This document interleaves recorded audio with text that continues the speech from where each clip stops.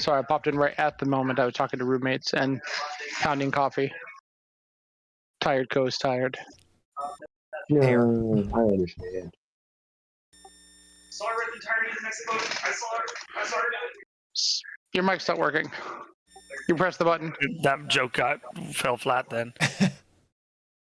Oh well. Was it a balloon joke? It was just essentially a balloon joke.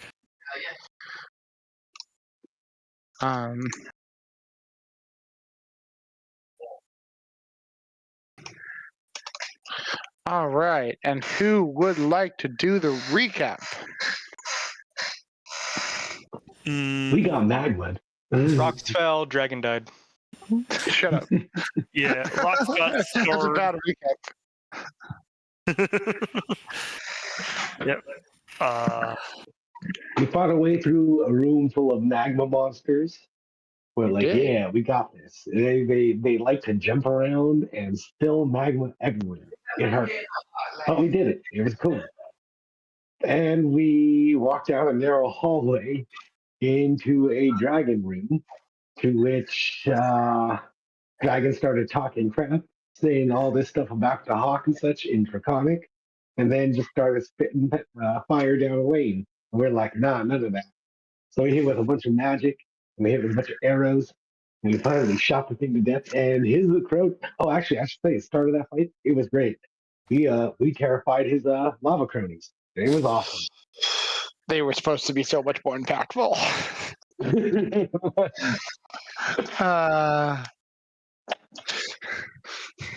But we prevailed. We got Magwood really hard. There's still no doubt about that, but we prevailed. And we're getting ready to go have a final talk with King Harold and settle this Sagarok business, we hope. Yes. Good deal. And as a final note, that is your guys' intended destination. You wish to go to King Harold from here?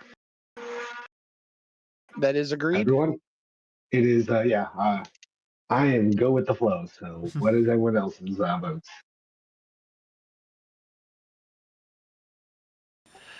I think There's a lot of silence. either way, we will need to confront them. And the order doesn't seem to matter.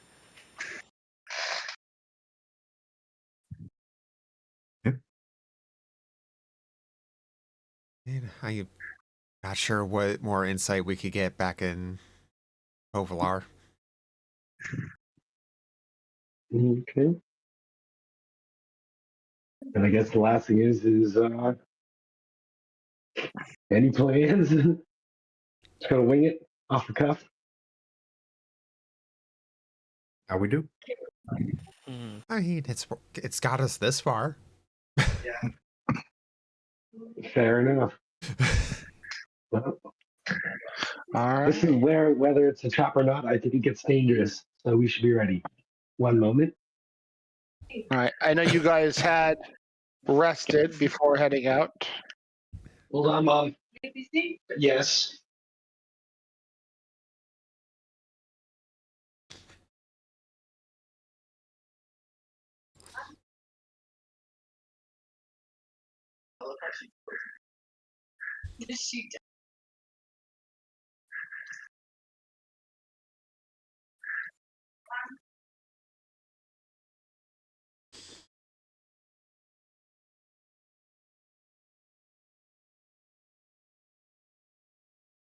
Okay.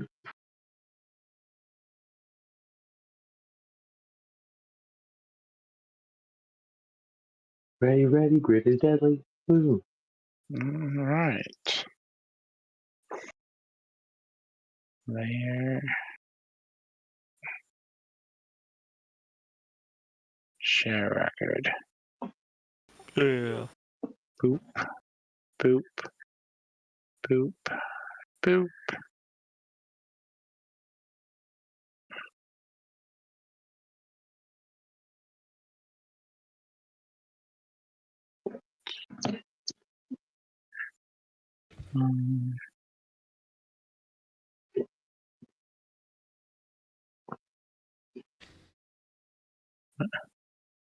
Yeah.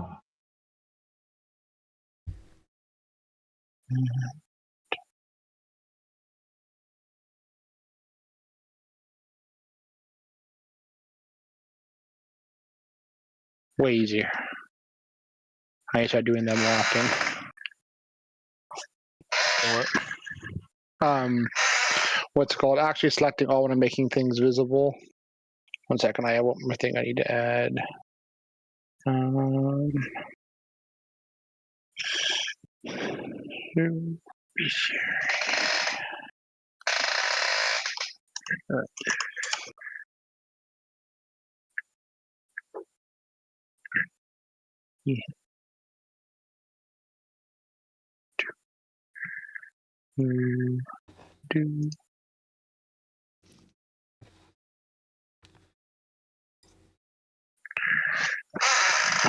All right. After your rest, you were led back to the king's throne room.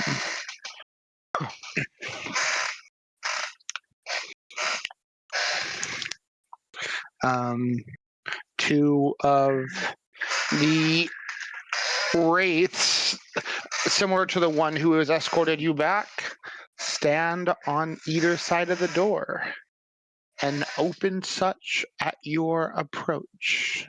Oop, I'd already opened it. Ooh. All right, folks. Let's go. Okay.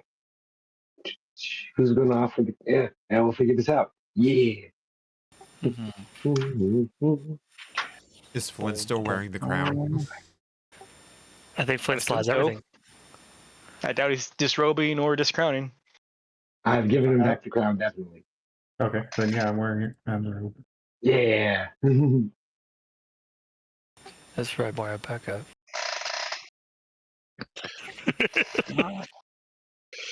Yeah, no, I'm good. Moving through the town of Sagrok, it is clear that the undead still roam the city, though they are lesser in numbers for a multitude of reasons. And the path you were taken is a bit more streamlined. Still, the wrongness lays over the city, even with all of its other adversaries destroyed, both the Triad and the usurper magma dragon Veshumirix.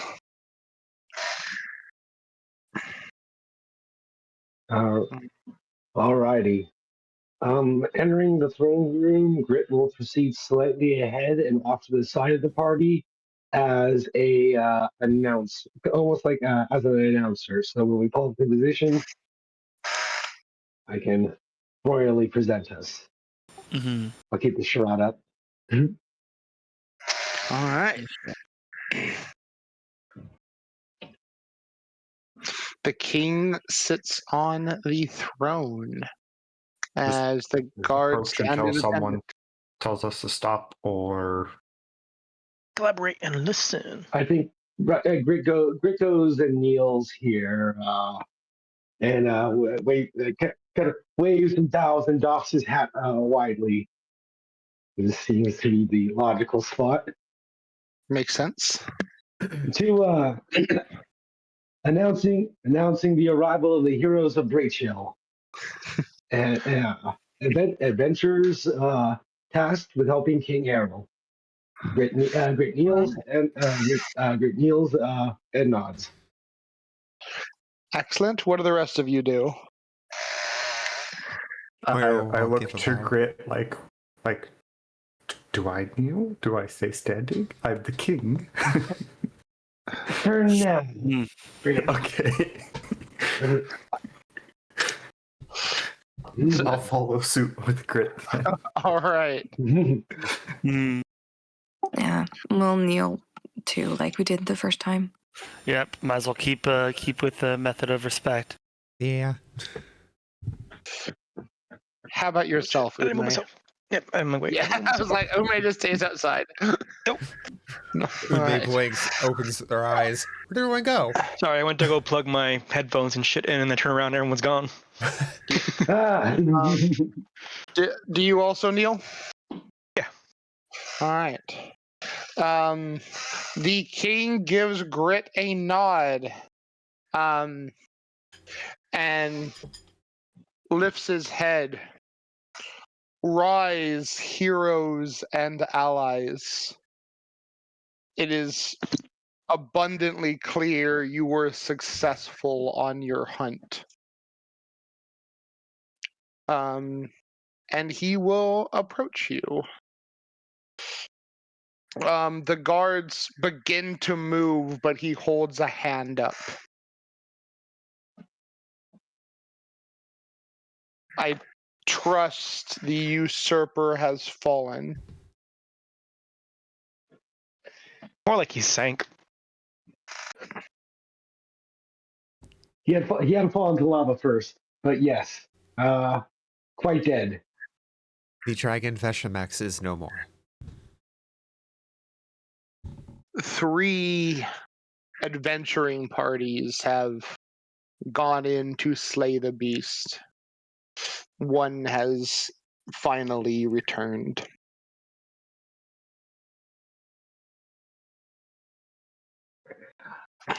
We definitely met a group of mighty knights. They were his pawns, and clearly the proof of another set that had that were melted inside his chambers. You see almost unanimously all 4 guards put their fist to their chest and lower their head, as you mentioned. They, if I may, they bore markings of your heraldry. Did your own men? Did you send your own men within there? When the dragon came to me and demanded I cede my leadership to him, we fought the beast, but to no avail. He took from me, and he would turn and nod to what's it called, Flynn. And yet, as always, my people rose once more.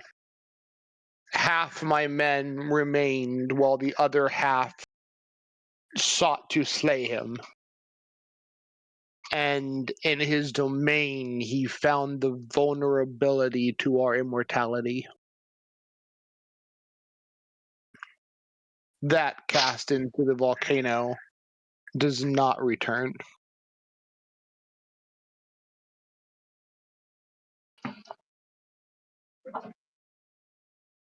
We very much nod softly to that one. That was it was pretty insubmersive volcano. Why would over here in her brain? He would step between your ranks and make a light gesture for Moira to step aside if they don't mind. Wait. Cool. There we go. And the same with Sierra, though he is not forceful in his demeanor. And he would walk to the entrance. Well, then you guys move as you wish. Assuming we follow. By I'm now, assuming we follow his wake. most of my kingdom has fallen.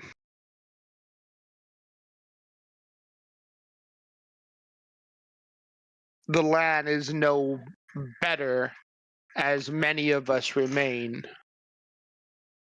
But we are not as we once were. He crosses his hands behind his back and simply looks out on the dark, desolate city of Sagarok. What are your plans now?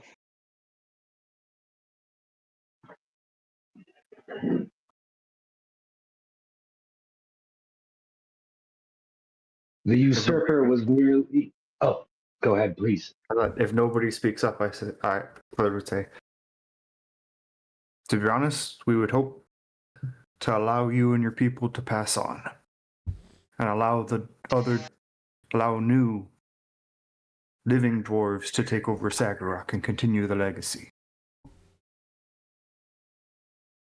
The land will need time to heal, and the healing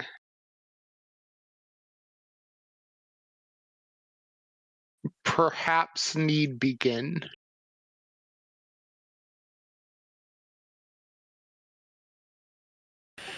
Is there a measure we could take to assist in this healing? He would turn to face Giron and then look to Flynn and extend his hand. Not directly, but you may help me do so.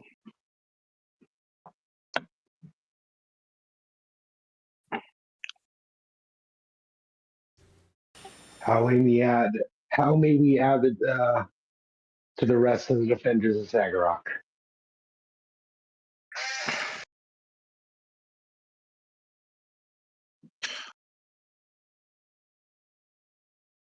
Things must be set right. Time to mend must be permitted. And those true to my kin will know.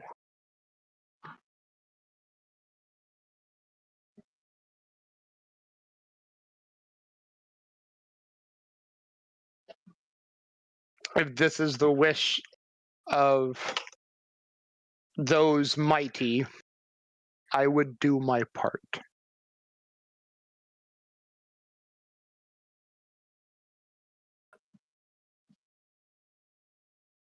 I do not find this disagreeable.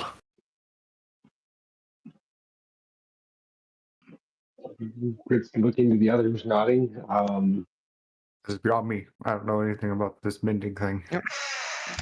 He still has his hand extended. I look at him confused. Yeah, great, Gus. He points over to the crown, points over at the king, gives you a thumbs up. Just for now. Oh. Okay. I give him the crown. He would take it, but pause for a moment. I start removing the robes too to hand them to him. He holds a hand. Those are stinking. for a body that I have no more need for. And he steps forward, not wearing it, but holding it. My people will take time to understand. I would ask you give my living kin the notice to give them the time they need.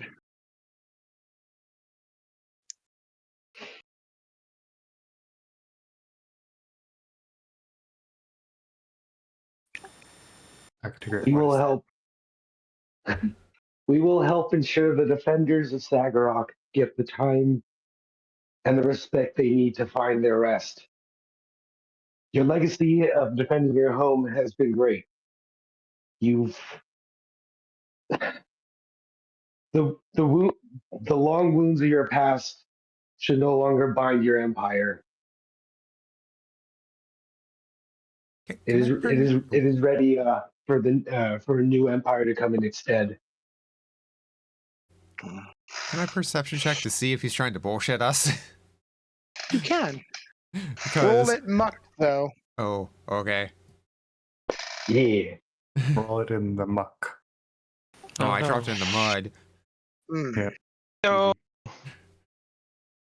Not gonna lie, You I was don't expecting fully a lot more understand resistance. what he's saying, but there is he has something planned.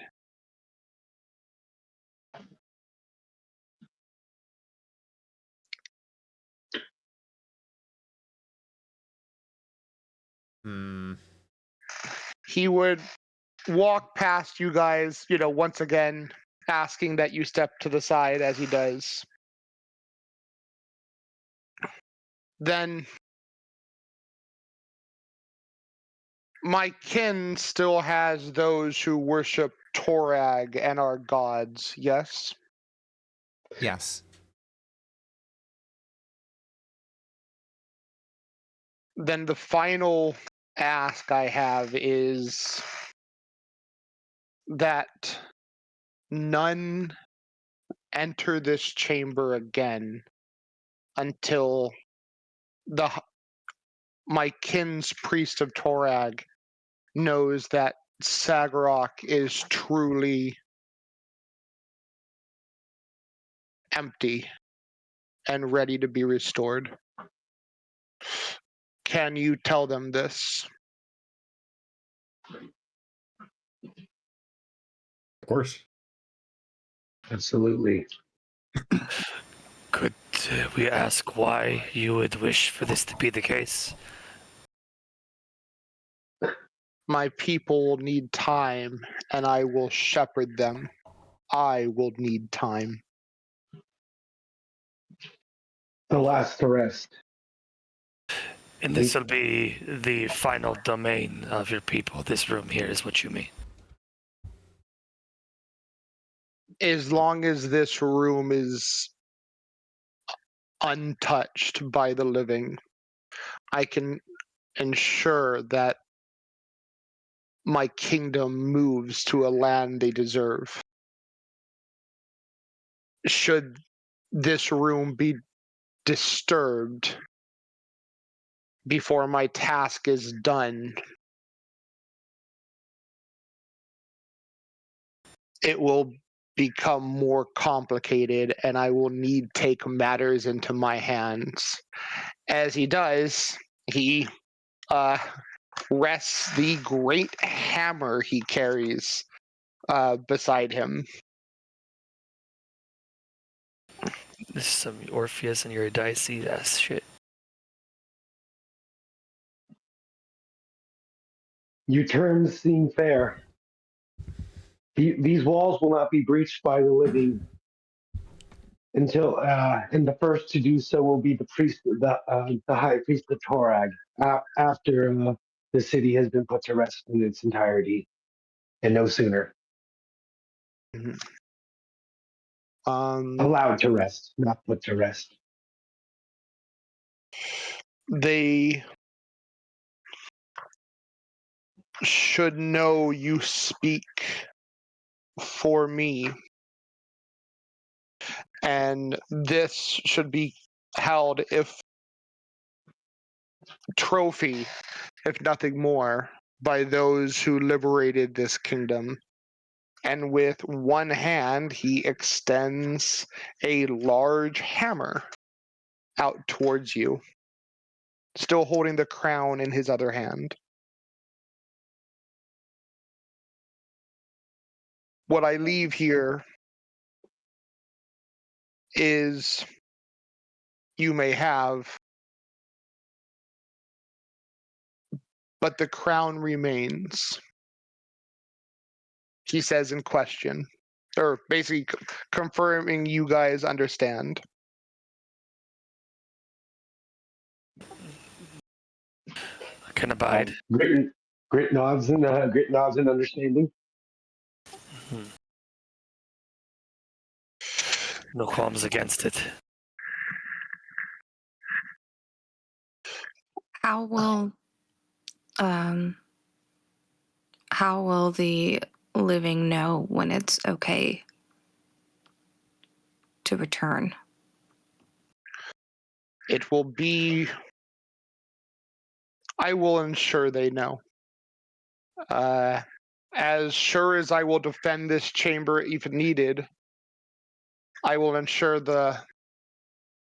my flesh and blood know when it is their turn to take the great city of Sagarok. May the living still enter the city and just not these chambers? I would advise against it. I have many denizens to speak with. It will take time. Would the brave be still allowed in to help put your kin to rest?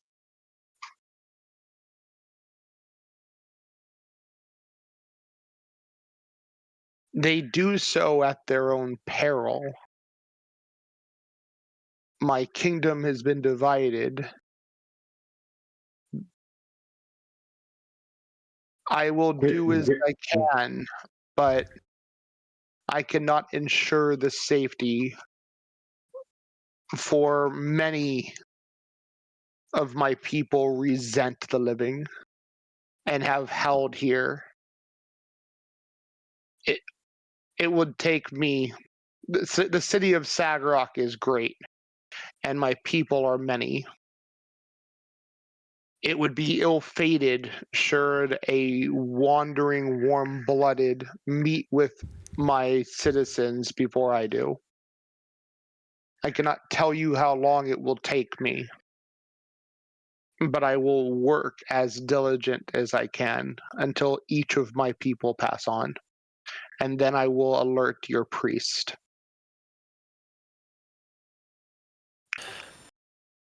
I have great I admiration. trust him at his word. Yeah.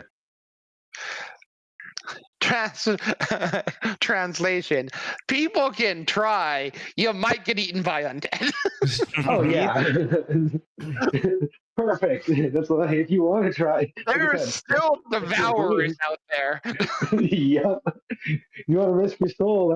That's fight's a good fight. You can, but no guarantees on your safety. Deal. All right. All right.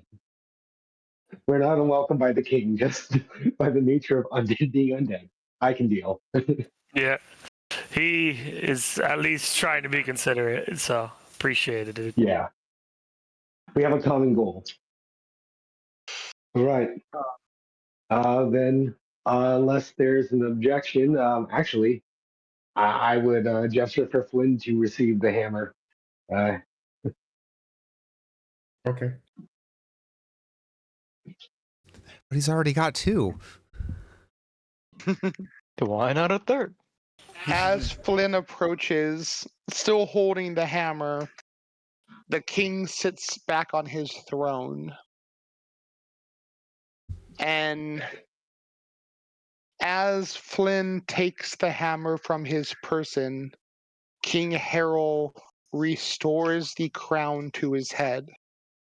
And with a grayish light that leaves his body slowly turns into dust.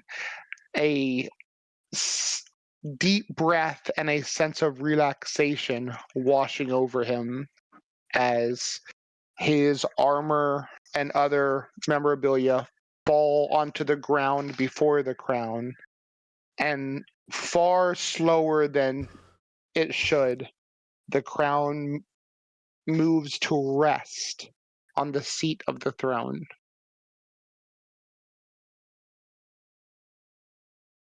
A moment later, the armor of the two dwarfs next to him, armor and all, turned to dust. Not 10 seconds further, the other two in the room. And before you can leave the throne room, the wraiths outside cease to be. Damn. Hey,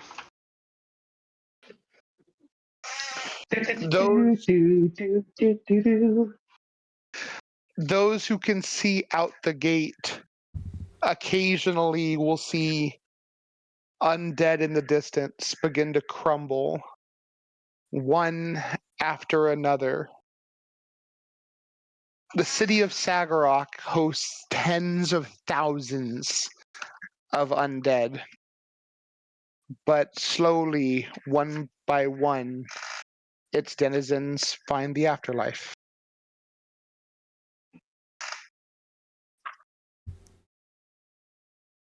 Before you, while the crown sits almost iconically, perfectly centered on the throne, a magical suit of plate mail, a necklace, and a hammer that bristles with thunder are left as offerings to you. I will grab them and bring them back. Nice. We can eat on those plates later on. Yeah, They we, just gave us Mjolnir? at the king's behest, we will grab everything but the crown, leaving that very, very carefully untouched. And I think make our way out of here. We're taking one last look around, memorizing the details of the room so he can sketch it for his Pathfinder journal. And yeah. As you make your final look of the room, for just a moment, you see an ethereal image of a dwarf, long braided beard, rich in color, a crown in much better repair on its head, and a huge body fitting the equally huge plate armor that was left behind. Could be seen for just a moment and nods ever lightly.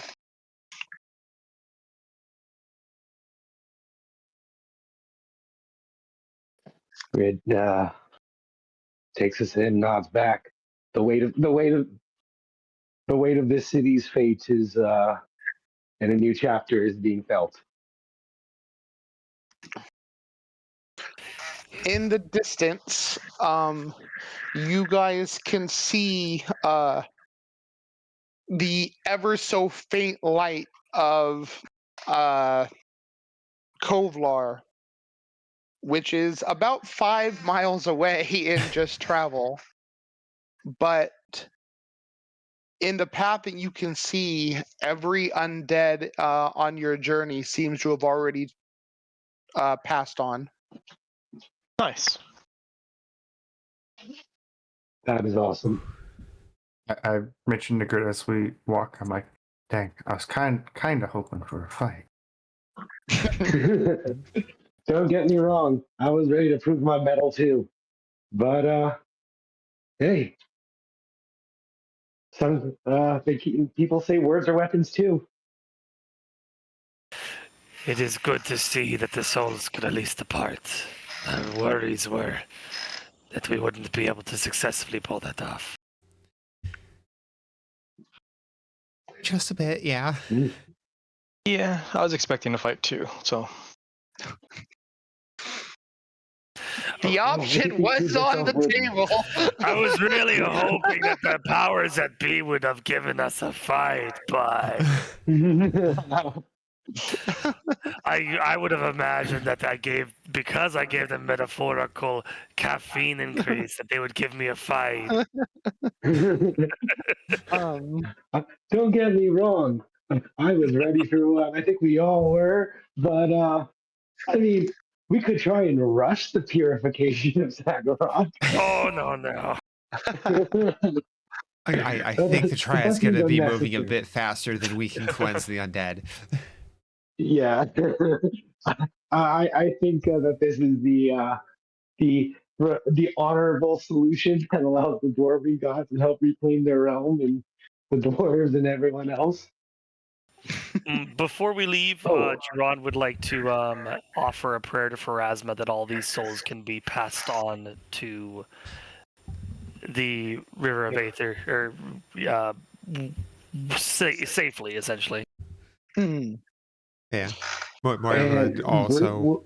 Oh, go ahead. Please go ahead. Oh, I was just gonna say once we're actually out of the throne room, Grit would grab actually a couple sets of the manacles and use them to help chain the doors closed and start working on a little sign saying "keep out." Don't open, dead inside. Caution. Or don't dead, open inside. That's it. No girls Don't allowed. dead, open inside. All right. Nobody allowed. But what more would also offer up a prayer to whatever the appropriate dwarven god would be to help the king speed along on his endeavor. You would guess Torag. There are many dwarf gods, but Torag is their big bad. Though they do have one god of death who I've there was the statue you guys didn't rob. We also didn't rob the vengeance one, unless they were one of the same. Yep. We I mean, the we statues have are still there. I mean, yeah. I know how patterns work. I'm not about to. yeah, I mean, it sounds like less ghosts over there. So I mean, like we could just run over real quick. Let's put it this way: even the Dwergar decided not to steal from that one. Yeah. You are actually very familiar with this god as you've dealt with him quite a bit. It is the god Magrim. You guys have met several of his followers in the current dwarf capital, and it was the statue you saw in the Oh. Temple of All Gods. Mm. Yeah, the champion and the cleric of the three dwarves who helped you find the Lich were a cleric and champion of Magrim. Mm. But yeah, you guys could have had a very arduous, oh my god, they keep getting up fight. Nah. And Oh, good job on the handcuffing the door, so you don't get the King Harem returns angrier than ever potential outcome. Yeah, Um, just in case some adventurer comes on by, you should at least put some kind of warning on the door. ooh, is that telling a crown? that this is Oh, what's don't mind if I happening. do. Do not open under threat of undead dwarf king coming back to kick your ass. Yeah, Yep. I'm gonna And let's do the most basic respect of following these deeds.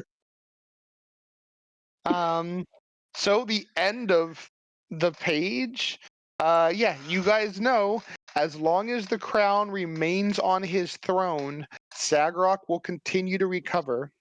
In time, it can be reclaimed by the living. But if the crown is removed before all the dead move on, King Harold reforms, angrier than ever. Ooh. Mhm. The only reason why Grit's not going to cement the door because I think that there's a certain point of defeating the purpose of leaving a chance of redemption when you cement the door closed. Um,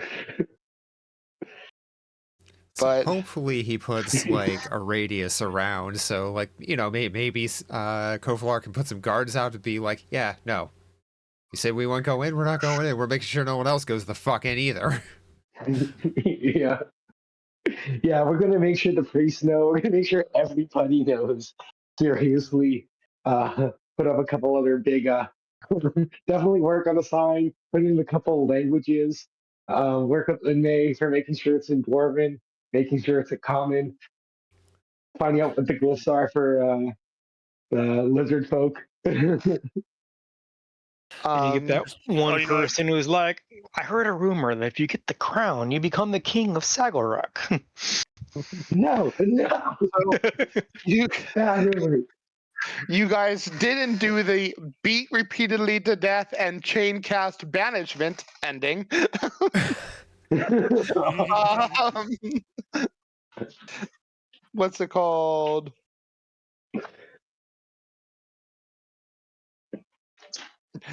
You also didn't get the dragon unifies the Scarlet Triad and takes Kovalar ending. Oh, mm. Yeah, that's. I love that they have very big. So, what adventure path did you pick, Andy? um, yeah. What's it called? Um, Let's see. Yeah, rather than opening with a direct attack to the city, he aims to first weaken the Court of Regents, a SO division, and bait soldiers into combat with an army of undead. Only then does he burn through Kovar's defenses and attacks the city. The PCs, if they haven't already been following the situation, receive a distress call at this time. Within a few months, unless the heroes rise to stop him, the dragon succeeds in his plan to take over the city and claims its riches for its burgeoning horde. King Harold mounts resistance to the dragon, but his forces prove insufficient, and most of the undead who are capable of leaving the site of their deaths to warn the attack fall on Magramite Crusaders, unaware of the complicated political situation in the haunted city. Oh. And that just, I can keep going. There's a bunch of different endings. I love this. Yeah. I love that the potential to just make the world worse is very much story paths, and you can be the guys, but we're the heroes, and make this a black comedy, and you just make the world worse everywhere you go. That is in fact an option. Oh. All right. You all return back to Sagarok, and while you see several hundred undead corpses on your path, none rise to assail you. Or are we just going right to the front door of Kovalar? Or are we going to You the can. tunnel? You know what? Grit wants to take the direct route home. We take the front door, Yeah. just for the We can actually see it. for the style points. Yep. Well, we can take the long way around, or we can take a straight line 5 mile. And I think we've earned the hero's walk home. Fair. I'm down. Yeah. On our shortly after we leave, I take off those robes and I give them to Grit. Hey, your brain comes back. I think I've had enough being the king. McKing. I can Chris think Chris looking it over. He understands these are definitely stupidity robes, but he's going to fix that. You have an artifact that can change them. We got some scales. Yeah, You have some that is definitely on the agenda. Also, so just something to point out. There is a difference in. So you remember how the robes are black, white, and gray in D&D?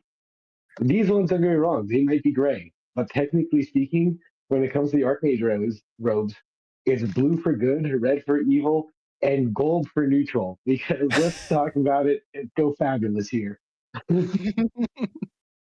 Let's see here. So yeah. Well, actually, I think it's gold for good, red for evil, and blue for neutral.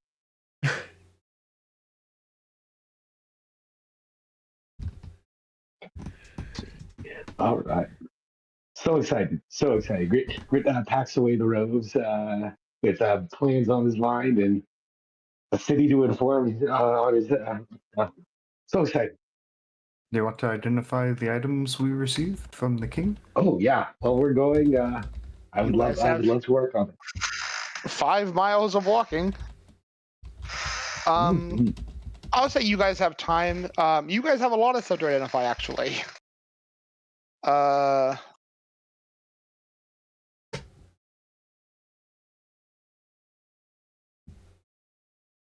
So the hammer is a +2 striking, thundering maul.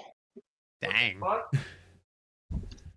The armor is +1 resilient full plate. And let's see.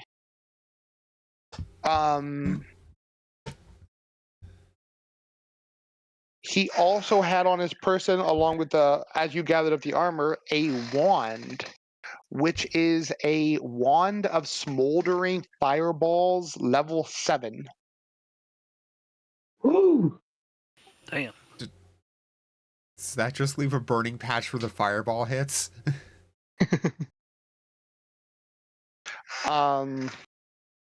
In addition, from Veshumirix's horde,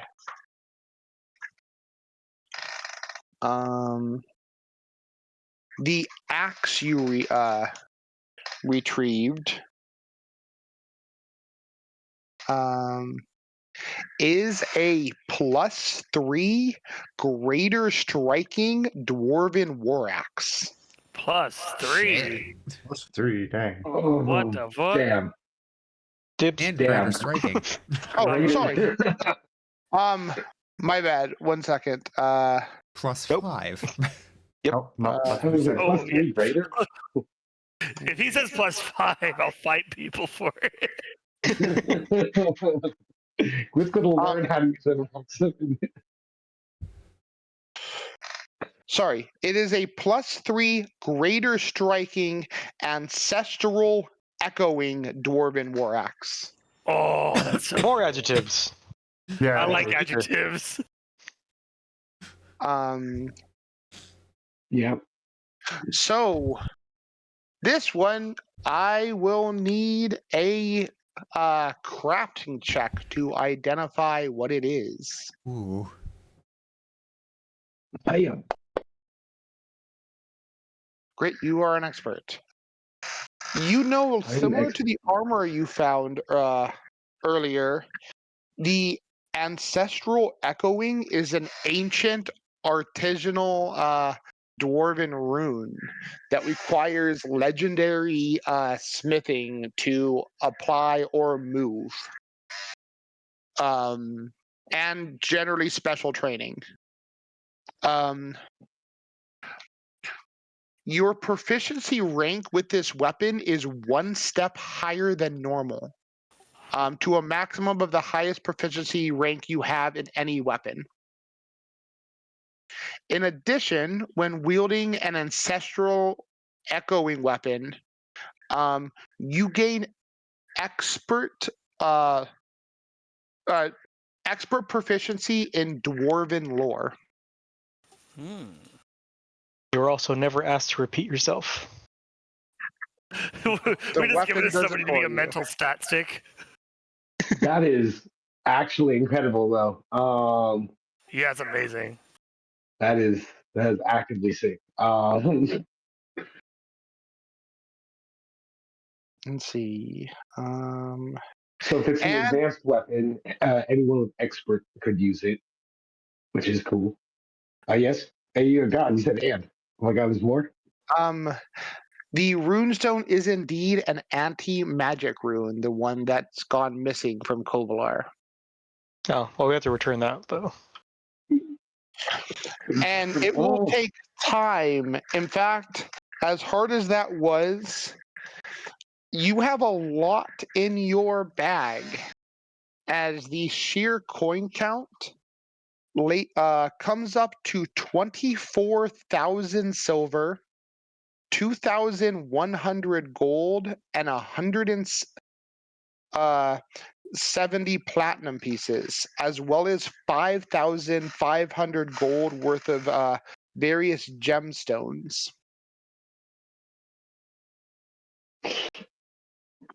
Goddamn. There's a reason why Grit was making treasure angels. This is if ever you could Scrooge McDuck, this is the opportunity, people. Does anybody want that axe? Just everybody wants that thing. Let me see. I guess I could use Also, the axe, right? I mean, if we're How You much? could always transfer some runes. How much was the mini? I am adding it to the party sheet right now. It is a lot. So 24,000 silver. Between the raw gold and the gems, 7,600 gold. 170 platinum pieces.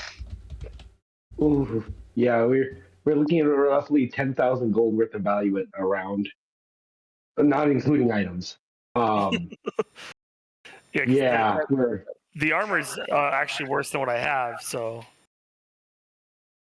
that's yeah. But I mean, I'm all for Duran getting the axe. I can't sneak attack with it because as hilarious as that would be. I also just have plans with a good one-handed weapon. So Yes, exactly. I think this fits. yeah, unless somebody like has like legitimate or claim over it, I will gladly take it. I have zero legitimate claim on it. It Yeah, is I could it not would make good literally use break your of it. balls.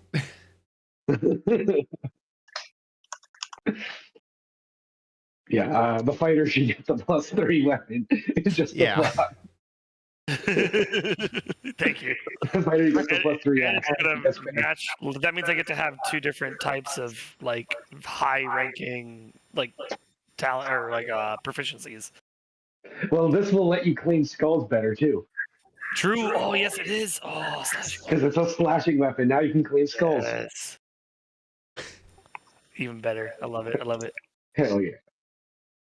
And this is actually so because the way it's worded, you're allowed to have both legendary lance or whatever the full arm is proficiency, and the maximum proficiency from the ancestral echoing thing. So that should bring up your axe Yep. to legendary proficiency. That was like one So of the that's main good. reasons I was like, oh shit. I went from like this could be good or to this is amazing. Yeah, Real quick, I'm adding it into the effects, the ancestral echoing part. Dude, because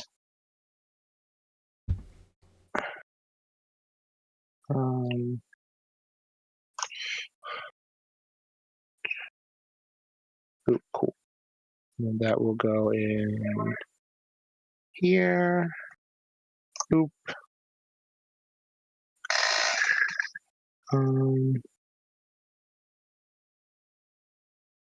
What is?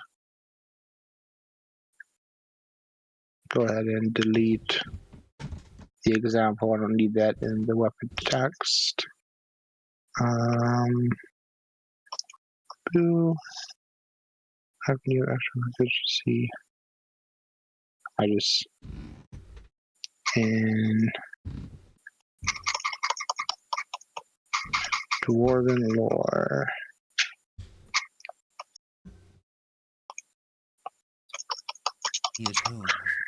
Oop. And let me real quick. 9,500.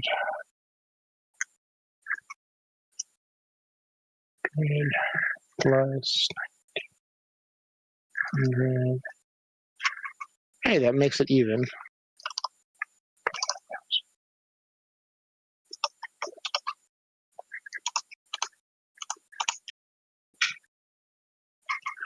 Cool.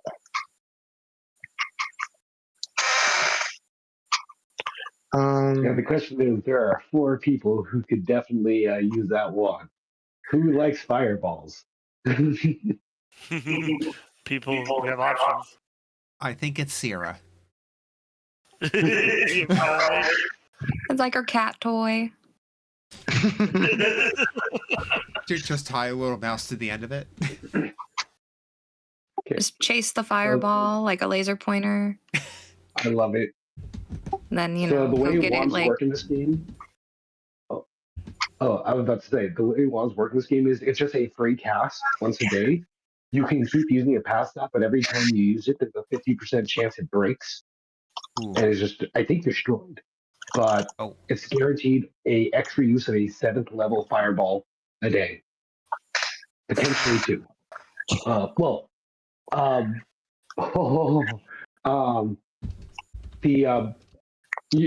Even if it breaks, the spell still goes off. So you get at least 2 uses out of it, but it's normally not worth breaking the wand. Yeah. As stated, if you need to, you have a second use of it. This is why healing wands are essential, because it's like, you know what, it's that or death. Breaking it. Yeah. What does it take to make a wand? Craft magic item and people to work on it, I believe. So Moira. So great. Yeah, we're gonna be working on making a couple of those Okay. to have to spare us. And your guys' party gold has been updated. Woohoo.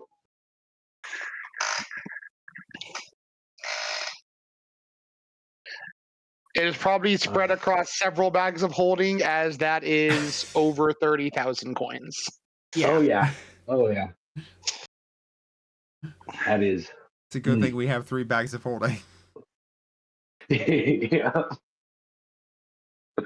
This is all right, guys. Oh, and honestly, Grit's mostly excited for that magic chisel because amongst the many things that'll help us build, we're going to need a moat like sooner rather than later for our to keep our sea serpents. We need a place for them. I think the wizards are getting mad. Well, not to mention, like, also just protecting our more and more at threat, like Citadel, every day. Hmm. Well, you guys, as you walk through the city and evaluate your riches, you arrive back in Kovalar. What are you guys doing? I assume they just have like the gate closed and locked from the other side. As you approach, the gate guards, surprised that you guys just walking up to the city, and not in the usual sneaky around the edge of the wall path that your scout is known to do, throw the gates open and welcome you back to Kovlar.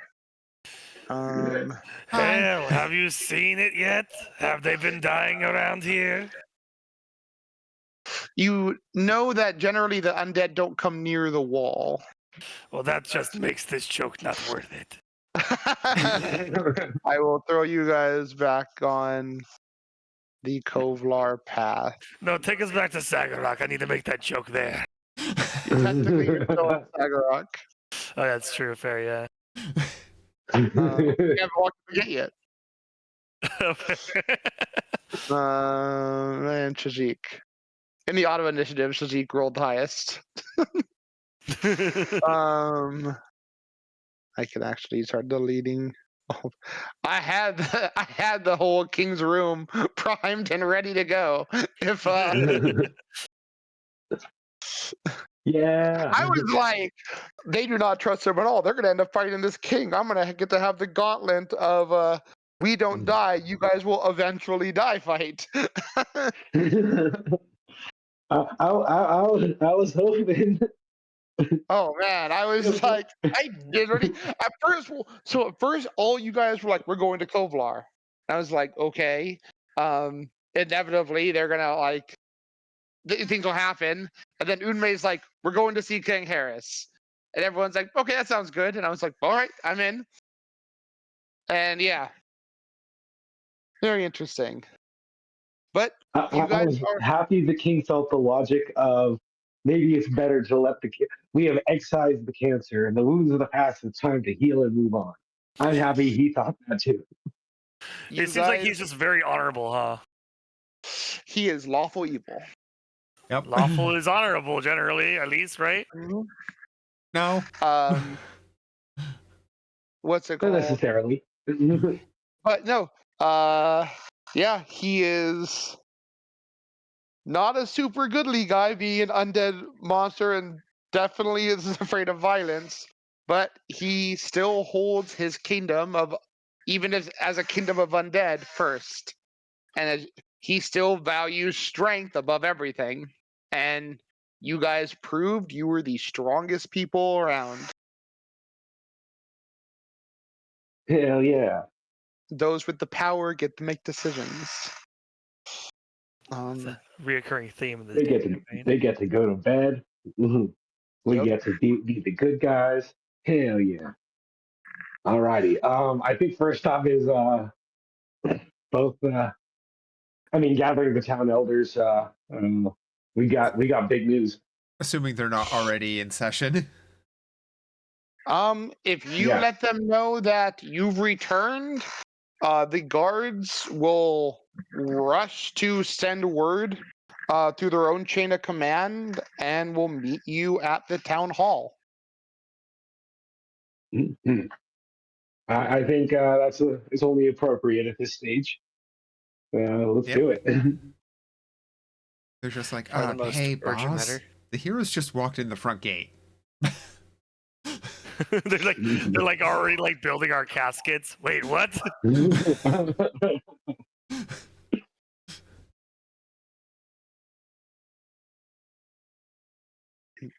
Uh, We even built a fireproof one for the cat thing. Before long, majority of the town comes to meet at the town hall, and it is ultimately decided to hold the meeting in front of it, as it is quickly surmised there are more people here than will fit in the building. Woo! Before you, the remaining town council stands and let me see, because I forget all the names. I remember part of them. Too far. Da, da, da, da, da.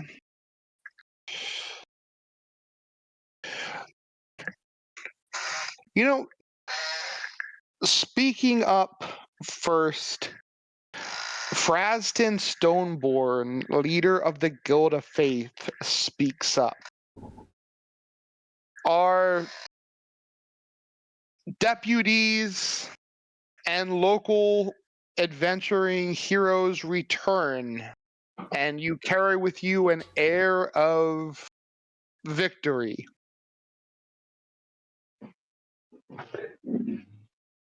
We don't just have an air and an aura of victory. We have, and Grit indicates to the hammer of Harold,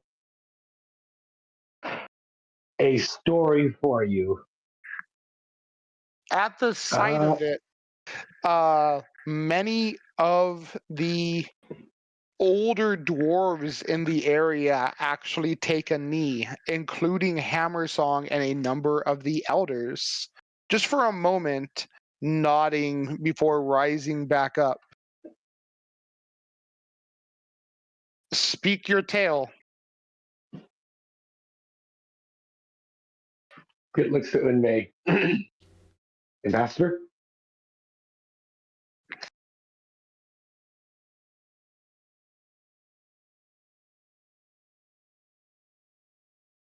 God damn it, I was muted. What'd you say? I forgot I sneezed, so I muted and I forgot to. I'm like, oh no. Excellent. Unmei, take it away, Ambassador.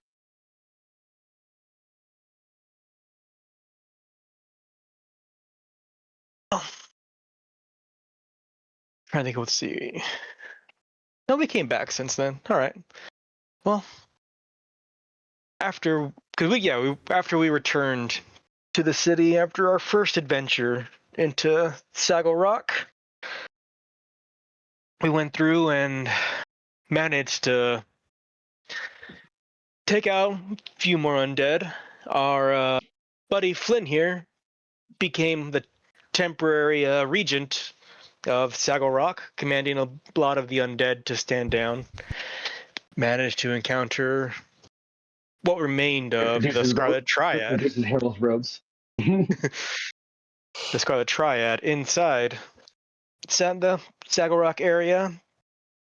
Killed the person who was leading. We can verify there are no spies left that will harm your city. So you don't have to worry about any more double crossers from that aspect.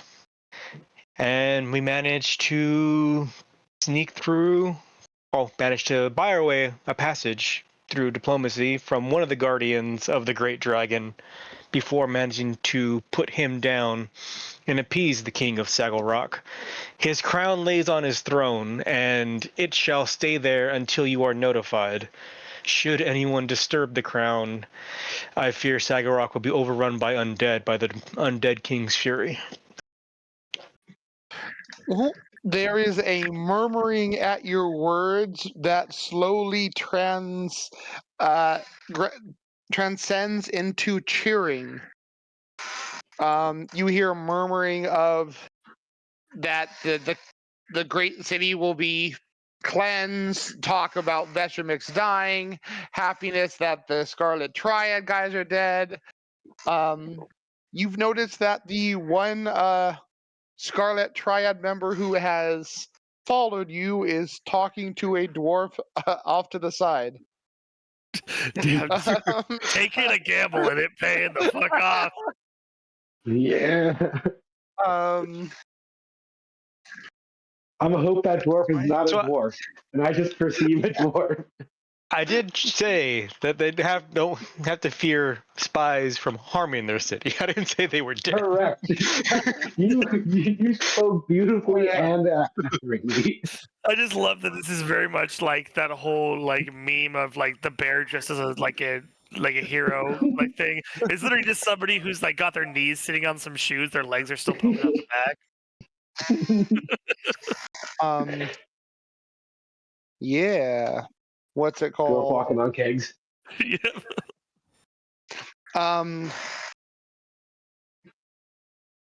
So let's see.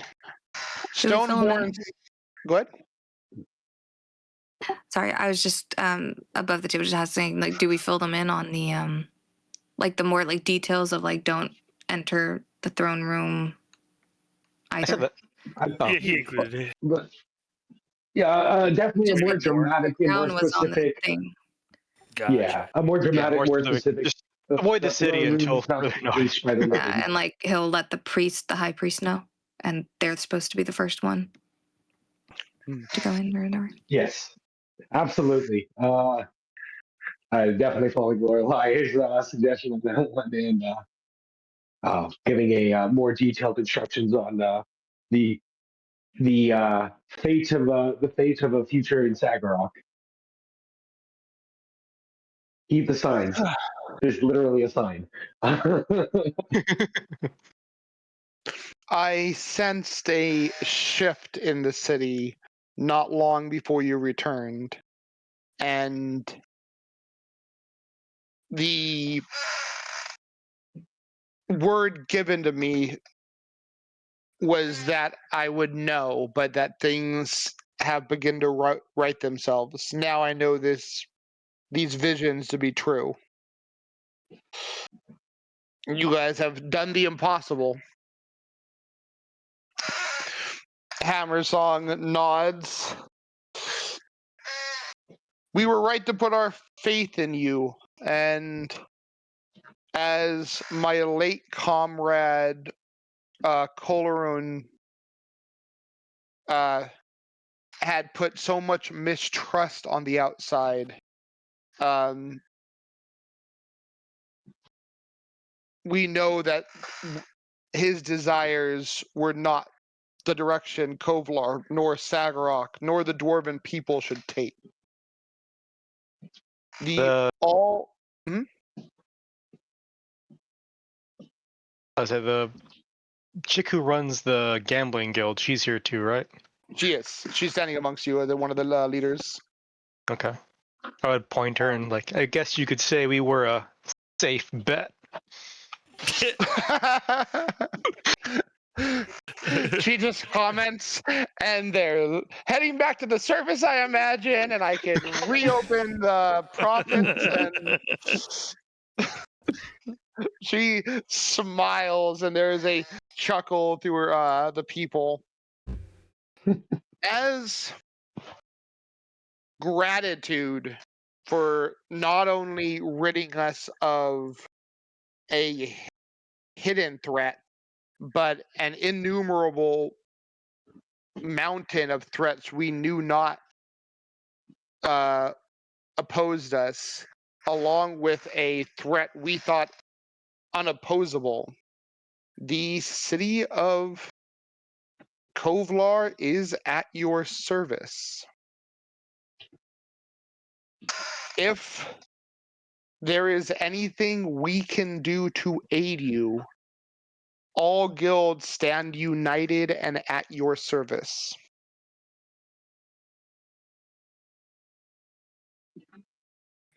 And each of the various guild masters, except for Cord, all nod. Do we see him like poking his head out of a window? Or did he die? No, did he die? No, Algera Cord is the female of the leader of the gambling hall. Oh, okay. Gotcha. She's smirking. She just isn't as formal and forthright as the rest of them are. He's definitely gonna be finding so many cool ways to. We gotta work on that gate. Make it a nexus. It's gonna be so cool. Yeah, and then also there's like Chisel Rock died, right? He was killed. Chisel Rock died. Yeah, just trying to remember. We also got them. It says kind of lower, so we'll be here. Also, we retrieved the missing adamant sigil. We'll get that to you, and yeah. Thank you. They smile in gratitude at such.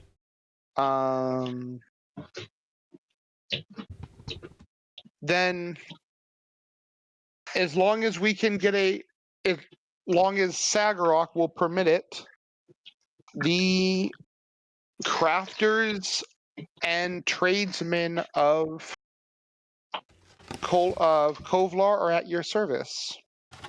Translation, you may begin any number of building tasks in your citadel. They will be advanced at 10 times the normal rate. You also have access to a specialist in almost every skill and class. What are the exceptions? They do not have a druid. What? Let's see. Oh, right. They have psychics. They don't have a psychic, but they have fighters, champions, one of every skill set needed. Guessing pretty much all the base classes, but druid. Let me see here.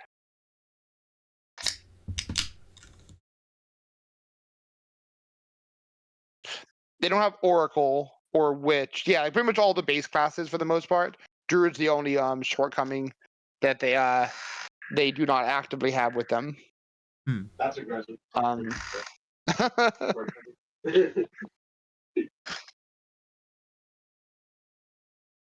What's it called?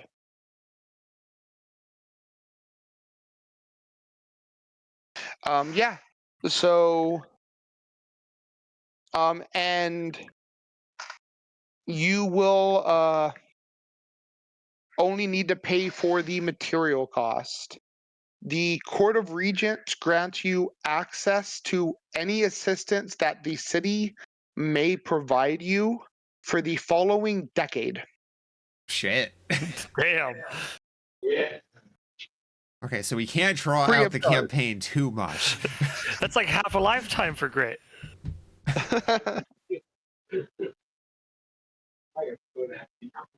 You sound really, really, really That's far a away. very Keith. distant grit.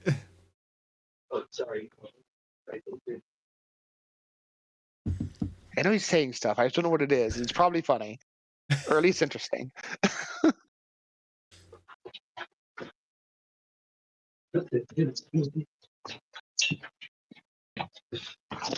I'm certain I'm audible now. There we go. Yeah. Yeah. Yeah. Okay. Something I didn't realize was I put my I put so I'm wearing my headset, and actually only not my headset, my Bluetooth. Well, I took out one earpiece, I set it down, and started walking away. Apparently, that's the one that actually engages the mic. They both have a mic, but if they're both engaged, only one of them works, and it's the one on the left side. Interesting. Um, Grit agrees. His little short life, he wants to make the badass Wizard Castle. It's gonna be awesome. Hell yeah. Also, I learned that I have been nerfing my damage for a very, very, very long time. Oh. Yeah, in 2 different ways. Were you not adding like class feature for like bonus damage for Yep, proficiency? that one I have never added bonus damage for class feature. Dude, that one's a big one. I know. And then my proficiency was supposed to go up to legendary on level 13, and I never did. No. So now I am properly set. Good. We like Beyond, as part of that, Kelda Howrig steps up along with the leader of the Gold Guild. Oh my god, why these are across 2 pages? The Gilded Coin. Yeah. Oh, there we go. Woldy Iron Temper, and they will retrieve the rune if you'll present it. of course. Our Mm-hmm. I wasn't certain if how secret they wanted to keep that one being stolen still, so that's why we kept it all quiet.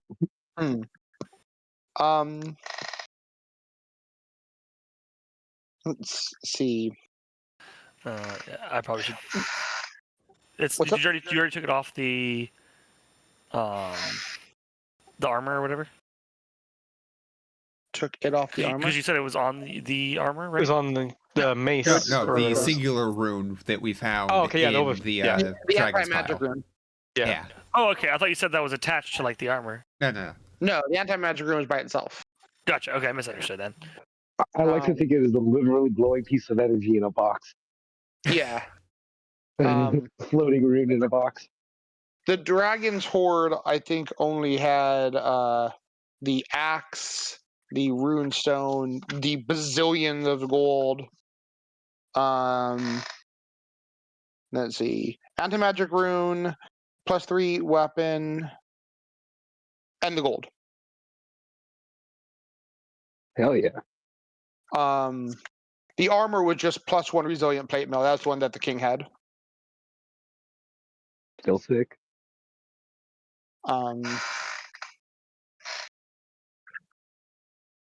What's it called? All right. Do you guys do anything or show them anything else when it comes to the what's it called? Before you guys move on. Other than of course, actually, he kind of Grit would definitely with the craftier of the guild leaders and such, he'd be showing them the chisel. Just kind of, he'd be sharing any of the more memorable historical items to them. Just kind of sharing their tales with them and trying to get as much information as he can for the Pathfinder Society stuff. All right. Do you guys show them the axe or the plate you found? Definitely, I would have no objection to it. Jiron, are you wearing the axe out? Jiron, yeah, Jiron would give him the axe. I mean, it's ultimately theirs before it's his, so. We don't know. They We took it from the look at dragon. you. Yeah. Are you offering this to us? Well, it would be of great use, but it is yours before it is anyone else's. How about the armor you guys found? I mean, Grit's not attached to it. Yeah, it's not as good as yours. We have. Not the one with the king. It was the one you guys found from the alchemist. The one that like you can't be moved. Oh yeah. I mean, again, no objection. That's a Yeah. Duran thing. Does Duran want it? Yeah. It was because it was. We have it in the party sheet, right? It Oh. was. Oh no, wait, no, I think might you have put it it. in your I think inventory, yeah. Because I think you transferred it, and then you found out she can't move. Well, you're wearing it. Yeah. Oh yeah, I put it on sheet. That's why. Yeah. Greater resilient Brock braced full plate, or oh, it is better. But we can take the rune. You can't. Oh, can't take the rune. As mentioned, similar to the axe, these runes can only be transferred or applied by a specialty crafter who is of legendary training. Hmm. Ooh. Well, Jiran would retrieve the armor from Chishik's pack, and we did also find this ornate dwarven armor while going through the city. If at all possible, if you have no purpose for function, if the runes equipped to this would be the runes equipped to this would be useful to us, if you are willing to seek out a craftsman to retrieve them from the armor. They exchange a look, and Kelda speaks up. If you're willing to part with these, given time, I could learn to replicate them. Oh.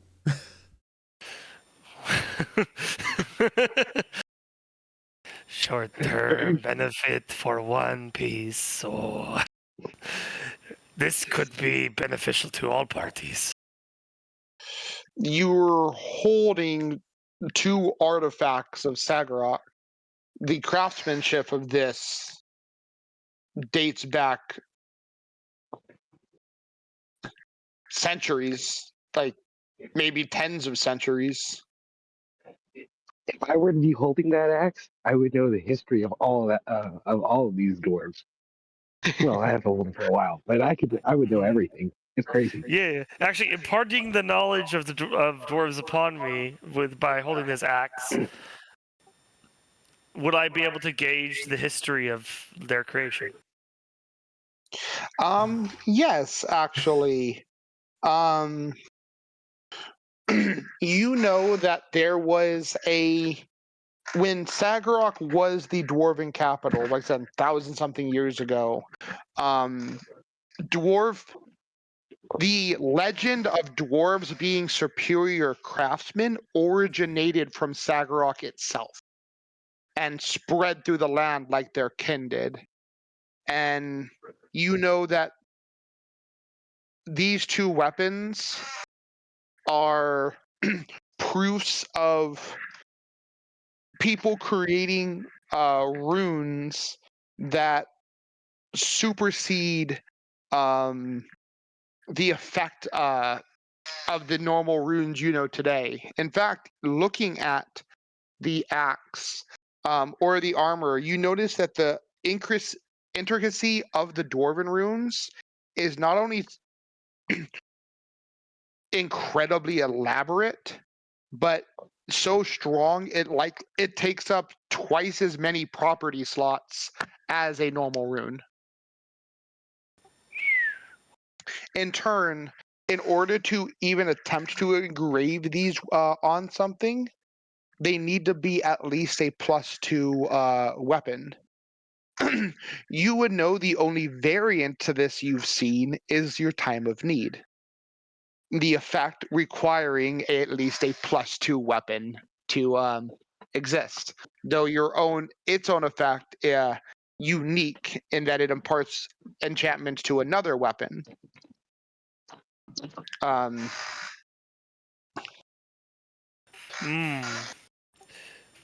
Curious. ask her to also look at time of need. They would begin examining it. They ultimately say it is not of dwarven make, but the style of it is similar.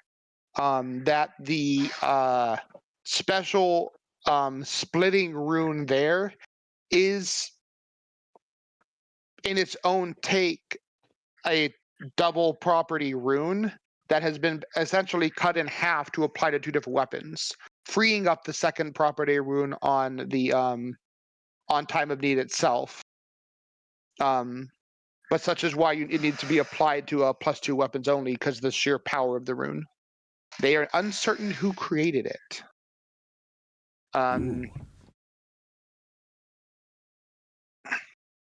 They would actually ask you where you got it and whatnot. And I believe we got time of need. From Kintargo. It was a gift Yeah. from the queen there, or the mayor. Then they would say it's likely some artisanal crafter from the human lands, perhaps passed down, likely someone who either worked with or was intimately familiar with Sagarakian crafting, several thousand years ago. Would if I Copying this in the journal. if I requested that you take a further long-term examination of this weapon, do you think you'd be able to replicate the rune? Yeah. I need to learn how to extract it. It will take time. And I'll need to bring some of my own materials to come to understand this, but yeah. It's also, the armor one is complicated, but the one on this axe is in layers. Goodbye. Oh no, Like an we onion. lost. Bye-bye. Oh yeah, lost Kate. There he is. There she There is. we go. Thank you. Welcome back. Whew. I would ask that you do so if you are willing, and prioritize this axe for now. It is intriguing. All right. If you'll give it, I will start learning. So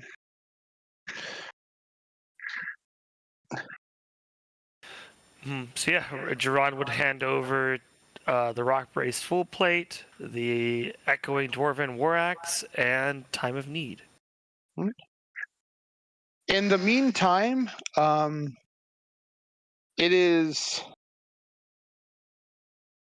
perhaps not as useful, but I do know a couple dagger enchantments I might be able to transfer onto a suitable weapon. Let's see. Gets perked up. Looks at the dagger one, the green daggery boy. Oh, Grit's all super perked up about this.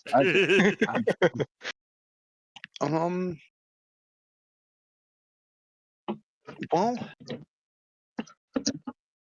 one I can impart on any weapon realistically that can parry.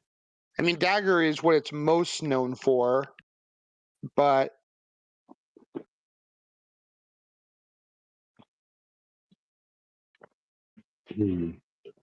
if you have any parry weapon, I can give rune to it that you can use to extend the parrying effect through runic magic to an ally. The other, I would need help of someone who knows a lot about a foe, but one of the properties I can apply on a weapon helps make a weapon more potent against a specific type of foe. Great. I will need some time to reevaluate some things, but yes, I will come back to you with help for that because I'm seeing a pattern here, and yes. Currently, I've designed it against drow, druger, giants, and orcs. But as long as I had someone with me who intimately knew your foe, I could apply it to potentially any foe you have in mind, and to realistically any weapon that. Could it be dragon gods? I can make it dragons if you had someone who is exceptionally knowledgeable of dragons. She could make whole Grit dragons. starts This is smiling. incredible.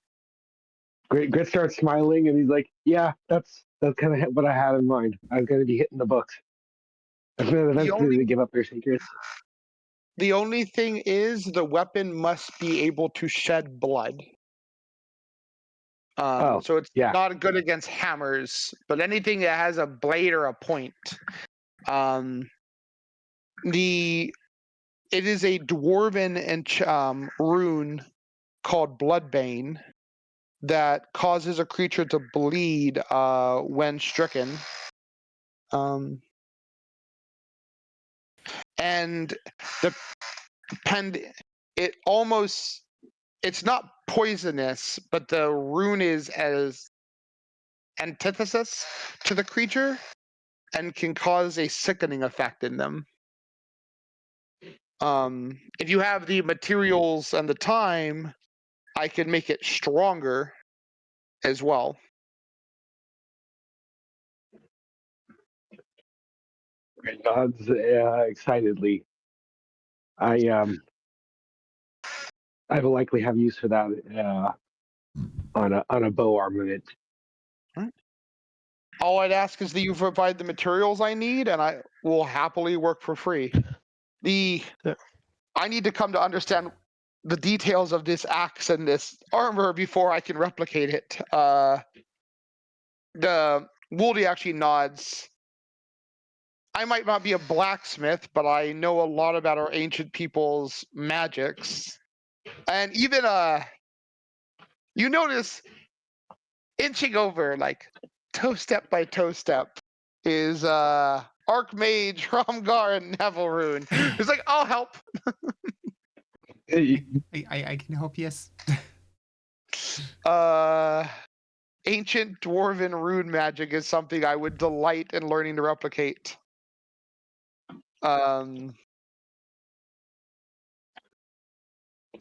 We'd need someone who, the only legendary craftsman we have is Kelda, but I would eagerly take part in understanding how the runes work. I believe that Sagarok stands the future of Sagarok and the future of Kolar are going to be one and the same. And like in the past, working together, unlike the past, working together is what's going to get us here. Yeah. So I think it being a community collab has the best chances to provide for Koblar.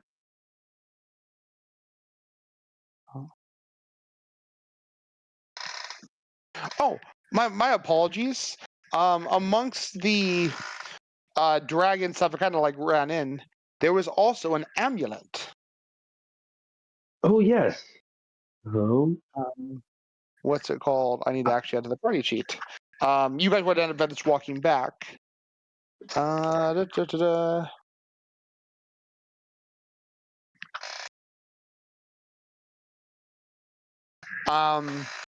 Amongst the horde of the dragon was the dragon scale amulet. I remember you guys mentioned dragon scale. Ooh. This one Grit would be paying a lot of attention to. And I will put it. The dragon scale amulet is actually made of not one but 5 different dragon scales. Oh. And the wearer gains resist 5 acid, cold, electricity, fire, and poison.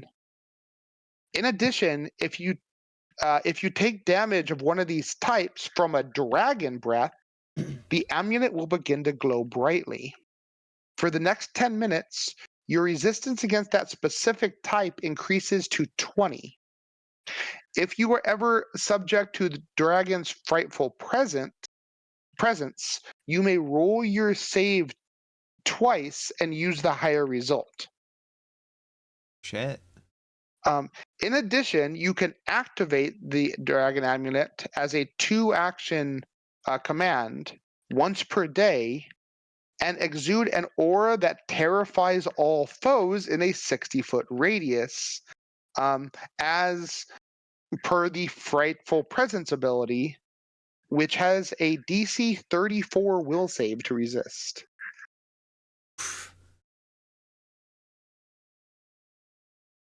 I was going to try and dib that till I heard the last part, and I'm thinking Jerron sounds really awesome at this, but I would also point this out.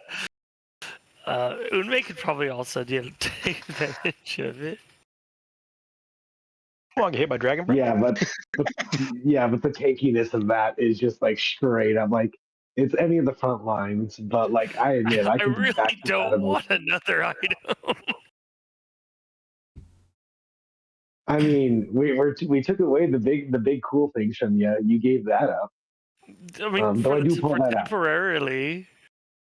Yeah, it's for I mean, we'll figure it out. I mean, but in the meantime, that is still like a big show of how much is that? 29, what, 30 grand? 30 G? Come on, 30 G is a good sacrifice.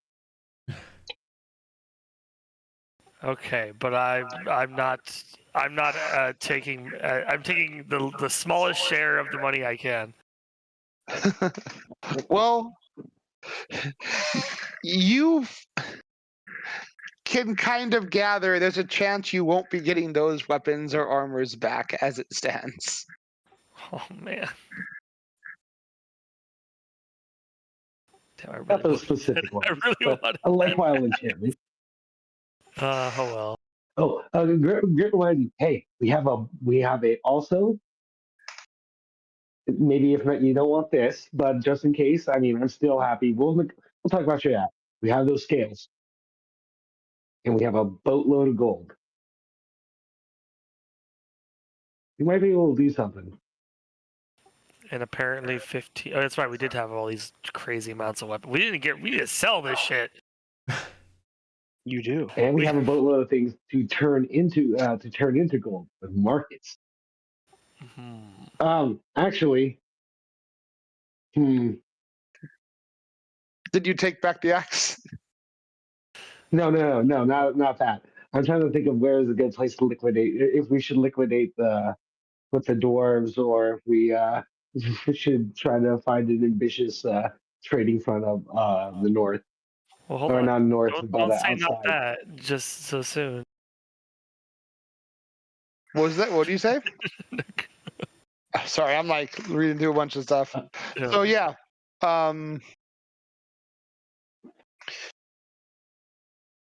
But yeah, for unique enchantments, we can come back to the dwarves. But in the meantime, if you want to get yourself a +3 weapon, I mean, we have an adamantine, I think still an axe, and that pick, the war pick.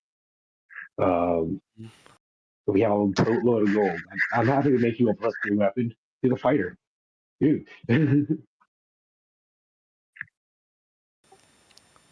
And there's that returning. Is it a returning hammer or something? Returning light hammer, Yep. yeah. Yep. Great. Oh yeah, great. Pulls it out. I was using it for a bit. That returning property is really cool. I can actually sneak attack with it, which is fun. Causes Actually, bleeding, even though it's a hammer. you know what? Quick question. Mhm. You said that the ancestral echoing rune requires basically 2 rune slots, right? Correct. And this thing otherwise just has greater striking, right? Series. So it doesn't go apply to. Yeah, the potency rune on the axe is +3 greater striking. That's all one rune.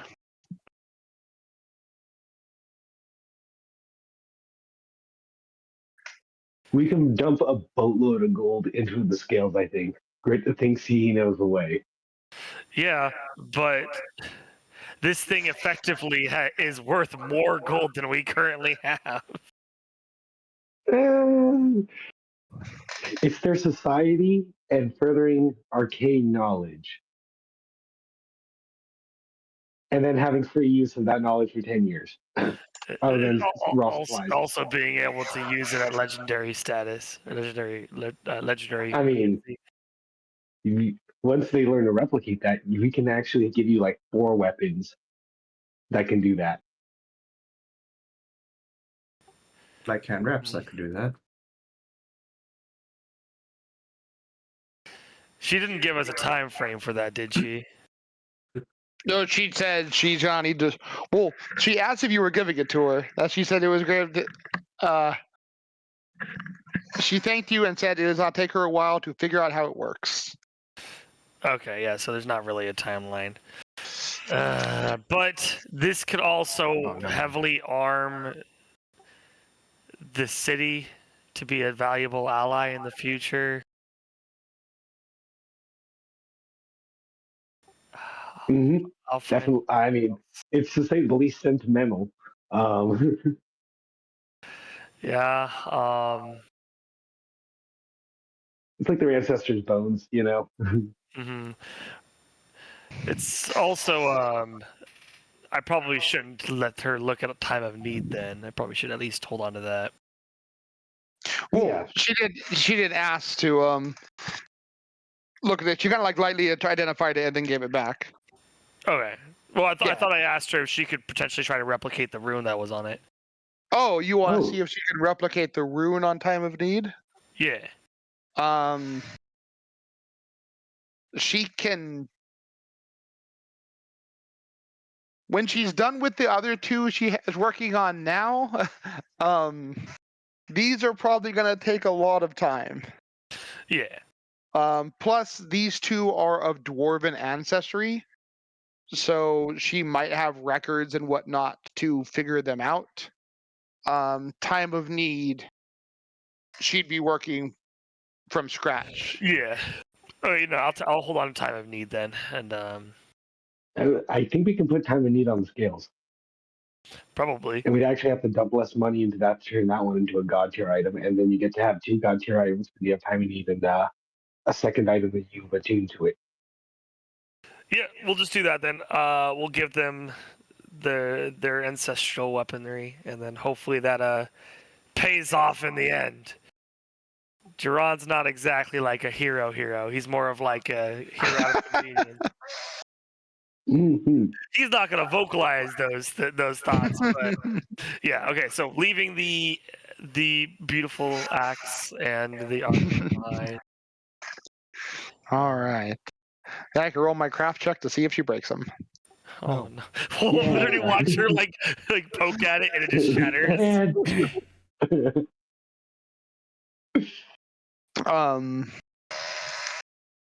But yeah, she's gonna learn how to try to duplicate ancestral echoing and rock braced. She appreciates your donation to the Dwarven Museum of Blacksmithing.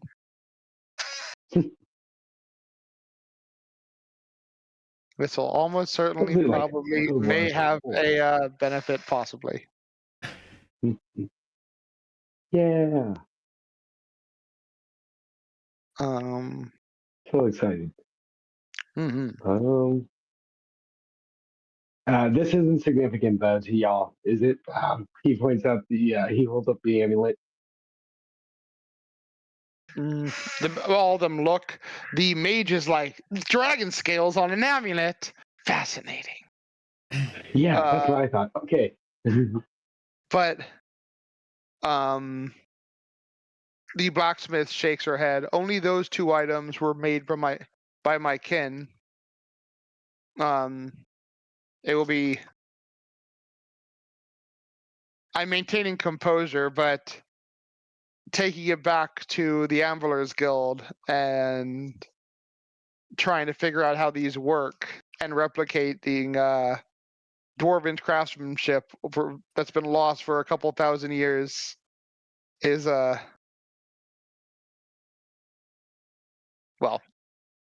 this might Yeah, not be fiery, I but guess. this axe is burning my fingers.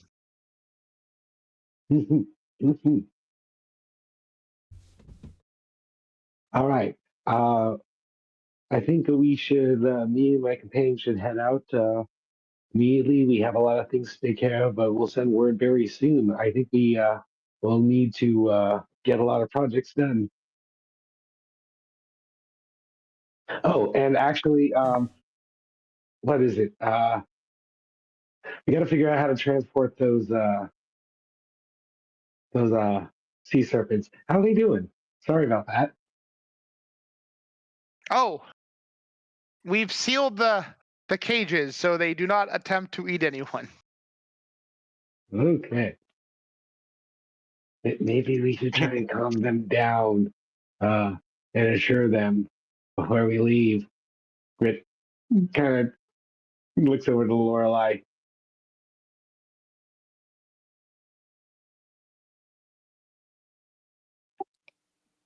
We're Yes. gonna make sure they have a good home. Yes. All right. Well, if you need us for your projects or your endeavors back home, you need simply come ask, and we will rally to your cause. The Archmage has told us quite a bit about your small castle in the human lands and how you are building and improving it. We would be happy to undertake anything of that nature. Not a citizen of Kovlar would object to helping the heroes who saved us. Oh, I actually have an idea. So we have some magic over there of a incredible sort. Grit. I'm definitely addressing all of everyone. I think specifically of your interest, looking at the high mage. If we can learn how to stabilize the gateway there,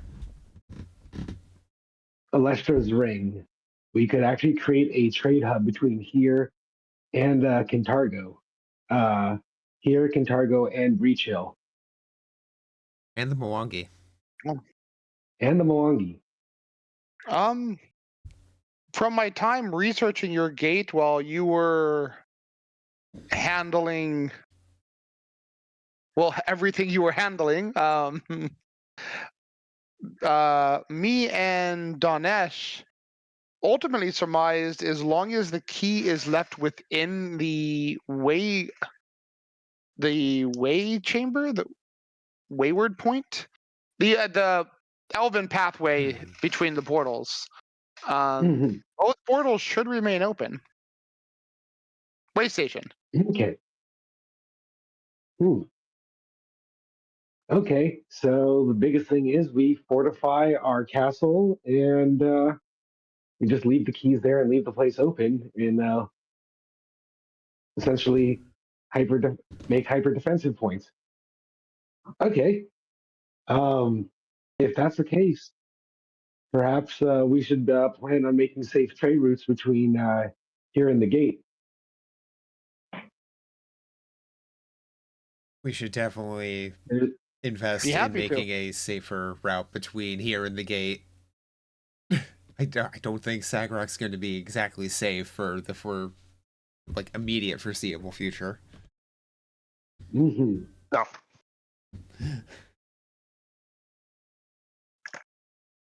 Um, do. And again, just so we're clear, like everyone did hear, like make sure don't go inside there Go inside. until Don't the remove king the lets us ground. know. Yeah, You will like doom your entire city. yeah, just like really, like I would doubly need to stress out. Like I definitely chained the doors closed, left the sign. Everyone come here. You need to all pinky promise. Impress upon this how important this is.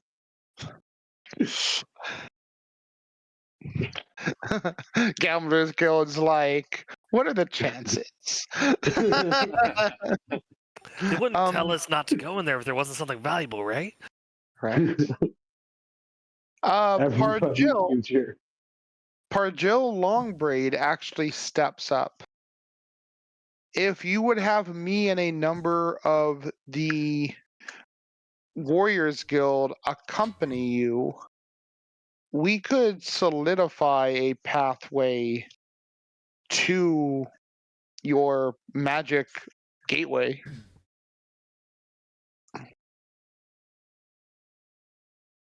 Grit would be Grit's nodding. That sounds excellent. We'd be happy to show you the way. And establish we could help you establish our castle is becoming an embassy at this stage. Mm-hmm. Given the circumstances, it won't be long before you can easily go to and fro yourselves. Then, when you are ready, the Guild of Arms will accompany you.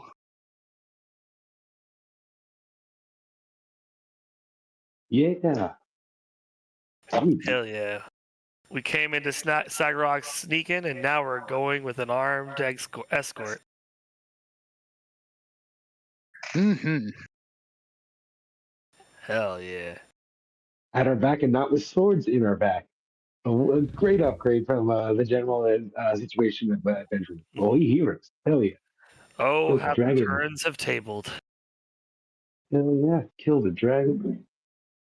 Now the big thing is now, oh, yay. We're going to get the castle built. Also, dealing Hell Knights. Okay. I mean, I actually like our scary lady. She actually is very interesting. Grit likes her, but she's also very spooky. Our pseudo Sundere. A cat is a fun character. Well, what are you guys doing now? Ready to head home, or are you going to spend more time in Kovlar? We currently have no other plans other Yeah, I don't than think we have home. any other hang-ups. We officially have completed all the requests of all the regents. We've dealt with all the undead stuff here. Have we explained most of the mysteries? The unfortunate, actually. To my knowledge, yeah. Oh yeah. What's this note say? Grit pulls out the last dwarven notes left to what's her name? Embermead. Oh, da da da da da. Um.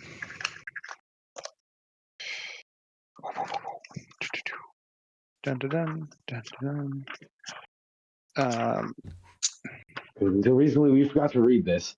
I realized I just realized now, even after asking, I could have just gave it a certain name, but for some reason we didn't have time to translate this. Let me see.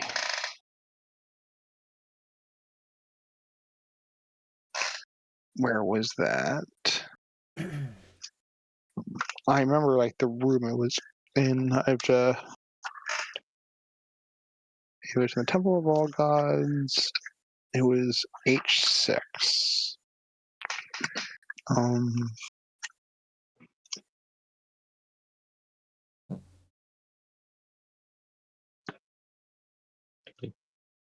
Other than that, no one else has plans for the city, right?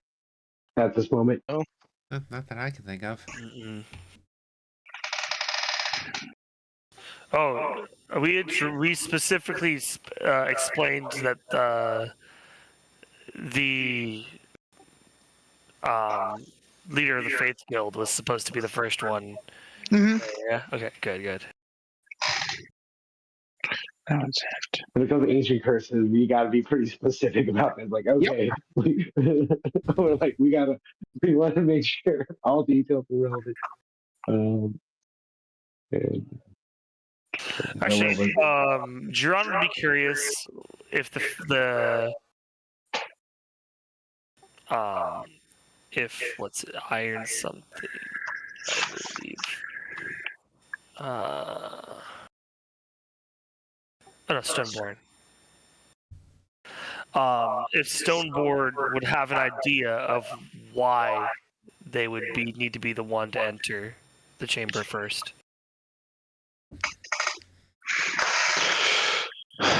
I am uncertain. The machinations of the late king of Sagarok is probably better known to your group than ours. You had talks with him, apparently. Something no other group I've known has managed to do. Well, given that you were requested specifically without any further explanation to us, whatever it is that is awaiting you when you open those doors, I pray that you're ready for it.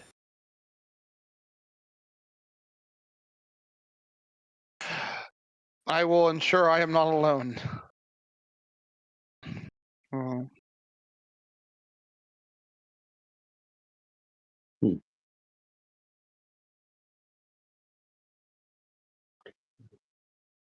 right. So the note actually talks about Isra obtaining more. Let's see. Oh, our negotiations between Daruger slavers from Hagragriff, Haggagriff, and otherwise a number of plots in the area. Basically, what Isra had been planning on doing with Kovlar, working with the dragon, obtaining slaves, sacrificing them to Druskar, and so on. Let me see. Okay. Yeah. I was making sure there's no information we missed because otherwise we know what Kotapesh is our next stop when we're ready. Yeah. Yeah, it lists that what's it called? Her goal is to weaken Kovlar from various angles. Most importantly, she planned on tempting the leader of the Stonemasons Guild to ally with her, with plans that it would help better their city and keep unwanted foreigners out, while hopefully leading to him as king and pushing Kovlar into a new greatness. While noting that she is working with the dragon that opposes the city and keeping him ignorant to such. It comments that she had sent the shard to Catapish, as she had recently been able to trade for it from Vetrumix. Okay.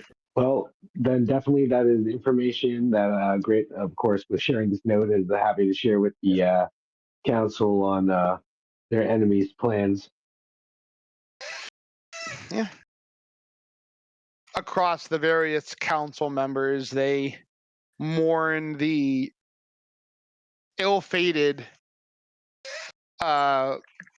quest of Chisel Rock, and that he had hoped for greatness for Kovlar, but had gone about it in all the wrong ways, blind to the deception that he had fallen into.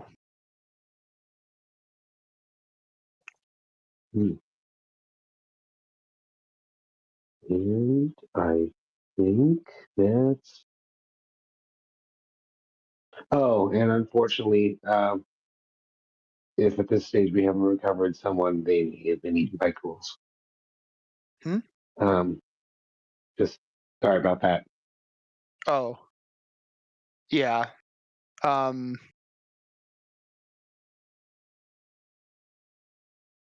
We are grateful for those you have brought back. The number We'll keep of an eye out casualties would have just been in much case. higher. Yeah, Thank just you. in case they got moved along the line instead. Well, we'll keep an eye out. But we did unfortunately find a ghoul den that was unfortunately very used and filled. Yeah. And the big centipede monster. And the big centipede den. Yeah. Creature got to eat. True. Yeah. So yeah. Anyways, we'll keep an eye out, but as for the sake of hope and letting the folk know, you might want to let them know gently and the prospect scream. Yeah. Well, people are in high spirits with what you've accomplished, and that should break the news. But I think many know after you recovered the initial that had taken away, it was unlikely that there were more. Hmm. Hmm? Alright. Then I think that's the loose ends here. Yay! We'll send word. We'll send word soon, and let's go. Let's head off to there's no place like home. I have one question. Yeah. No place. Oh, Ooh, Ask away. How much would a coliseum take to build? damn. The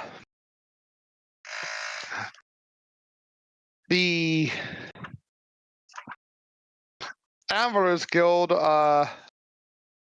looks to the Gold I Guild sent you and a picture of something, essentially.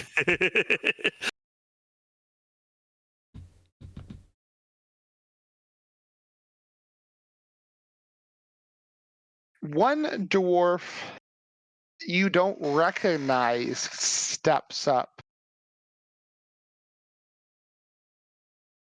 Would you, with the council's acceptance, I would like to. He seems a little nervous, but looks to the you guys. You all are heading back to your castle in the human lands, yes? absolutely. May I join you? The Stonemasons Guild, while we don't have a designated leader, we were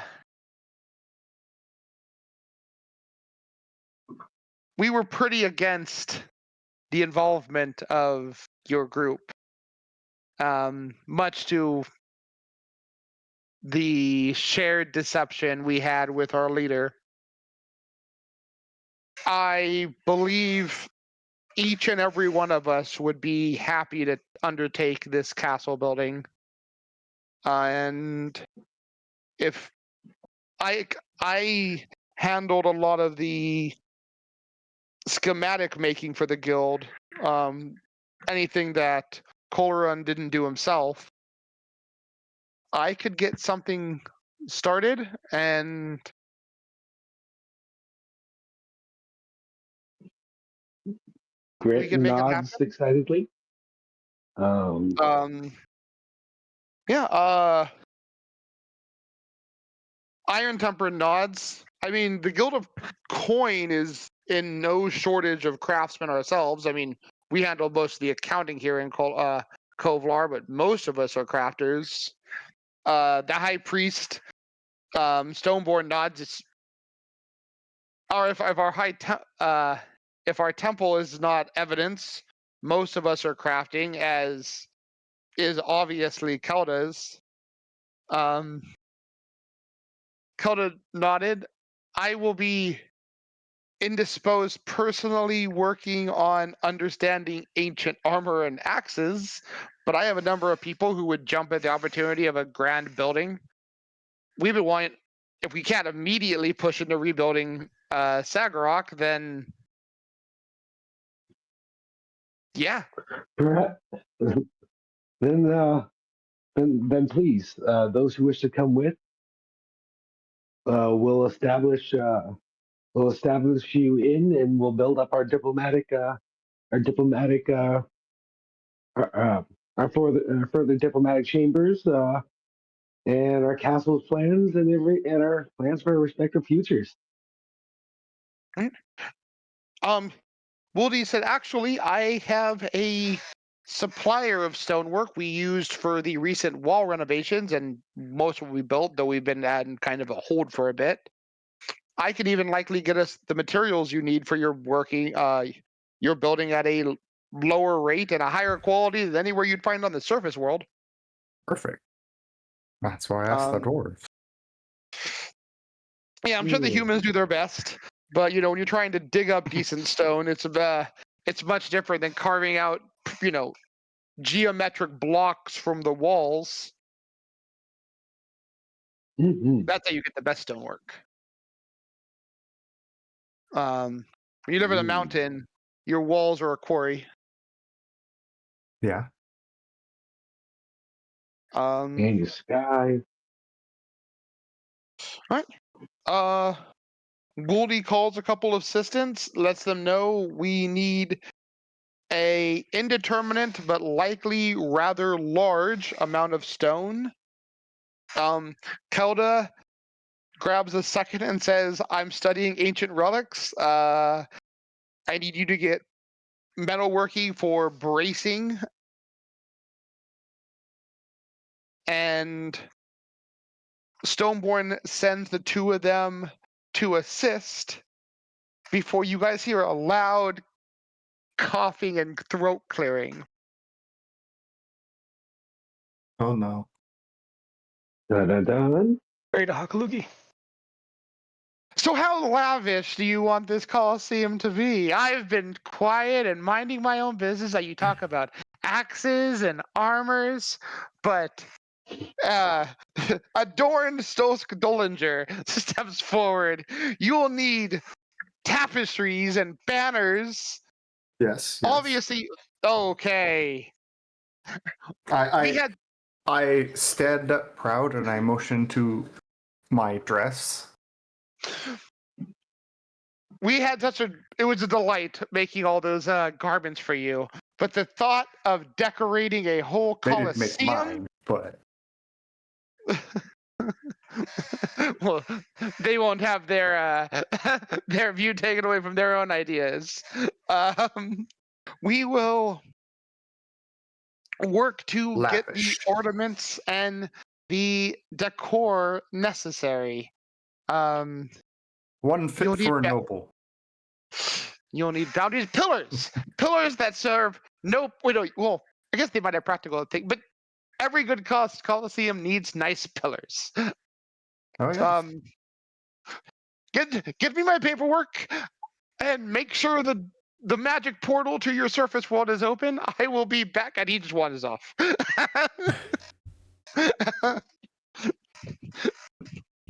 Great, Great is excited.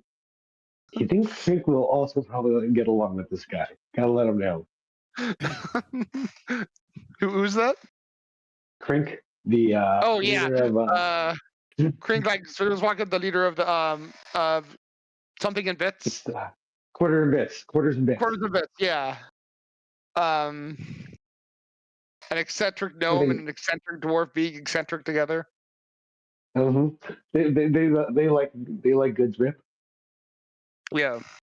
That's why I actually realized specifically for the Sagarok runes you guys got, you need to be either legendary or a dwarf from Sagarok Kovalar counts to work them. Um, yeah, I was looking up quick. Yeah, ancient dwarven blacksmiths in Sagarok designed these series of spectacularly powerful runes. Only someone who is legendary proficiency in crafting or a well-versed dwarven crafter from the city of Kovlar can apply, transfer, or remove runes with the Sagarok trait. Yeah, that makes sense. Yeah.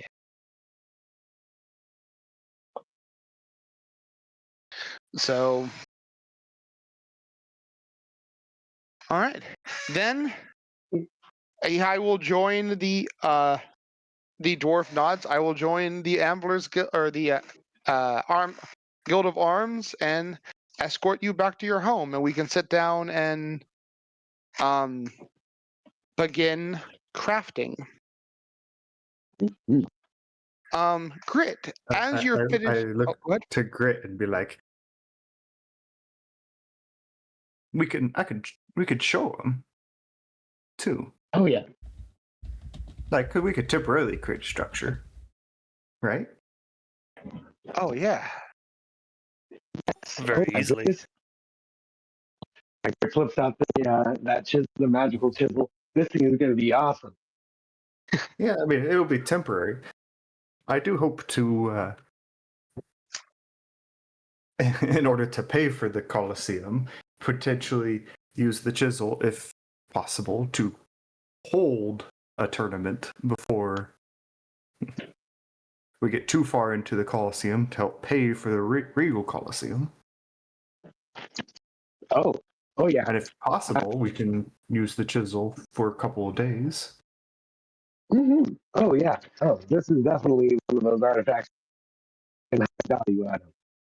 Your mic is cutting out or something, Key. Yeah, you're breaking up a lot.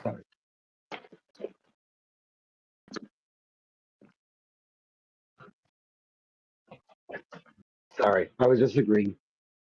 All right. But yeah, no, super agree. I was agreeing. I think it's awesome. What's it called?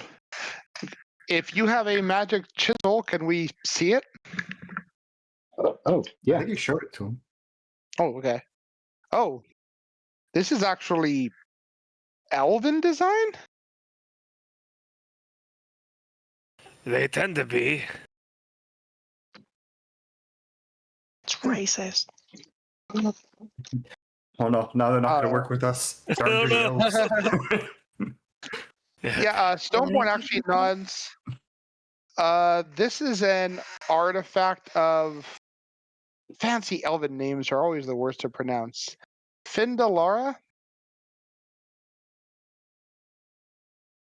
Do I need to make some checks? Ooh, you can. If you have elven lore. Do, do, do, do.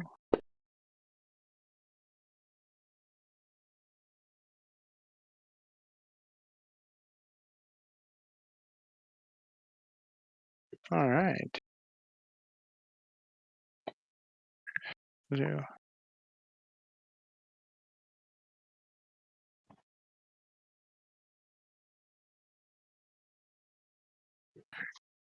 It is very likely that this became one of the keystones, as it would be an act of worship to Findalara to create the Elven Gates, as that god tends to value innovating through something you have versus new creations. And her holy symbol is actually an archway, not unlike your guys's Ayudaris.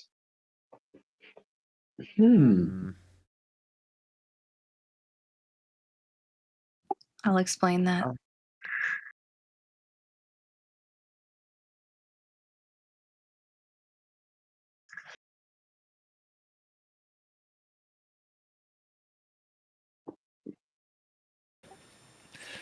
Yes, but where does the ring come into all this?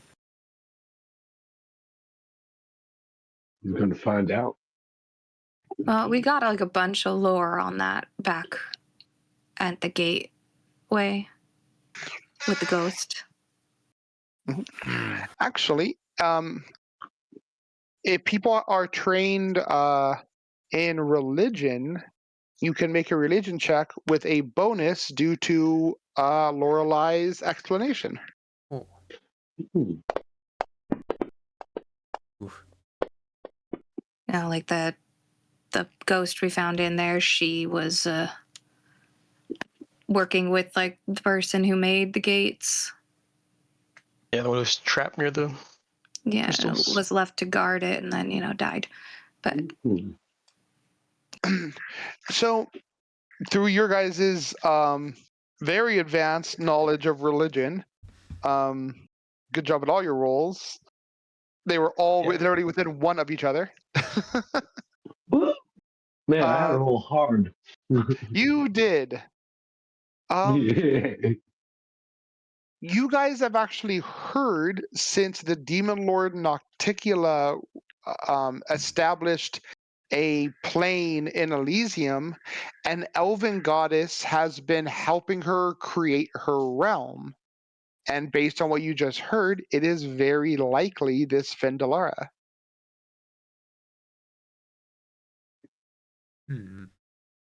Well, that's actually incredibly serendipitous. This chisel is very much connected then with for Rasmila blesses us with the coincidences.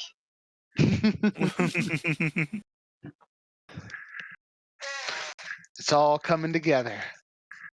Oh, part of my plan. All right. Oh, you guys heading back to the keep? Right.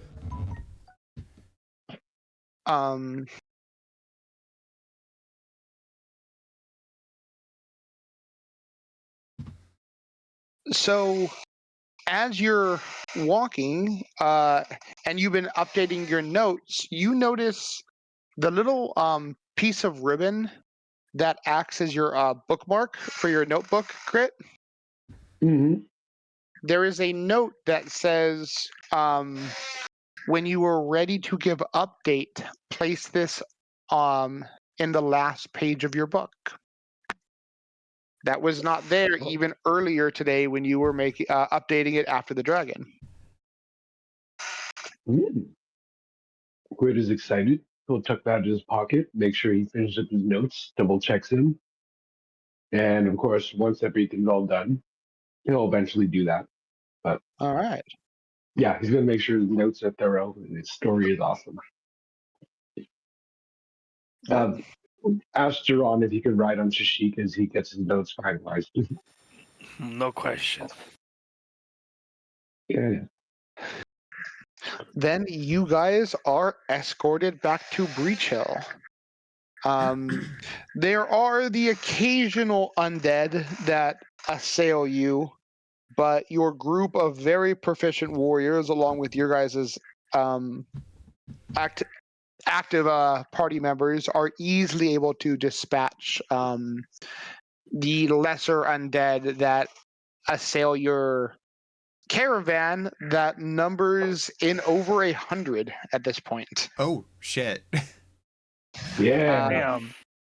A good number of the Guild of Arms decided they want to give you a royal escort back, including the Guild Master of what's called the Archmage, who has people transporting your large cell with 2 very stirred up sea serpents. Get a Yeah. big spoon, we can stir him up some more. Can I? No. Can I talk to him? Yes, if you want to make a nature check to have them stop trying to bite the hands of the dwarves carrying the cage, that would be super.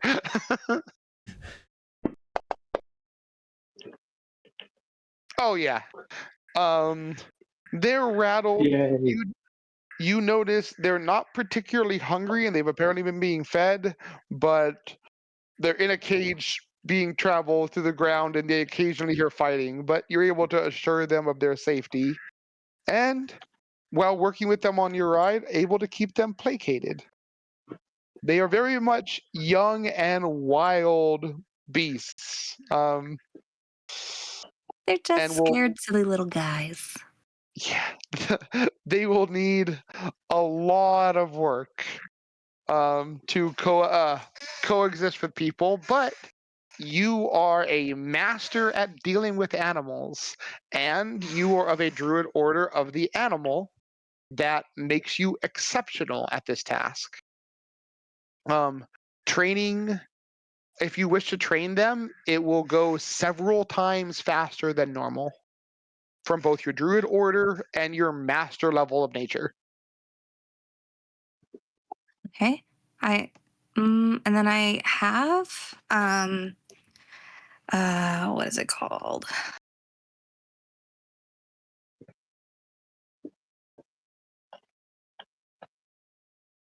Essentially, does the druid want pet sea serpents? Influence nature. Influence nature. What does influence nature do?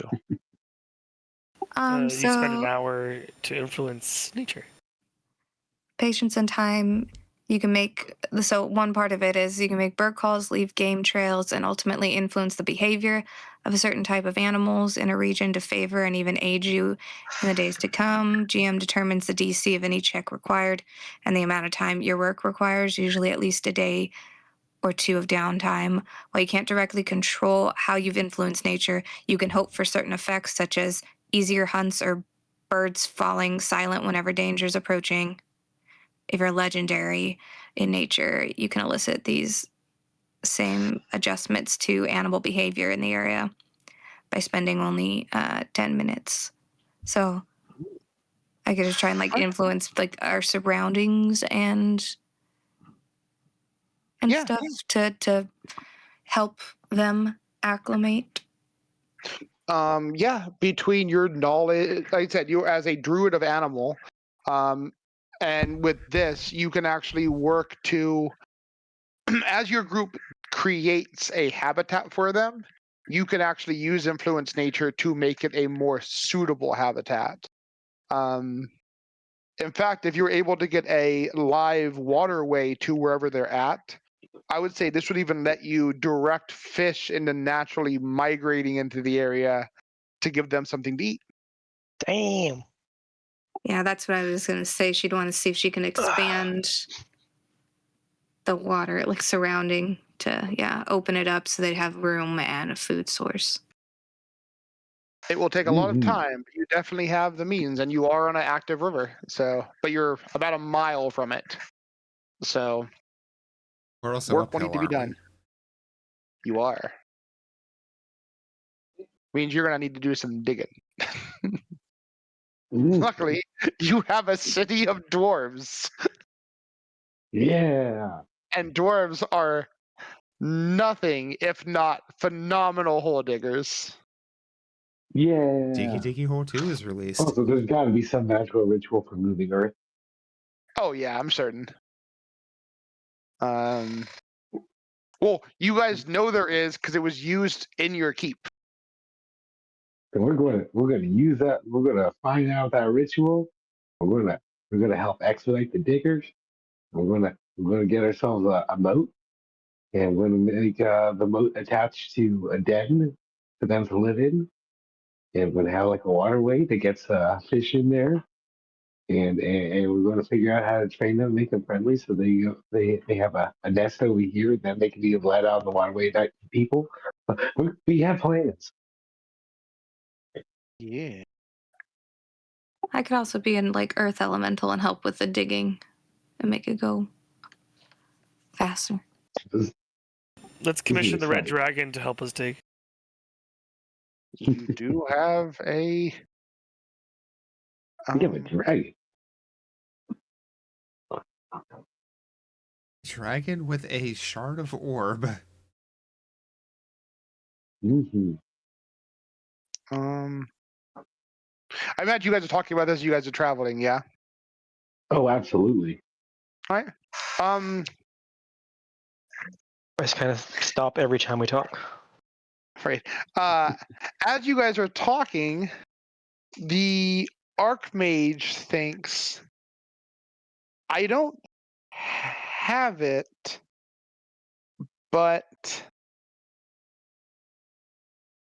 there is a ritual designed to shape the earth in tunnels and whatnot that could probably accomplish your goal. That I can find it. I mean, yeah. right now I could just do whenever we can get to it. I do have the ability to adjust winds or the current of water for an hour, so that could help with Yeah. redirecting waterways.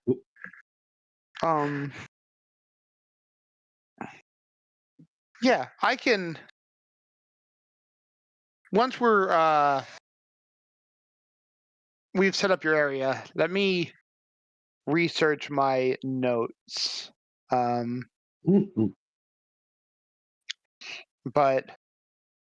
I could definitely find that. You guys are. Go ahead. Super thankful. Yeah. I was just saying, good, super thankful and appreciative. Yeah. Mm-hmm. All right. Let's see here. Eventually, the whiniest Obi. Oh, Obi.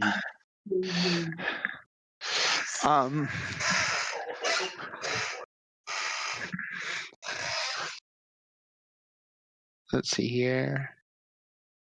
Doot. Doot. Doot. Oh. All right. Well, you guys arrive at the gate.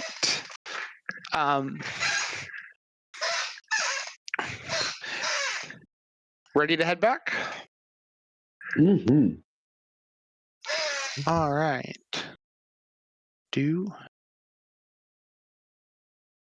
And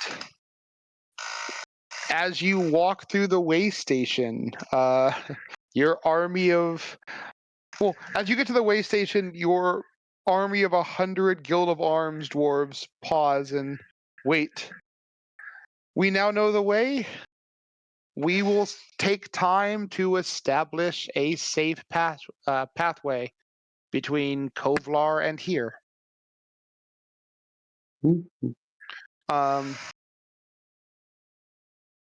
With Hammer Song nods.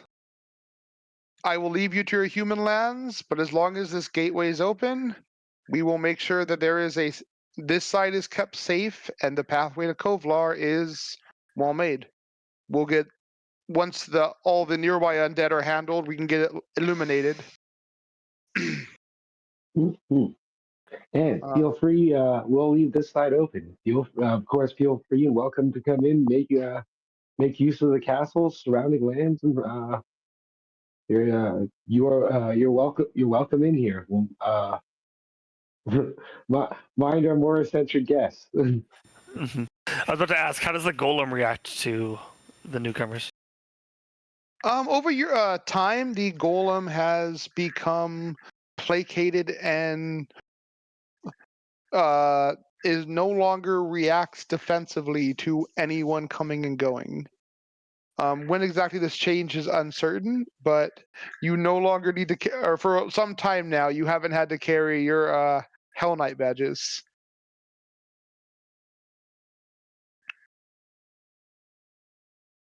He's probably a only worse guard cantrips. dog now, but won't have to worry about him attacking anyone who doesn't have Hell Knight memorabilia on themselves. Mm-hmm. You know what? I'm okay with this. We just need to change out his weapons for like a pen and clipboard and turn him into like a front desk concierge. Name him Walter. Because he's still a brick wall. Mm-hmm. Yeah, really super down for that. What's it called? Let's see. Which the Archmage comments, if you wish to grant me the key to this area, I will get it stationed in the Waygate to keep it open. Hammersong's like, I'll take my time before I go through the portal, but I will work with some crafters and stonemasons as you guys draw up your patterns to seal off this area, that we don't have to worry about Darklands, beasties, or the other like bothering your portal. Oh, that would, I guess, mean, isn't that the stone Moira has? Yeah. It is. We really need to find a way to duplicate this. Yes, we do. That has been But proposed. also, in the meantime, Grit passes Moira the other stone, so that way, what this does mean is we're now connected to the people defending the gate as we go around. So if anything's happening here at the gate, we'll know. Yep. And we'll find. You talk about duplicating it. An actual Ayodhara portal will take time and resources, but Less of that. So there's this lets us be in each other's heads. Lets us talk to each other. indeed. Is there an enchantment for that? What, the rings you guys wear? It's actually an orb that one carries, and Okay. an onyx another carries. Yeah, the Eye of the Wise. Wondrous items of this sort, I might be able to change the medium of what it's on, but I'm still ultimately would be recreating an artifact. But Donesh had suggested possibly doing such. And if in order the gate to be open, it needs to be in here, the two of us can set up a workshop inside the way station. I feel like Darnesh would absolutely love that. It stays in the way station. We can work on replication, and the gate stays open. Grit's nodding enthusiastically. This puts wizards close at hand for him as he builds his wizard tower. Everything about this is coming together great. And if the Arms Guild has the way open, I can fetch people to get me resources. When I figure out how to do it, I might ask contribution in creating the duplicate artifact for you. And it might not necessarily serve as a key to the Irodara, unless you wish me to also add that enchantment, but the telepathy enchantment should be easy enough to replicate. Well, I say easy enough, I'm still replicating an artifact. But within my means. Could be like would get like have a call button or something. So like when people want to come through that we know to visit through one of the portals, they can interact with something and we know someone's waiting at a portal. As long as you keep the key inside the way station, both portals should remain open. Yeah. And I think it's better to just leave them open. And so what we have is we're fortifying the communications hub. So it's actually safe to leave them open as long as we pretty much defend the sides. And we have a castle literally built on this side that we're going to be improving. We have a defensive outpost being built on the other side.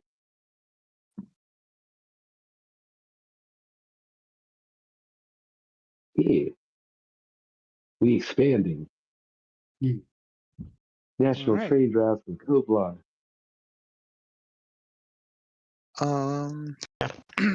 Yeah.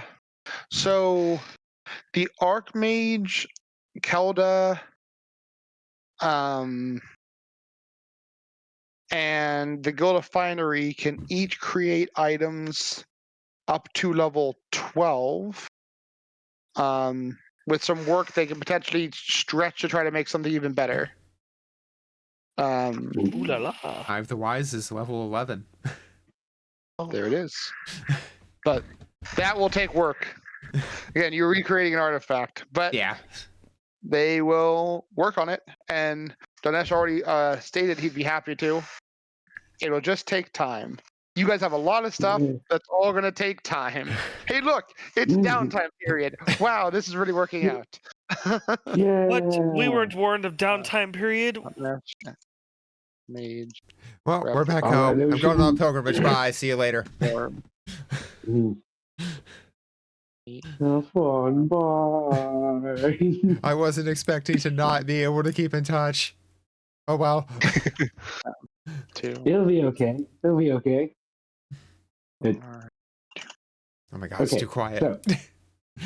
So, no. Well, you can hear the guild leader's thoughts if you want to hold on to this end. True. It just, like, as long as somebody holds the other gem, if someone's touching the other gem, they can send thoughts. Mm-hmm. Or the main gem. Yeah, so the main gem can be like a radio wave here to the hub. So anyone interacting with it over here could use it to call the person holding this end of the gem. Yeah. I feel like it would be asking way too much to be like, hey, could we extend the reach of this thing so, like, it can send and receive from, say, 11 other gems? So, if they can't innately do it, you guys might have an artifact that can. Oh boy. Hey. All right. Got You so go much figure that scaling out. value. All it needs is enough money and enough blood and a default item to make it happen. Well, who are we killing? On that notion, if you want to see what how much it would take to sink in the time and need to make it something crazy, or turn a robe into something cool, or go meet people. I don't know. Is Alec around? Let's find out. Let's go. Let's go see how people are doing over here.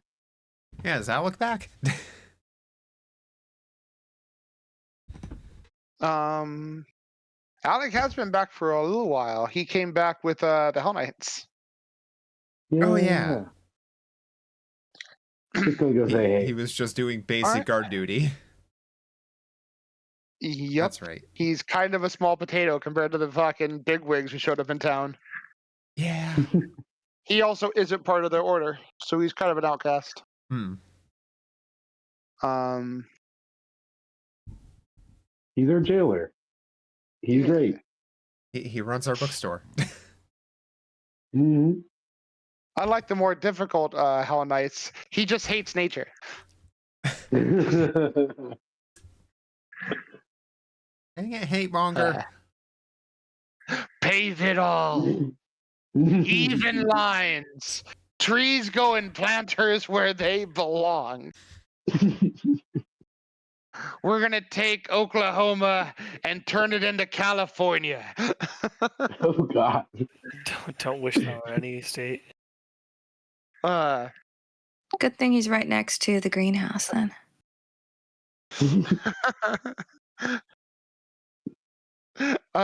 Oh no. I'll go around.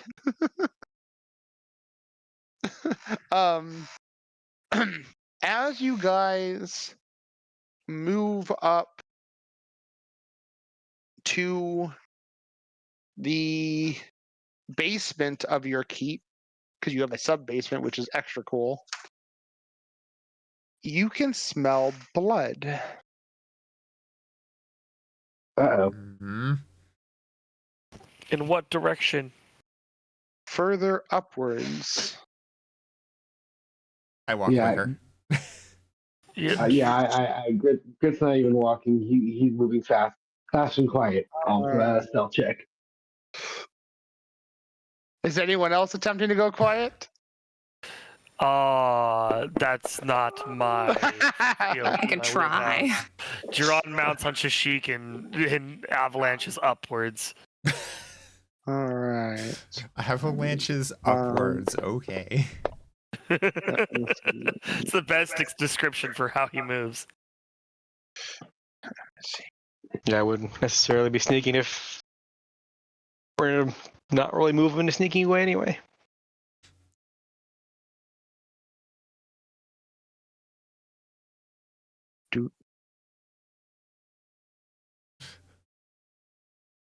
All right. Moira just starts with a brisk walk before breaking into a run. If she still had the stone attached with Grit would be hearing, not again, not again, not again, not again. You guys left the stone with the Archmage in the way station. Yeah. That is why I said if. Ruh-roh. Is that Archmage and Danesh in the way station then? The Archmage is, Danesh is somewhere inside your guys' keep. He hasn't met up back up with you guys yet.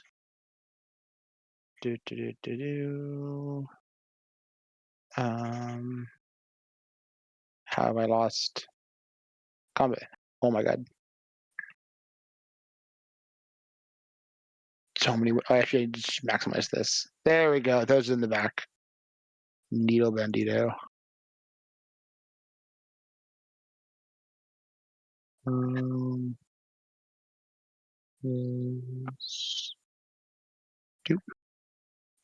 And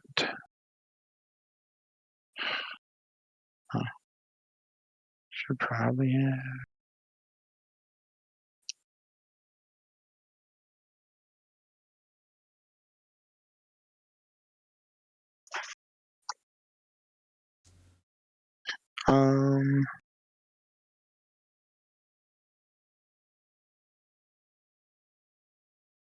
How did we just get? Then Grant, Jerron,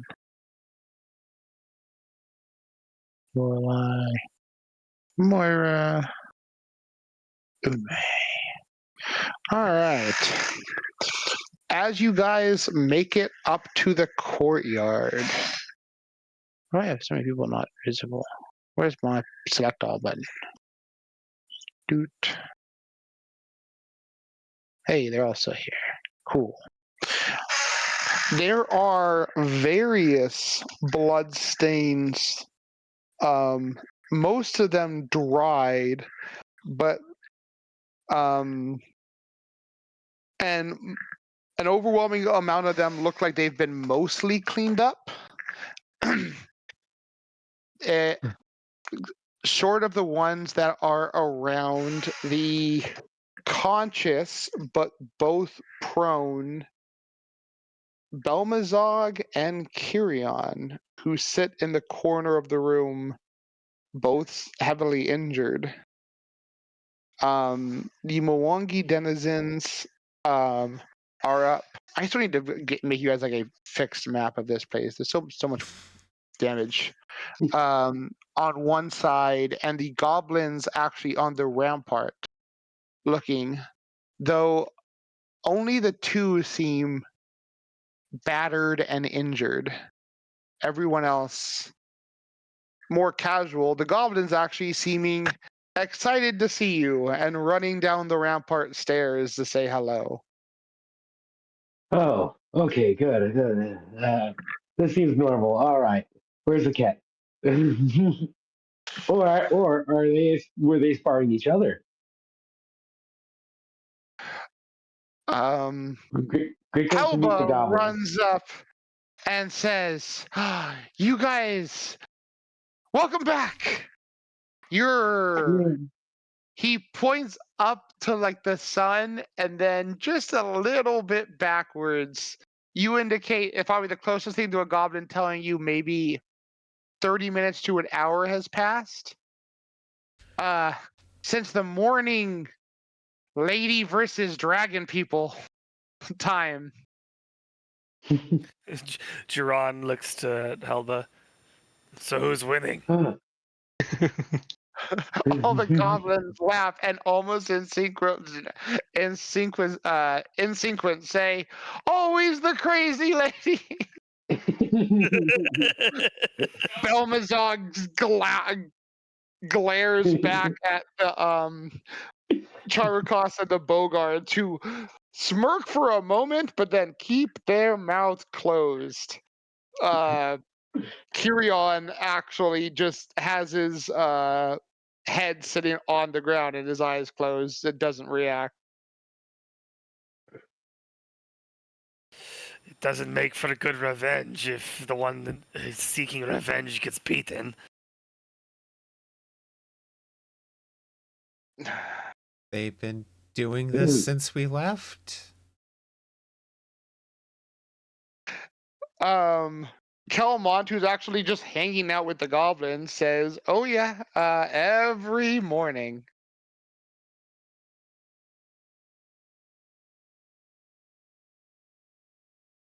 It's all about the little rituals in life that keep us going. It is good to see everybody. Jiran looks to Flynn. We have stories. Are we going to have to train a dragon?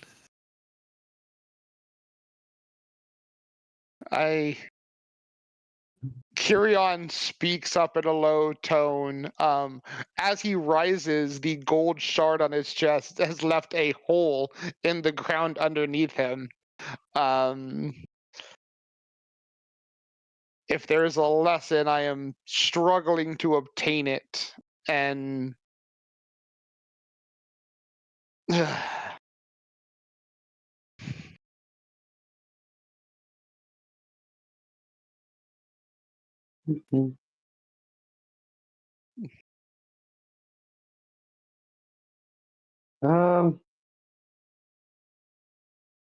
The kind of power that you learn from being an independent leader as opposed to a leader that needs minions to survive is power that cannot be robbed from you.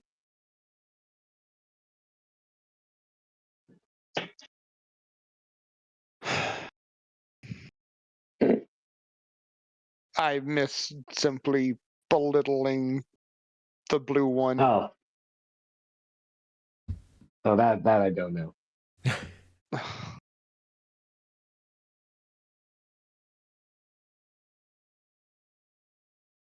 Belmazog just doesn't even speak. They are both heavily injured. It's also clear that the attacks on them have not been non-lethal. So, whose idea was it to start the morning fights ritual?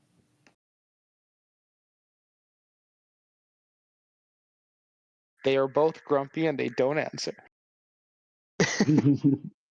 I will slowly approach them with intent to heal. They don't resist. Okay. The wounds Griffin are mentally avoiding this. lined up with morning stars, and while there is a number that are still bleeding, there are so many scars on the both of them. So many scars. Ooh. You They critical. look like cheetahs. Jiron looks to Foot and Grit. Was this always how this thread dragon was?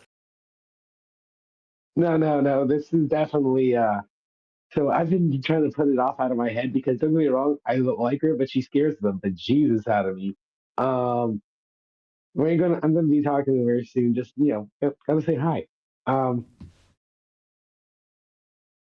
she's different. It, she should be with the council, being a council member. Of course. No, I mean, again, we're a local power who has a lot of influence here.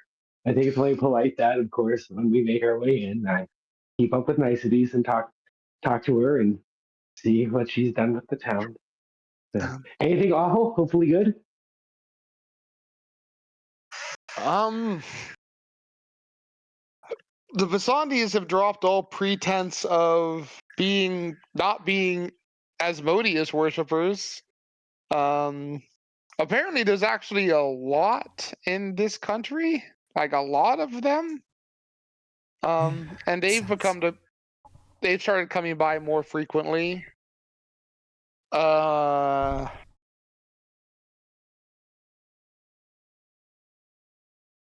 Everything is. It's like Alex wet dream. If I he kind of looks around for a second, everything's organized, like ridiculously organized. Hmm. No problems. Everything at the bookshop's good. They come by and make sure all taxes are held appropriately, and they ask about if there's been any vandalism or crime. The guards are less laid back.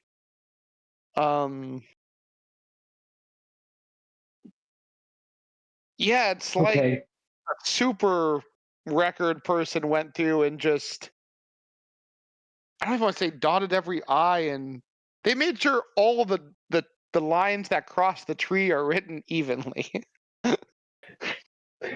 Well, I guess the last question is how the Desmonds and uh, worshippers of the hero god been hanging out. Kate and Caitlin.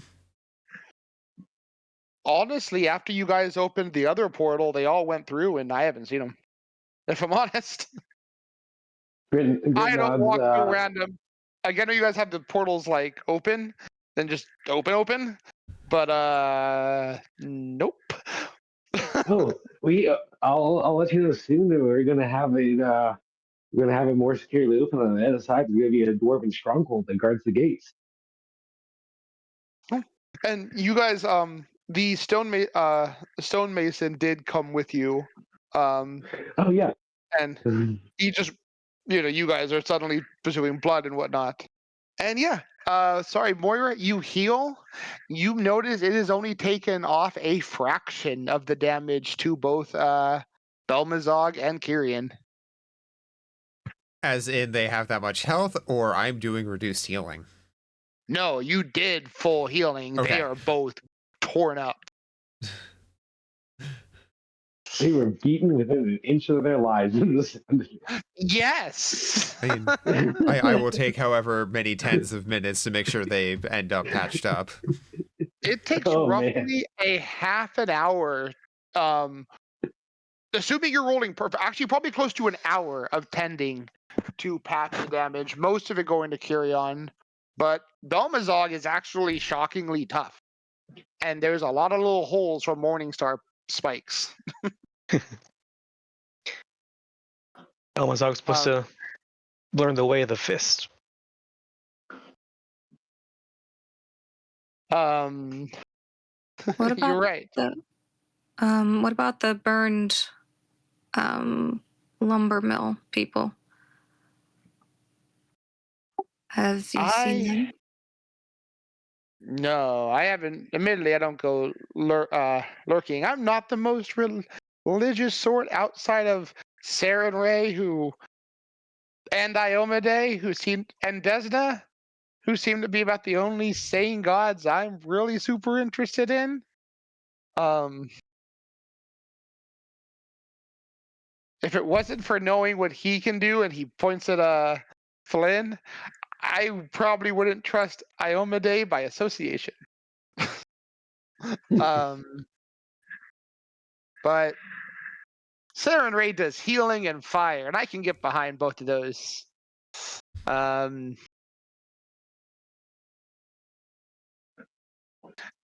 For being a Moira adjacent, she reminds me more of your lizard. He points at Jiran.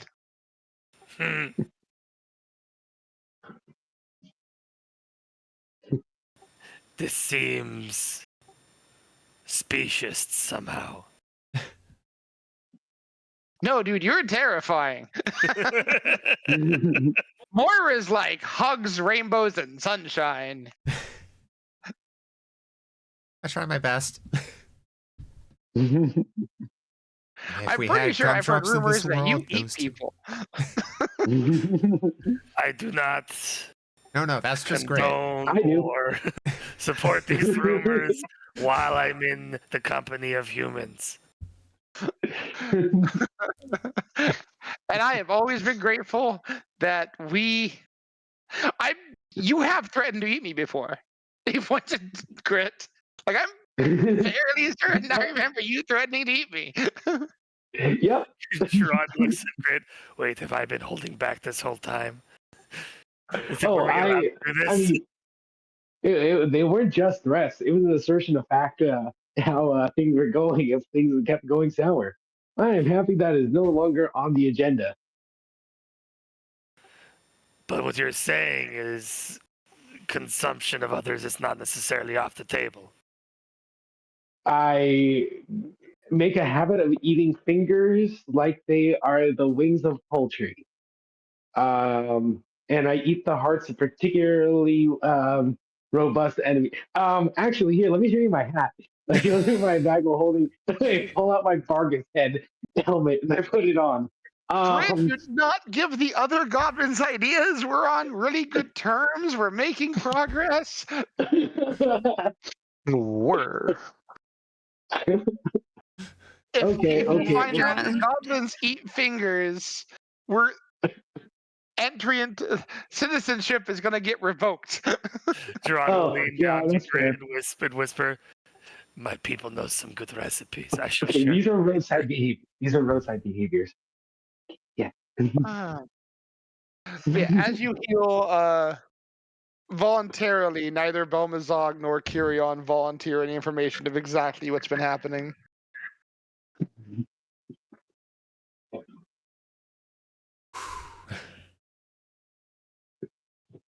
See, the reason why Gritch could not be a leader is at the end of the day, the casualness of his last conversation just revealed that he is kind of a psycho.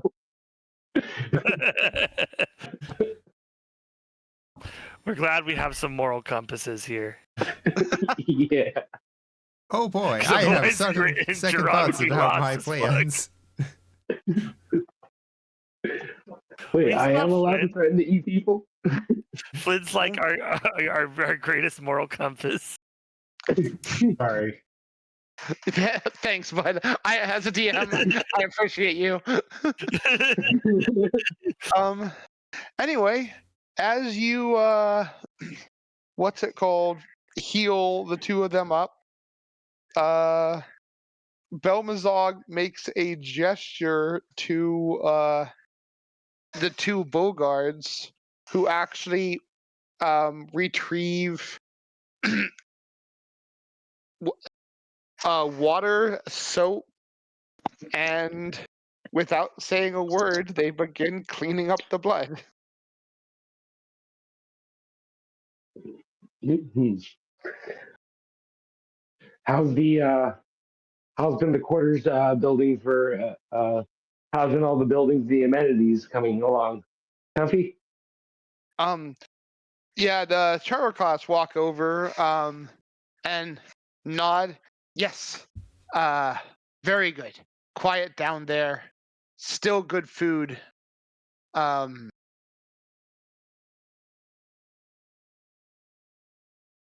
some of the Yeah. goblins chime in. Most of the dwarves said they've done everything they can. They need expert people for things. Great cracks and knuckles. I believe we I have am experts. so ready.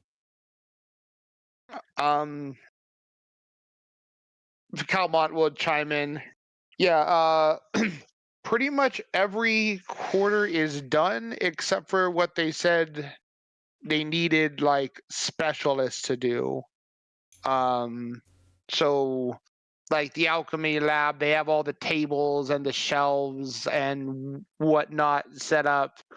Actually, no, alchemy lab's finished. Hezel finished that, but like you have a bunch of Yeah. magic rooms downstairs. They said they needed like an actual wizard to do wizardy stuff and a crazy fox person to do the crazy fox person room, and that stuff. Mm-hmm.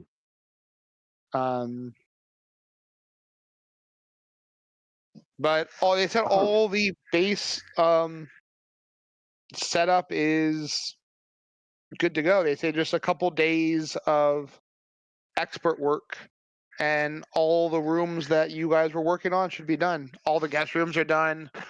The whole downstairs is done. Oh, actually, that reminds me.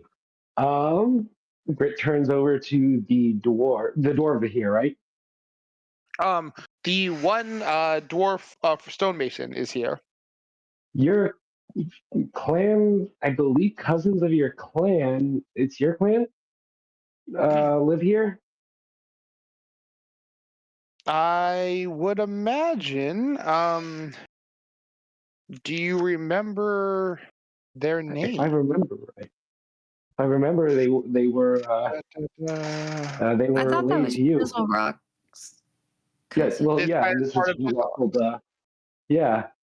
So Hey, this guy. actually, we well, depending on the time of day, I can we can go get a drink with your old cousins.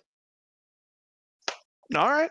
Yeah, it is. We're gonna say it's just midday. It's like late morning. We'll say 11 o'clock. Okay, they're almost done working. Hey, cool. Um, none of these are the book I want. Do. It'd be, of course, it's always the book. No, it wouldn't be the book at the bottom. Second lowest book. Axebane. Rorsk Axebane. Yeah. And he used to comments. Yeah. All right. I wouldn't mind. I'd like to go. I'd like to make sure I set time aside with Flynn to get the details of exactly what he wants on the Coliseum, and then I'll go back to my people and we can start transporting over materials. I guess I'll need to know the spot you want to build it as well. So all the details. Grip pulls out some parchment, looks to follow Flynn. Yeah. Did you finish? I know you said you were gonna ride on Shajik on the way back to the portal. Did you finish your notes? Yes. Once we get back, if I feel like they're all good and organized and as detailed as I can, I go ahead. I put the book holder in, stamp it on as it's instructed, and close it and see what happens. All right. Well, as you do, a moment later, the old wizard appears holding your book.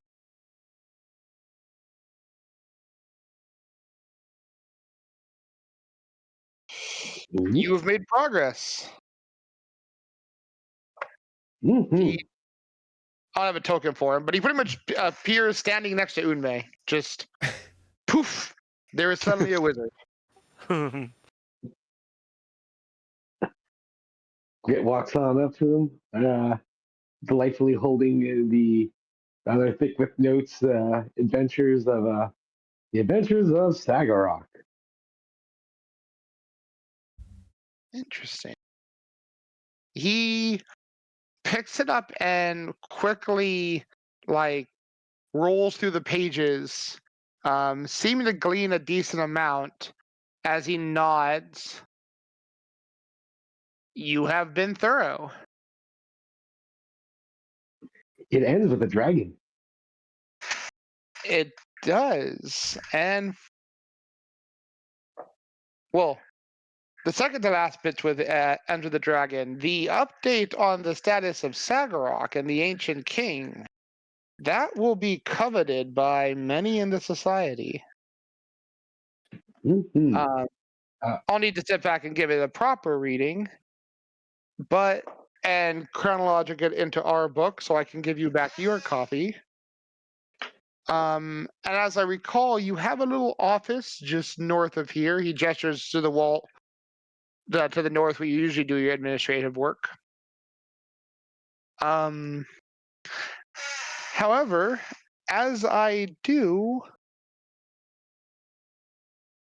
I should reward you for upholding your end of the bargain.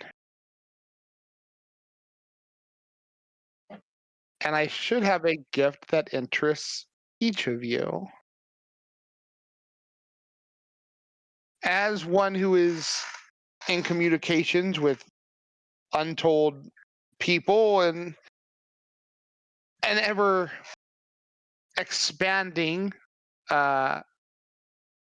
supply of information and ears to hear it, I would like to trade you all a piece of information for this.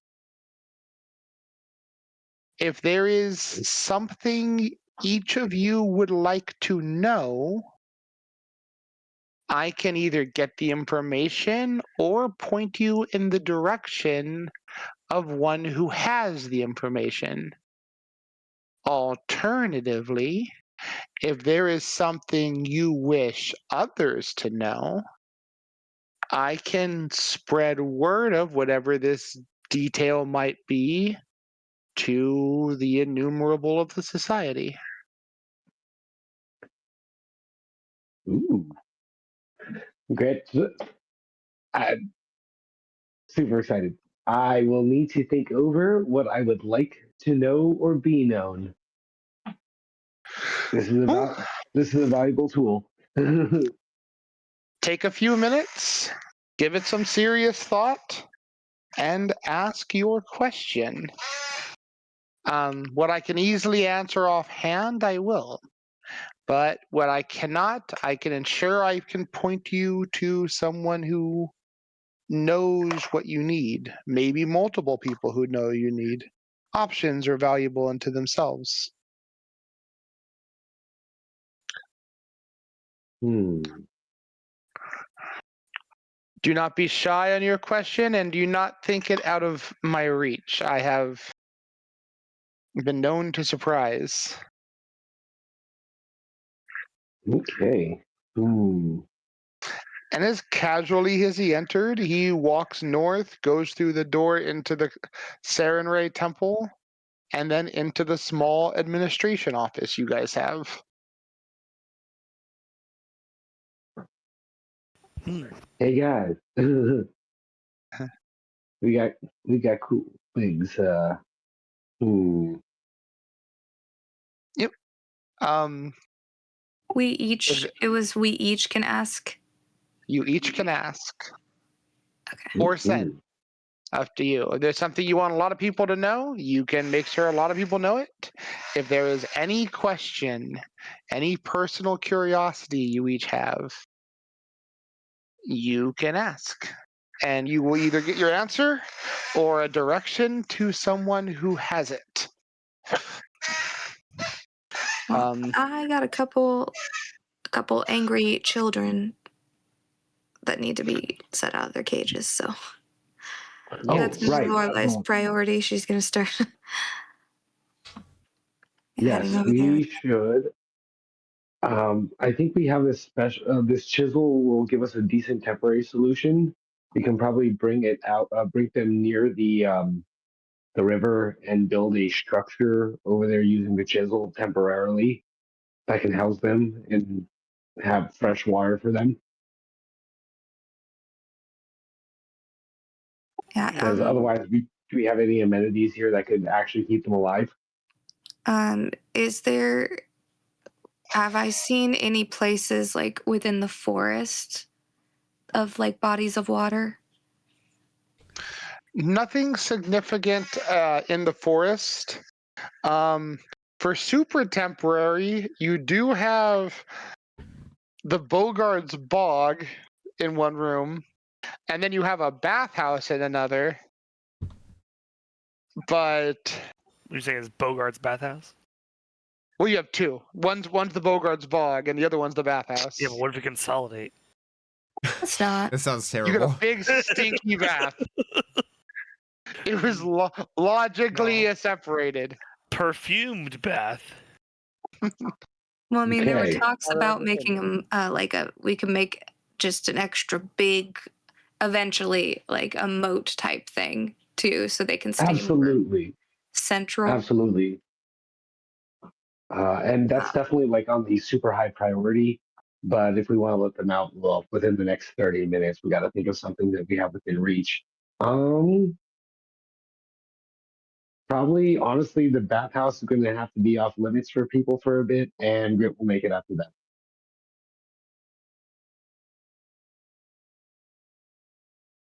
Very good. What do you think, Lorelai? We can't use the bog. I mean, we can use the bog, but I'm thinking that there's are there more boggards or people using the bathhouse? I remember right, there's more boggards, Definitely. and quite honestly. Well, the Bogards basically live there because they're frogs. Yeah. Okay. The bathhouse gets used by, well, not by a lot of people because most of your denizens aren't civilized. You imagine a cat probably uses the bathhouse, but she probably has amenities back in the town. Calmo would comment, I use the bathhouse, but Okay, it's going to be off limits just until we can have a place where the sea serpents won't, eat. Oh, by the way, you got to check out these sea serpents. Preferably They're just babies. when I'm do they around. eat gnomes? Yes, I mean, I'm certain they will if we don't. they will eat If we don't. anybody. Yeah. But they, we're working on our bond, so maybe don't, nobody go near them unless I'm there with them. Moira will I am look Yeah. over her perfectly shoulder. happy to be patient. Do they need fresh water or salt water, or do they not care? They were supposed to be salt water, but for some But reason the parents were in the fresh water. These back in the are lake. a abnormality. They are freshwater. Most sea serpents are saltwater. We Isn't all supposed to be have fresh water access then? to the Mwangi and its sizable rivers. We do, but we want to hold on to these guys. Right. But we could use the chisel probably to set up like a sort of pen that still lets water flow through, right? I mean, I suppose we could. we were able to build some plumbing that got the water to the bathhouse here. I mean, I think for now, people will understand bathhouse temporarily closed, sea serpents, and then we have to, and we'll build something for them. We'll find a way to get the water here. Fair. The Mongi, you're right. And building something at the Milwaukee like that, again, the chisel is temporary until you build something else. So as soon as you build something else, it's gone. So we'd need a Right. I'm I'm saying thinking- do that for temporary housing. Yeah. It's a lot of Like I said, transport to get them to the water in the Mwangi. Yeah. Yeah. Because you have to get them through the portal, then you have to get them from the temple to the water, and the temple is not near water. Ah, okay. I just remember lots of rivers. You guys did eventually go down to a lot of rivers. The temple was where you guys first arrived was in the upper left part of the map, and the very whole bottom and the whole right side was covered in rivers. Mhm. So yeah, just yeah. like closest area of water we can get them to right now. Yeah. And then yeah, let's do that. And then Yeah. I could use my influence nature to try and like see if more fish will, want to populate the area. Yeah. Well, I'm certain the That's the fishing outcome I can community hope that for. is attached would be happy about that too. Mm-hmm. Almost like us. Let's see. Ooh. Yeah, class from the past, but I'll throw it in the Age of Ashes channel. Do. But yeah, I'm thinking like similar to like we not only do we have like the moat built around, yeah, that's cool. But not only will Yeah. we have the moat, like attached to the moat, maybe like even under the castle will be like some hidden caverns that the sea serpents can kind of make it their own little nest in, their little privacy Yeah, nest area. that was my plan, was to dig it so it's deeper than it like appears, so they also have extra room. Like it's not going to Places they be can like a hide. real like a traditional moat. It's going to be almost like their own little river or lake. Yeah, they'll have their own underground maze. It's just actually where they live. But yeah, I think that'll be super cool. Well, actually, the magic users can make a check appropriate to their specific school of magic. Yeah. Master of Arcana.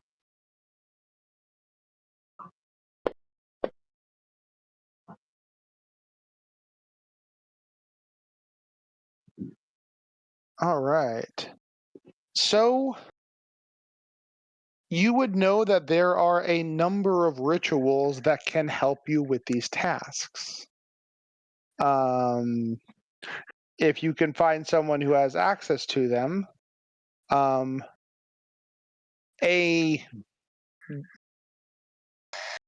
enough, a druid who is a skilled ritualist, especially one who is focused on Earth, would likely have both a means of creating underground tunnels that could transport water, or even create a underwater oasis that would you could create with the right ritual an underground lake.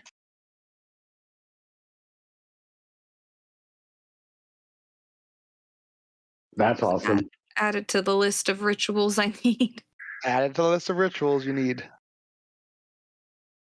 Shoot, if you want to use your question for getting rituals, this guy might be able to do it. Then again, if you also have deep Feywild questions, this guy might be able to get you it.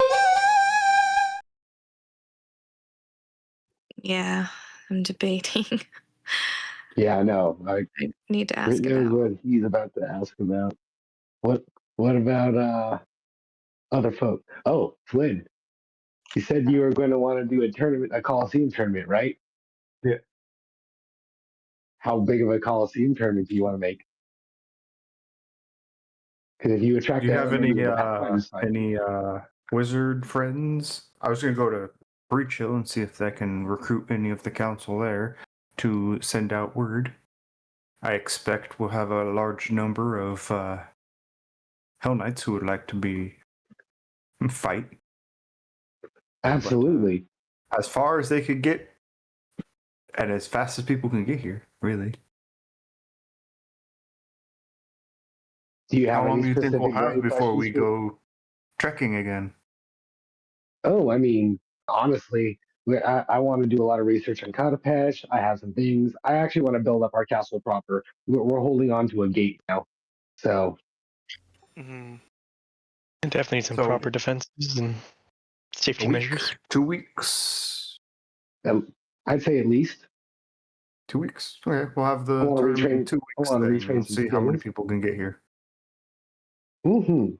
Oh, We'll have and to recruit some or wizards actually, then to probably try and help people get here faster.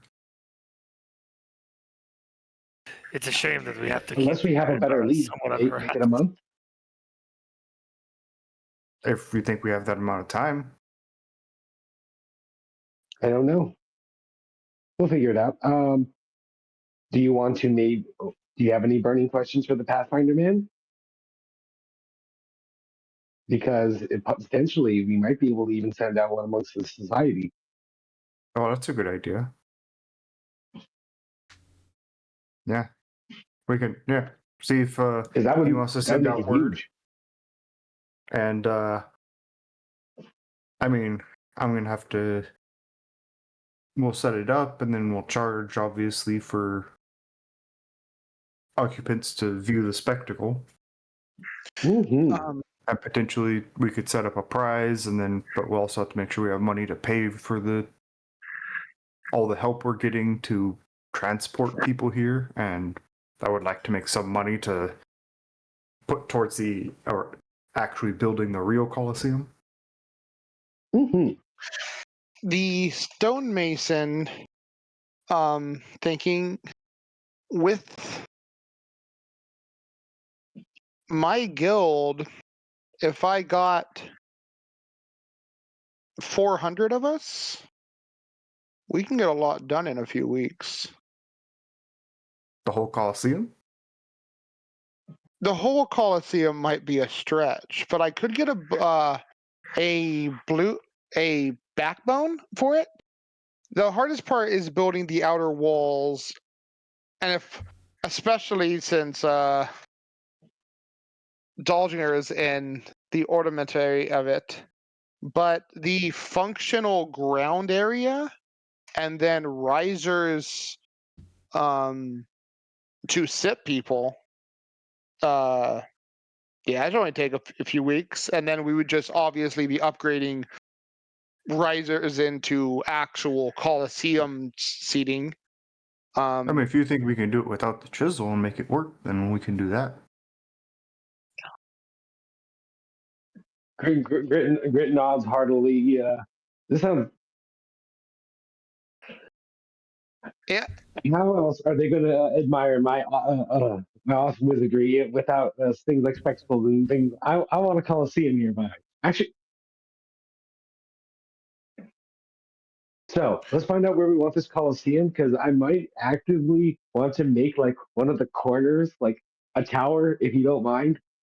That like Yeah. my wizard. Yeah, I'll build my wizard tower out of the corner of the Colosseum. I think that actually sounds really nifty. Well, we've been around this area a lot. Is there any like good areas in our domain that can fit this? So I guess first off is what are you, Flynn, envisioning size-wise? Like the Roman Colosseum? Talking a little smaller, a little bigger? What are we saying? I will show you.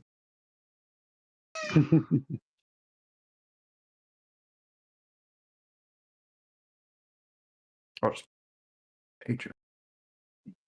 Be 1 mile wide.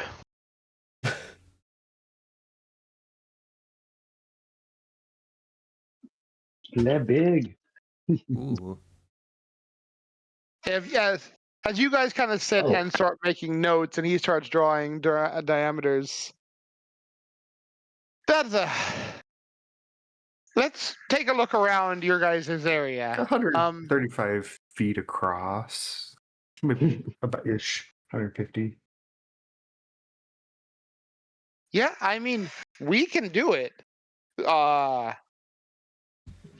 It's mostly gonna be transporting stone and getting it going. Your chisel might be, honestly, if we could just use that to create like building supports from what how you've mentioned it, that would speed up the process. Mm-hmm. Yeah, no, this thing, um, especially when I'm helping them build it, because I'm probably going to be helping them build it when I want my wizard tower portion being worked. Mhm. Dude, like this thing expedites building crazily. So yeah, yeah, they would definitely have full. I'd be happy to have this tool be in their usage for these projects. This thing will big time, big time. It is a ancient artifact, even if it is elven made. It's still valuable, and we can use it for proper stonework. Mm-hmm.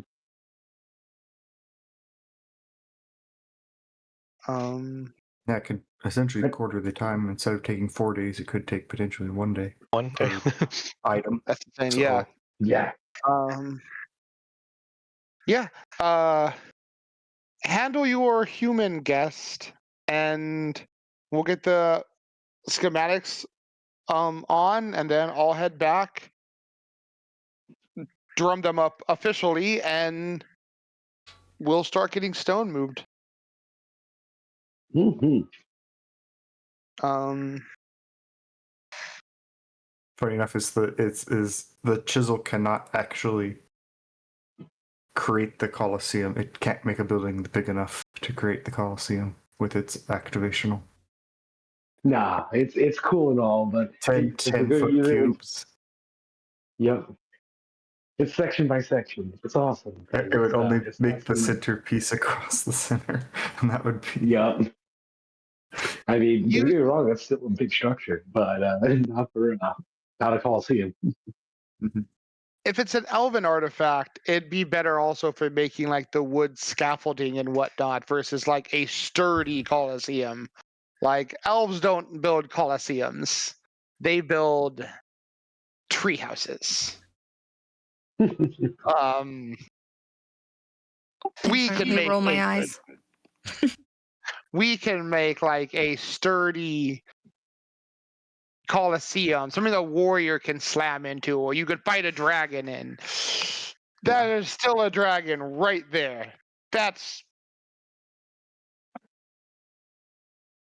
yeah. This is actually a dragon. You might want to have some, On that protective notion, barriers Use barrier too for for scale. crowd. would you all like to test your might in the Coliseum in a potentially international tournament? Because didn't know didn't know I wanted something as much as I do right now, other than of course being a wizard.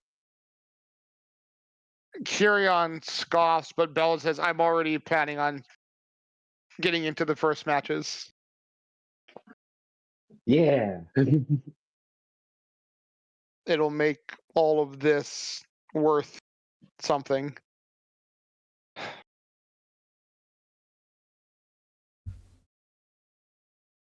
And Belmazog's still cleaning up a lot of blood. Mostly Kyrion's blood at this point. Kyrion bled a lot more. It But is. Moira just looks So between Belmazog and Carrion. What's the deal with this? Seriously. Make a diplomacy check.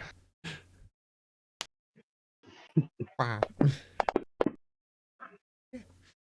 they have a Cinderella yonder. Will they? Won't they? Belmaz Kyrion like scoffs and before Belmazog. two of us have a lot of differences, even with my views. We were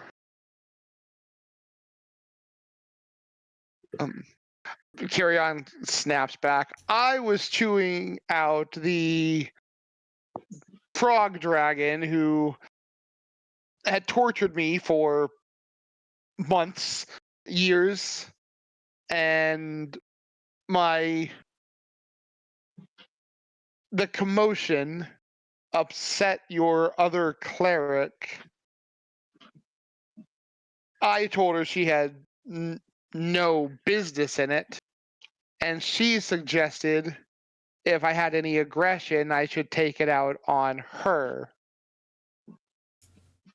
I didn't realize it was a monster trapped in black armor with a deranged, insane girl face.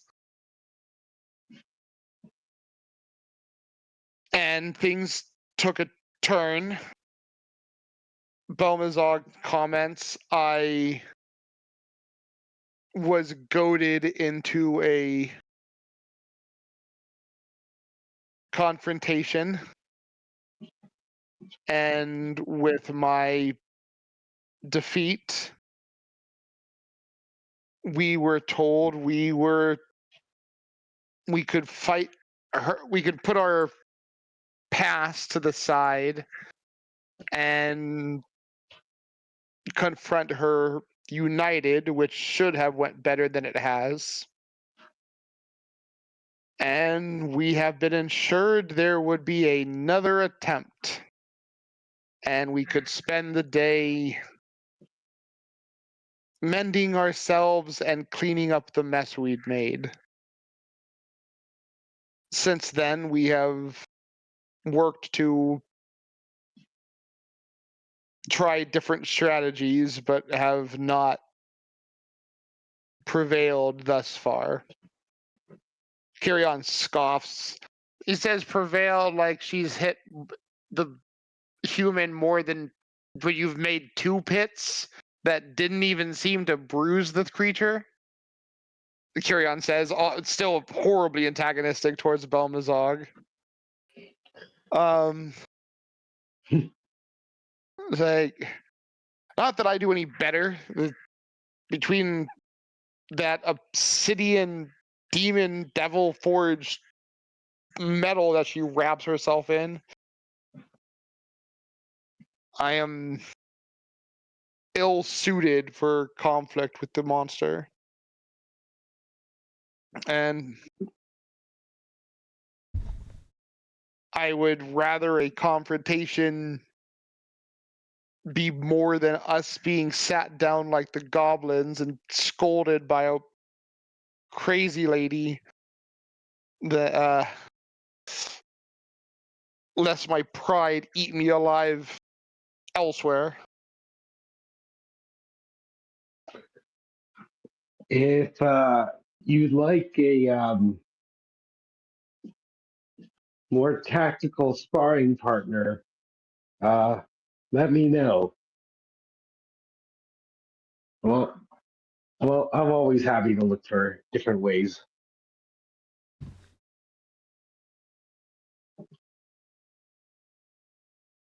He also has 2 otherworldly protectors, so she's not alone when she fights. Belmazog she's yet to manifest anything. In truth, we're children compared to the Hell Knight. But it has been a good pain, and I'm getting better, at least I feel, at using my hands rather than the magics and claws, though I still use the claws.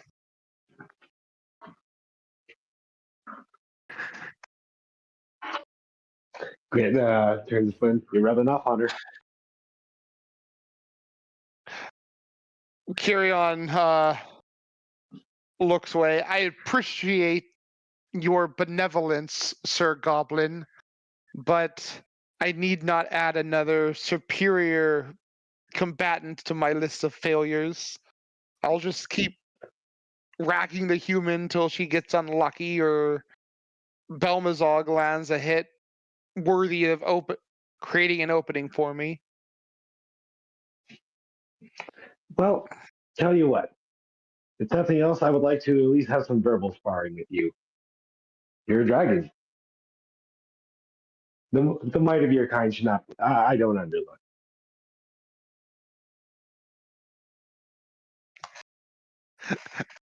You gather that Kyrion has went from a ball of trauma and resentment to a ball of trauma and resentment and horribly damaged pride. Yeah, But we're going to be talking about proper dragon pride here. I'm building a wizard castle. We're going to talk. It's going to be awesome. if nothing, despite the antagonistic nature, it actually is clear that the two are at least somewhat working together. I'm getting very Goku Vegeta vibes. Yeah, perhaps not any great effect. Goku Vegeta fighting a very violent Whis. Yeah.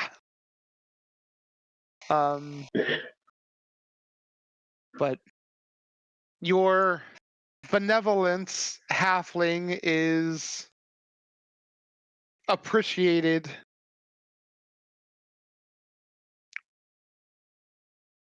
Kyrion says, nodding to Moira. I'm glad I can help.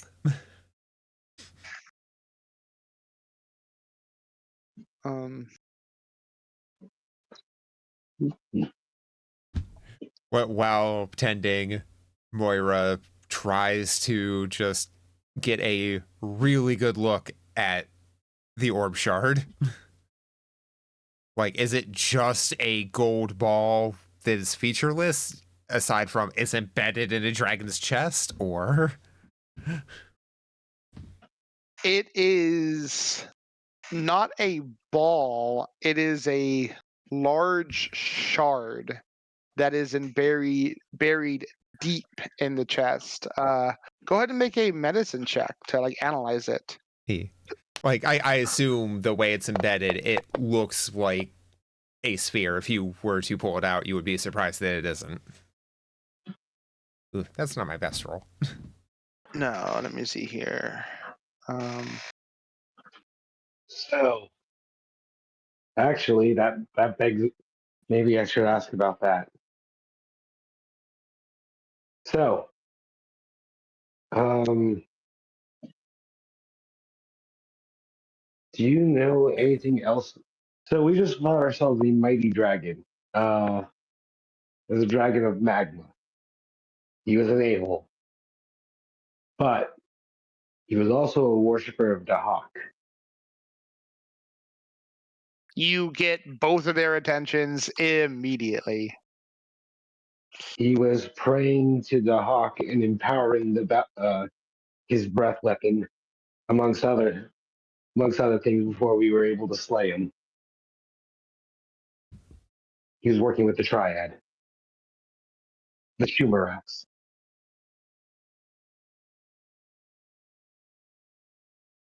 All right.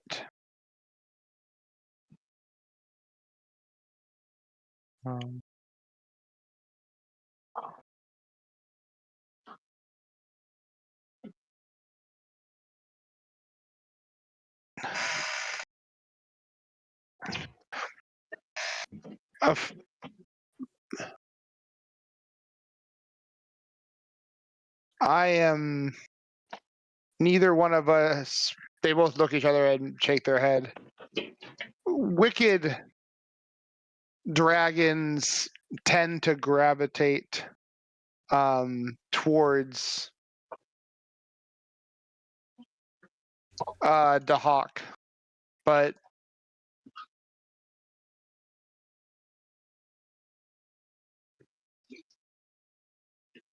I'm afraid neither one of us know more than that. Belmazog comments. Both of us since Egg spent time in the Mwangi. Grid's nodding. Okay. Yeah. Well, then let you know, creepily enough, well, then happily enough, there's one less maniacal leader amongst them.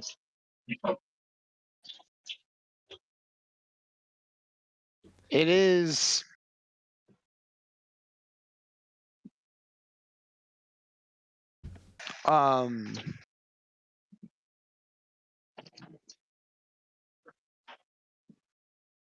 unpleasant that there are more Dahak worshippers moving about.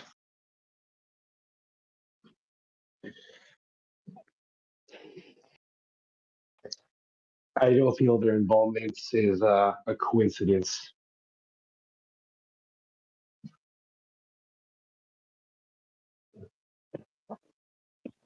Hmm.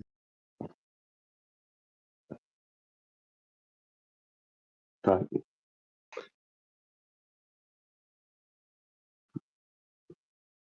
Jerron, Moira, Lynn, Lorelai, what do y'all think? Should maybe I ask about the getting more information about the Hawk? People of Or maybe Hmm. someone should ask about Triad movement and wherever it is we need to go, their headquarters. yeah, Well, it should be getting in information Budapest, about right?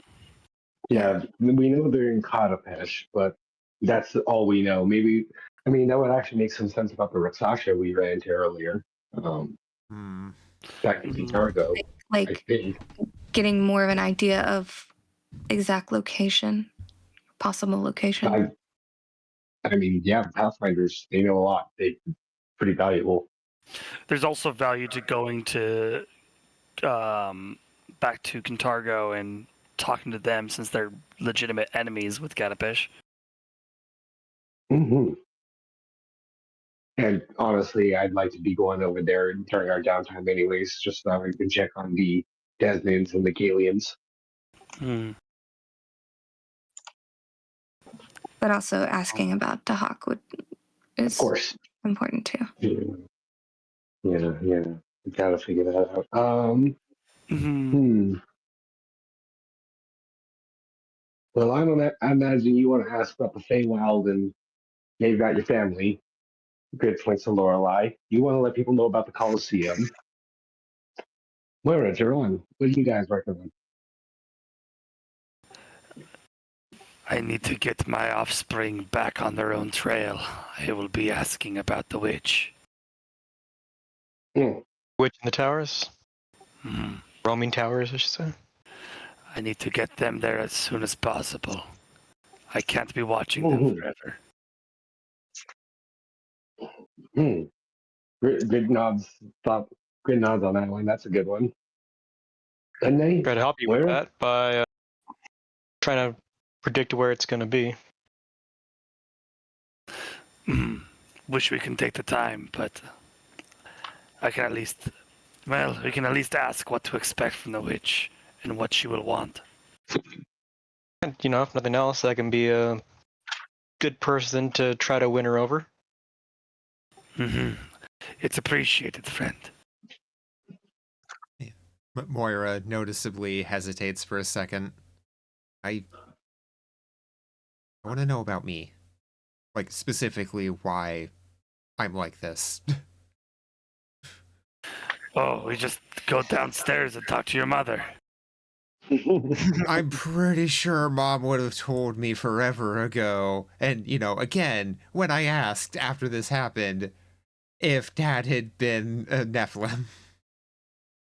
Okay, well, there's a lot of things you don't know about your mom. Like your mom being the kind of person formidable enough to talk to the liquor dude.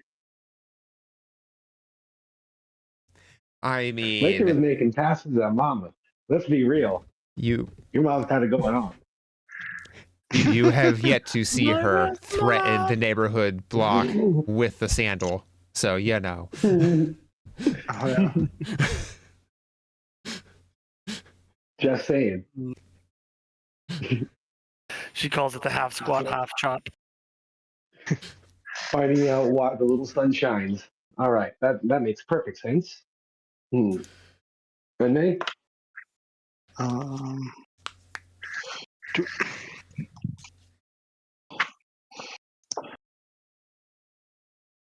Actually, now that I know that Unmei can help me out, I may have another question instead. Ooh, now I'm excited.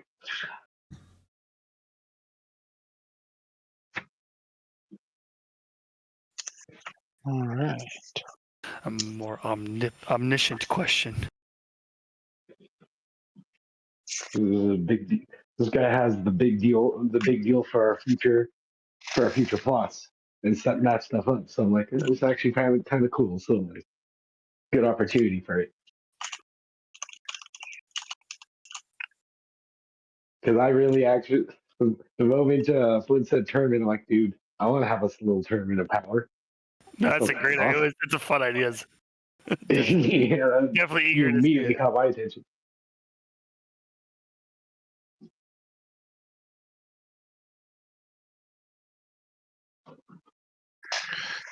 As for me, just to, just information on how to quickly, more efficiently make gates. Essentially, improve upon the Alestan ring. Maybe reforging them. Yeah.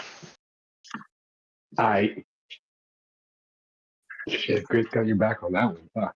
I won't I make have their gates. I have plans to open gates to every city that we've been in contact with to build a stronger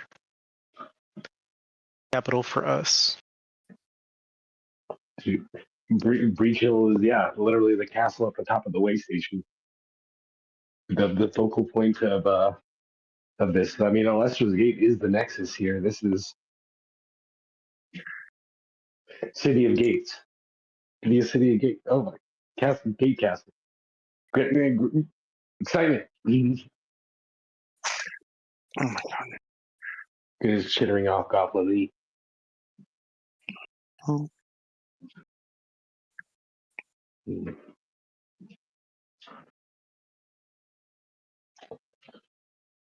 I'm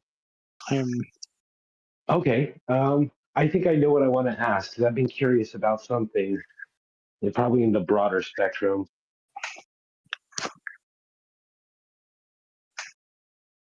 Running it by y'all. I'm probably going to ask about. So clearly, these guys are working with the clergy of Dahak, amongst other things. And I say this because I don't feel your connection pointing to Belmazog and Kyrian is a coincidence now that we once again ran into a powerful follower over in Savarok. So knowing the other people who have high powers in this area are at inquiring about that.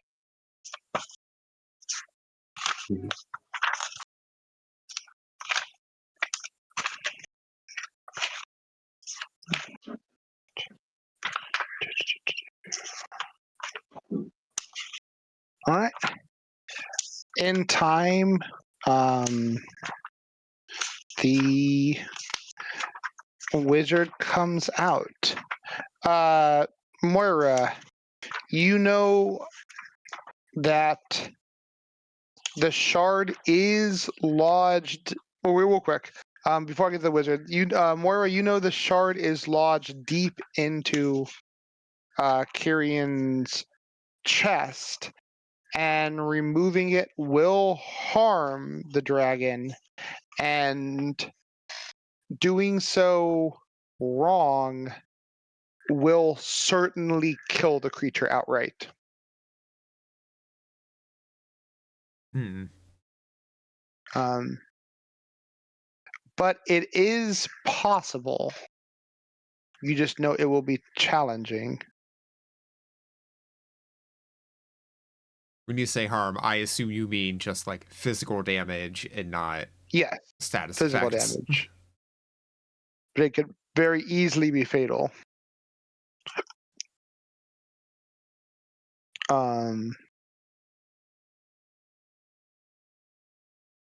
And I used to have all that information somewhere, and it is now proving impossible to find. I remember it was like, oh yeah, just look right here, and there's my info, and now it's like, Info 404. right?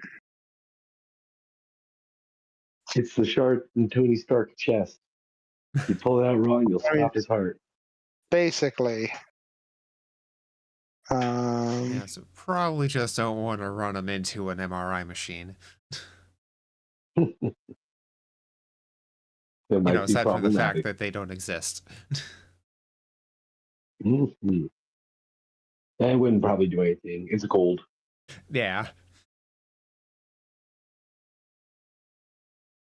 He pulls it out. Wait a minute. Gold isn't ferrous. Mhm. It's just gold That's plated. embarrassing. That's an embarrassing. That's embarrassing. Gold plated iron shard of dragonkind.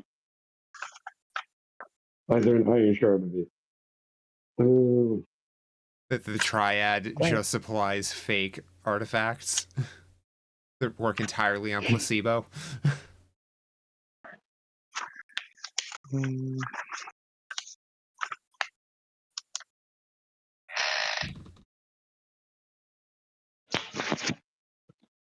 God.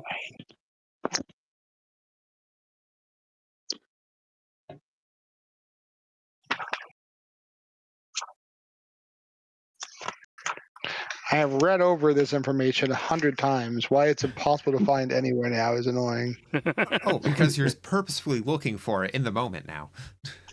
Mhm. It's Go, entirely just it. Control F. Yeah. It is really nice to have a physical copy and a PDF so you can Control F. Yeah. Probably near the end of the last book. I don't know.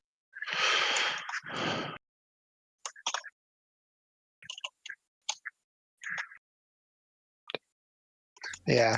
I'm sure I'll find it like the second. We're Beginning of last book. either way.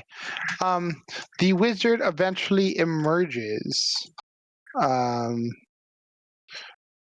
handing you back the your copy of the notebook, as he simply carries a bag with him and nothing else of note.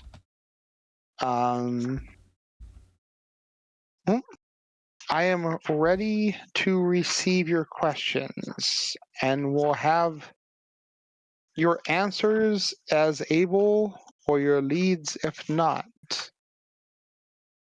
Who would like to go first?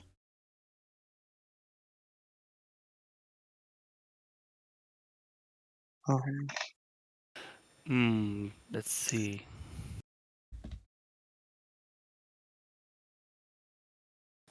We have how many characters? 1, 2, 3, 4. I'm thinking mine over just a little bit more carefully. I'll save it for mine. I'm a little less decisive than the others. Okay, Co, it's based off of your computer's order. Go, D6.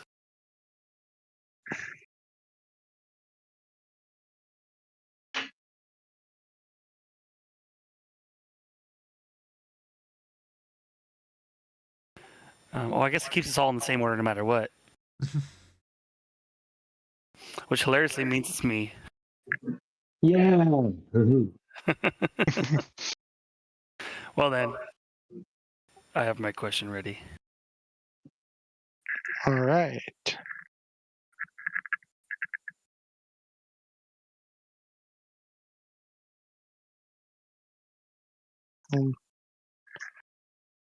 Second. Oh, actually, that's of course. Now that I've moved on, I found it. Moira, you know, it will require 2 successful medicine checks to remove the shard. And then a fortitude save on the part of Kyrion himself. If Ooh. any of those fail, Kyrion will immediately perish. Do I have any idea of the difficulty of the medical checks? No, you do not. Damn. That I know the ID for.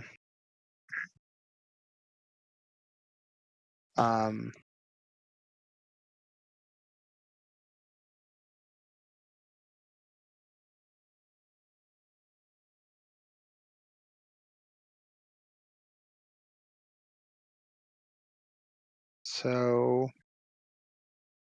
but yeah, based on how you do on your medicine checks will depend how hard the fortitude save is for the dragon.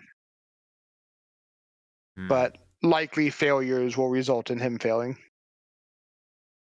Yeah. All right. So, Jiran, what is your question? He pulls out a tomb almost as though he knows what you're going to ask and begins flipping through it. How can I get an audience with Pharasma?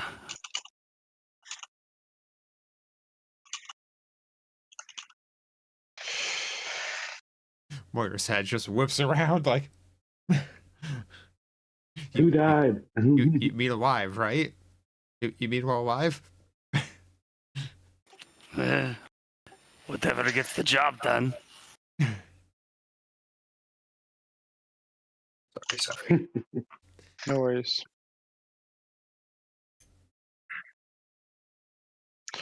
You will need a cleric, potentially an oracle, who has strong enough magic to bring you to their realm. I will give you the notification of one. You will then need to convince them to do so. Gods will show favor and scorn to a degree, but none connect to a deity the same way a cleric does, or a champion.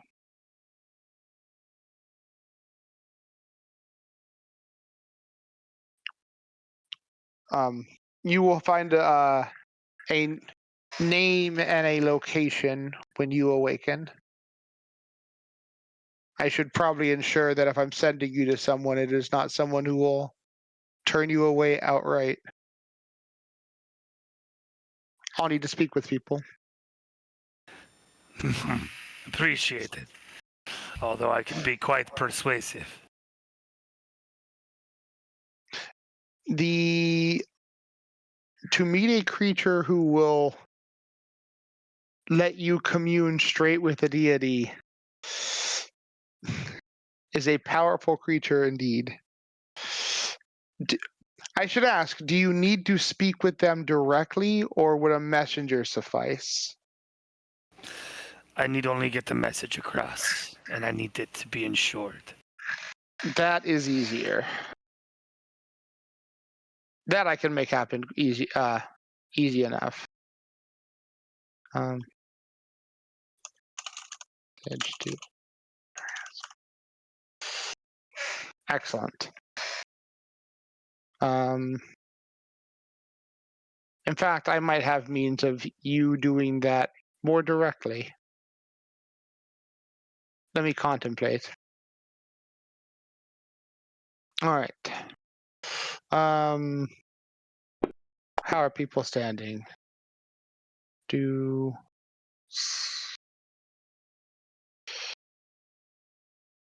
to?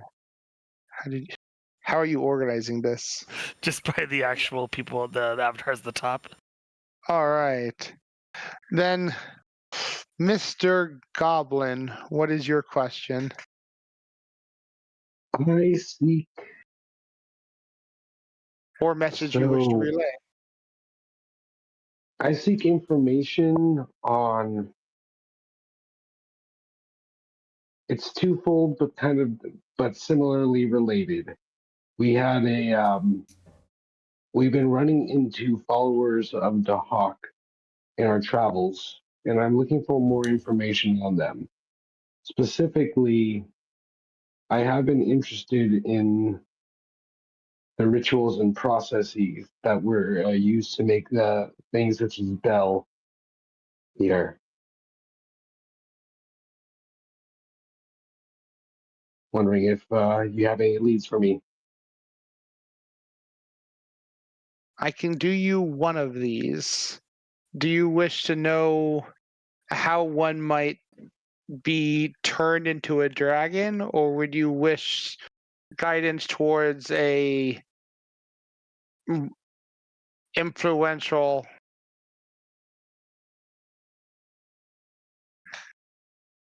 or I need more information on what kind of lead you want to a Dahak follower?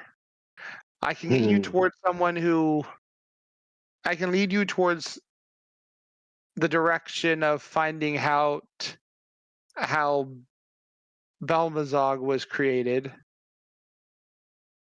That's an easier one.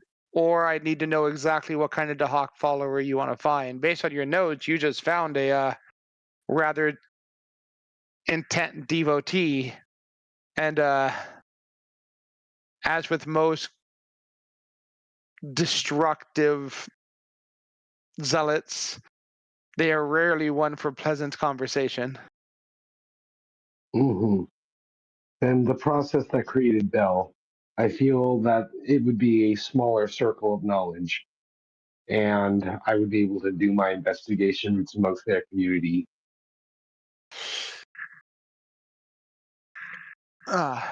Is this something you wish to simply know about, or is this something you wish to replicate? Potentially replicate. Then I will have a name for you and a location come tomorrow. I will say what happened to Bell was a influence of divine, not unlike Moira.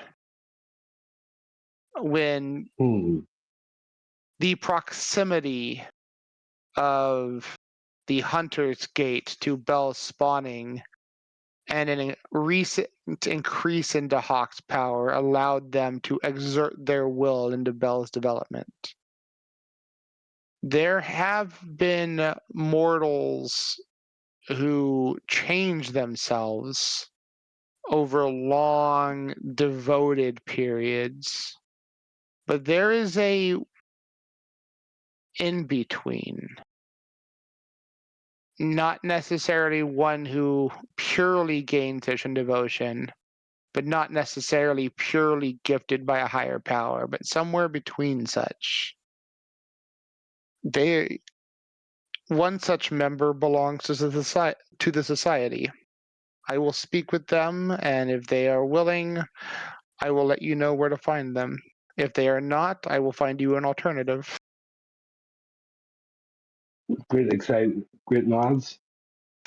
Thank you. A reward should never be hollow, especially when it comes to information. All right, what's Great out nods D4? appreciatively. All right, the martialist. Flynn, how may I gift in information? I look to Grit. Do we need any more specific information, or should I go for my own means, my own desires? Go for your own means. I think we actually have other ways of finding out about this. All right. Well, you mentioned that I could get information or pass a message, so You may.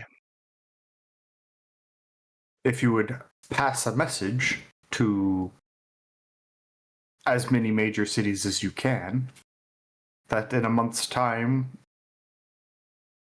we will be holding a martial arts tournament here next to Breach Hill. And we are encouraging everyone to come. And we will be looking for those capable to help transport people here in that time frame. There are a couple hundred I can let know throughout the lands. As long as it If spreads. it shall. Because spectators are welcome too. This tournament, what are your parameters? Is this purely a martial endeavor? Is magic permitted? Is it a single fight, a group thing?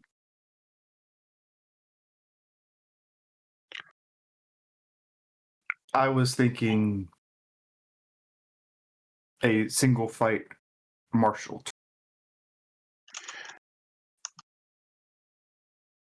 I have a test of a singular person's discipline. I have a complicated assortment of contacts. Genetic supernatural abilities, acid spit, breath, imbued hands with claws with fire, acid again. Off limit, on limit. If a dragon shows up, can it breathe at you? Obviously, you don't want it casting spells.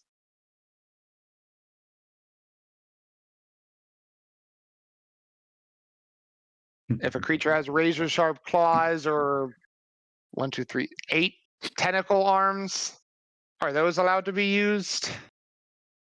Yes, I mean, that is part of its martial prowess. As for If they can imbue, if they can freeze creatures their that hands. spit or breathe,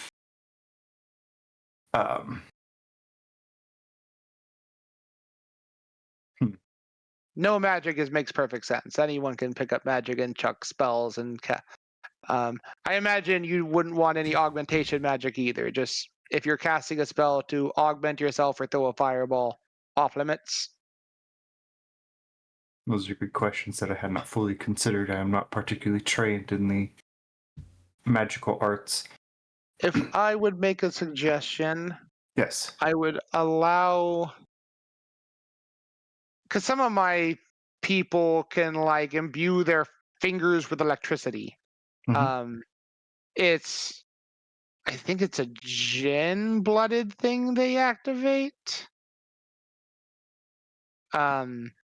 They would consider that innate, but I could see one of my draconic allies saying, well, I can breathe fire better than I can swing my arm. I was born this way. Actually, I have 2 points at Belmazog. That thing can probably breathe fire or spit acid. No, Belmazog, apologies.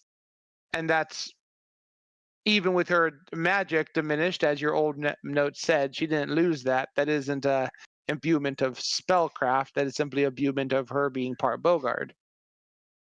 Can probably also extend her tongue really well, but I would allow natural abilities, but nothing that involves invoking a spell. You can draw a pretty hard line across the bell. If you have to do an incantation, you're casting a spell. Sorcerers will probably get angry at you because to them it's also part of their innate bloodline and who they are. But you're still having to master magic and weave magic into form. The issue that so my issue here is that spellcasting it is a mastered thing. But it's very Spellcasters different. have to put as much effort in as any martial character does, as any martial person does. But then the question is, what would be the end goal for the fight? Fight to blood.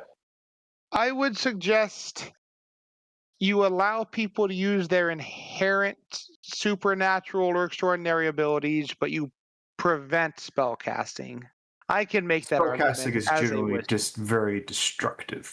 It is. I don't need someone causing a cataclysm in the middle of the arena and killing a bunch of people. And yes, but I would say allow people to use their inherent born gifts. You're a martialist. I'm sure you can wrap your hands in like lightning or do things that the halfling up there can't. That make only as much sense as your training permits. Yeah. I would keep everything in that parameter. If you want to punch someone with fire because you can light your hands on fire and punch them, that's fine. If you want to throw a punch that sends a shockwave and hits someone 30 feet away, that makes sense to me. But yeah, no weaving fireballs. Acceptable? Yeah. All right. Good. Jiran leans over towards Helba. Get the morgue ready. We don't need a morgue. I will. We have a Moira. Or offer her services. Sponsored by Moira and Iomine. And do you have a minimum or maximum strength requirement to your thing? Most people I know who are absurd will probably decline, but there might be an arrogant individual or two that show. And there will be foolhardy who show up who have just learned how to hold a sword, they think. That is fine. Excellent. If it comes down to it, we could do it in brackets and based off of people's perceived skills, nothing else. Perfect. And all welcome to spectate, as you said. Yes, I would be charging a small fee, which I still have to work out exactly what the fee would be to spectate the event in order to pay for the Oh, the event should building also be good enough that and the wizards concessions. and whatnot. We'll make money taxing concessions. Oh yeah, concessions. If you sell food and drink, but I would keep the cost of entry minimal, and Okay, simply yeah, rely we'll on sell. food and drink. Actually, you just gave me an idea, Grit. Concessions. I will go contact the people of Breach Hill and anyone else who wishes to come to attempt to sell their wares at this event. They can, but we will be taking, and sponsoring the event, we will be taking a small percentage off the top of their sales. You welcome sponsors, I hear. Sure. Yes. I will add that to the message. I grant a small apology for who may or may not arrive. But no one. Apology. The wider an audience, but this will be a Pathfinder Society supported event, and that means many will act with decorum. There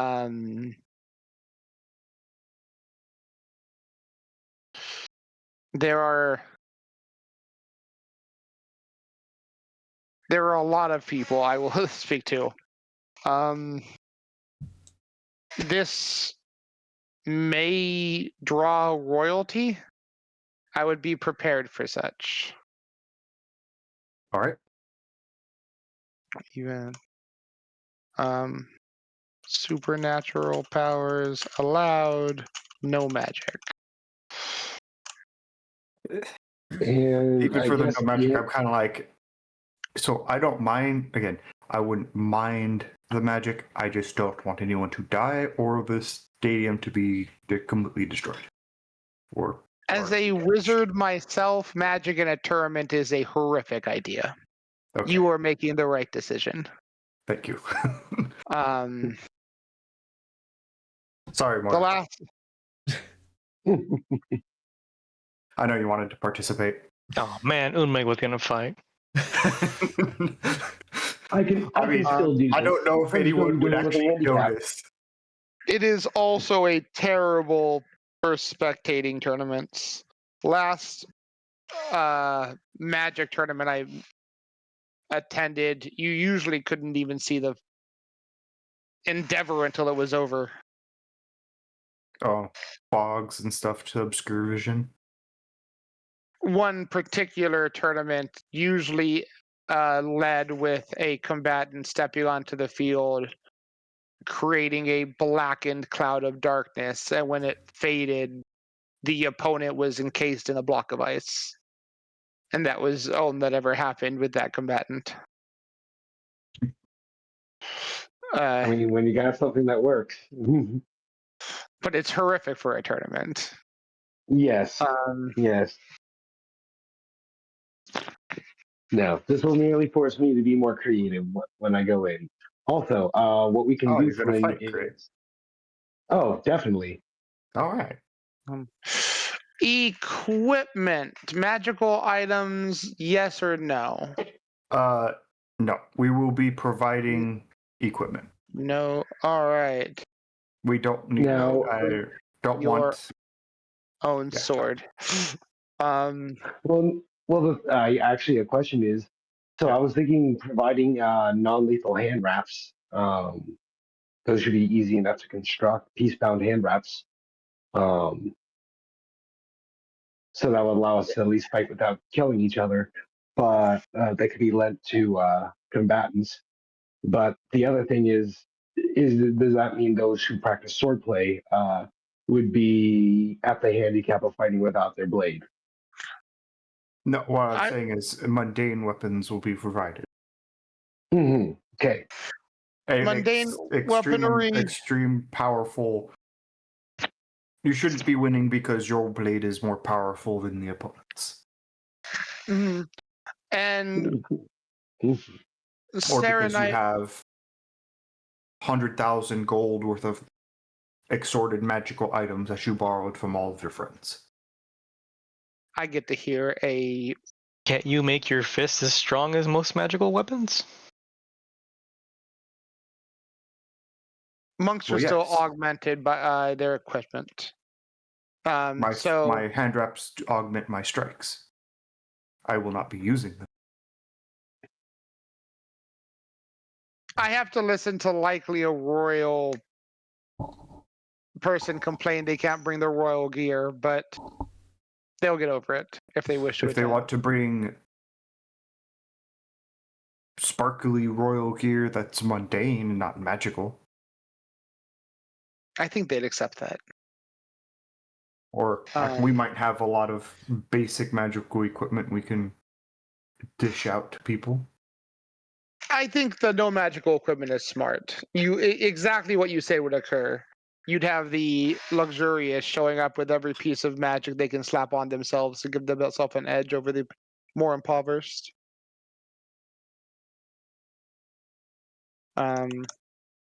Keeping magic out of these ordeals is wise. And Sarah Knight Moira, you will be attending the event? As far as I know. If you were able to react to a combatant falling unconscious, that should eliminate any lethality. Yeah. I might have something I can... The society probably has something they can impart. If not, perhaps one of the sponsors. There was a tournament not too dissimilar to this to the northeast some years ago, and they had a rune that prevented stabilized combatants that fell unconscious within it. It essentially radiated the stabilized magic over the arena floor. Ooh. I'm sure they'd be willing to either create another or part with the one they have. Oh, that would be perfect. hmm And that As would long that as you would don't definitely jump too save high them before money. you get struck down. You'll get trying to ask people to swing non-lethally just never works in tournaments. I've seen it tried 100 times, and I've seen it fail 101. Most warriors are not trained in how to fight non-lethally effectively. And they'd all say you were a cheater. All right. The fox companion, Unmei. What might information might I impart to one who excels in the divine? Or divination. Sounds like fine. Divination divine. Just more information on how to make gates and make them, I guess, either cheaper, better, your anything that'll help us to expand our network.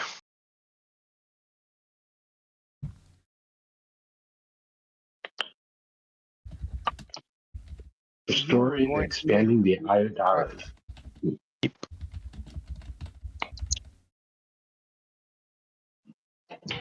Um,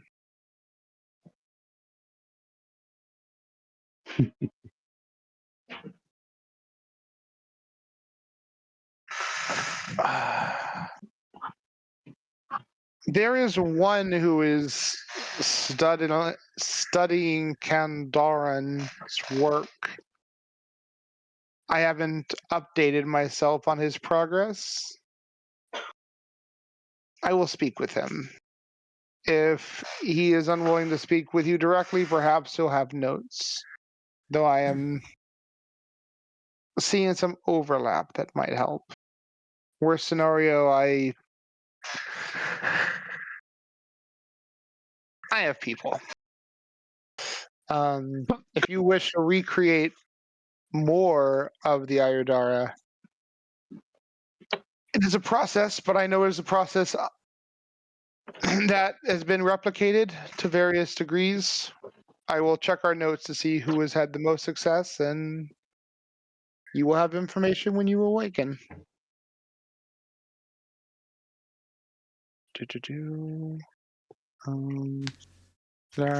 How to replicate, make them cheaper. Last I checked, the major hung up is they function best when you have a way station, and that is the most costly and times demanding when it comes to time. But since you recently obtained a small nation's workforce, you might have already cheated your way past the hardest part.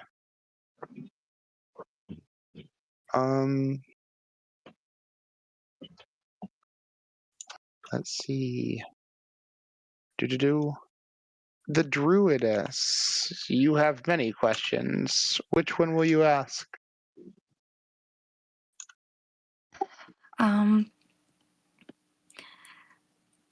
Do you have, and if not, where could I find a planar key to the first world that I could use to teleport to and from?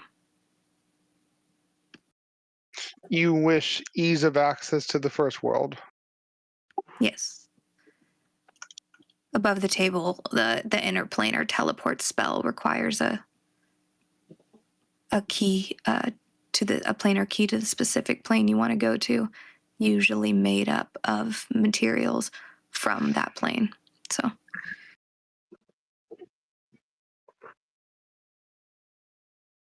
it is a very specific question, but you are a very specific person. There is a land where the first world has blurred and is as much part of this plane as is the first world, and coming and going is simple.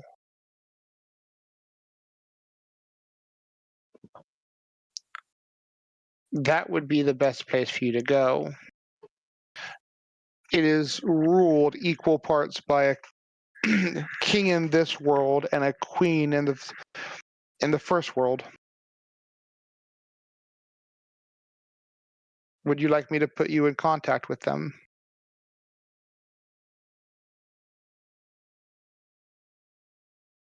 Yes.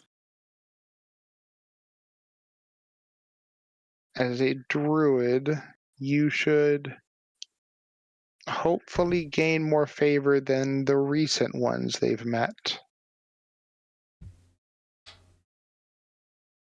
With luck, I can get you transported there. What's the name of the fucking place?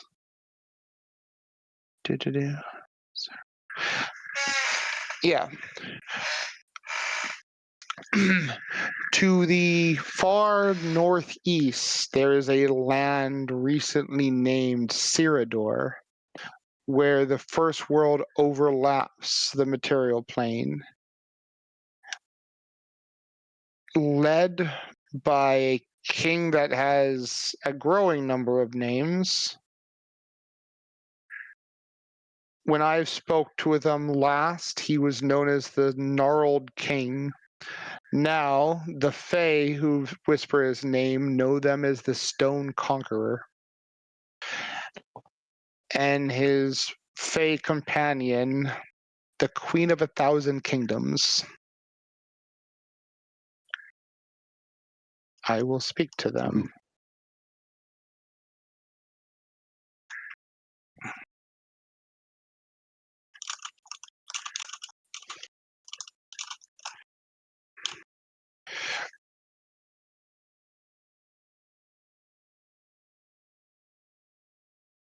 Where did he say that Ciridor is located? The far northeast. It is near the River Kingdoms.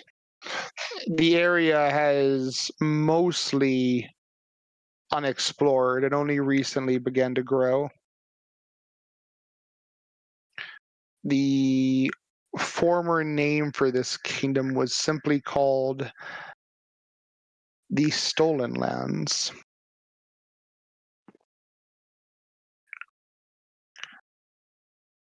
It is improved, as records say, but is no less complicated.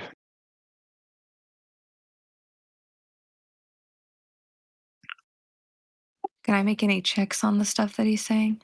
I have Fey lore. You can. You can make a nature check and a Fey lore check. Yeah.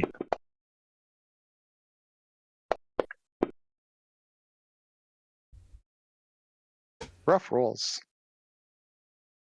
Can I mean, I don't know. Yeah. Well, If you want to use the hero point, we haven't really. I mean, we're going to wrap it up pretty soon. You can reroll both.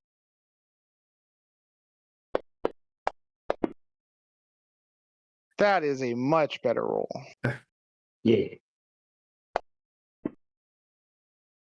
Oh, there you go. Okay.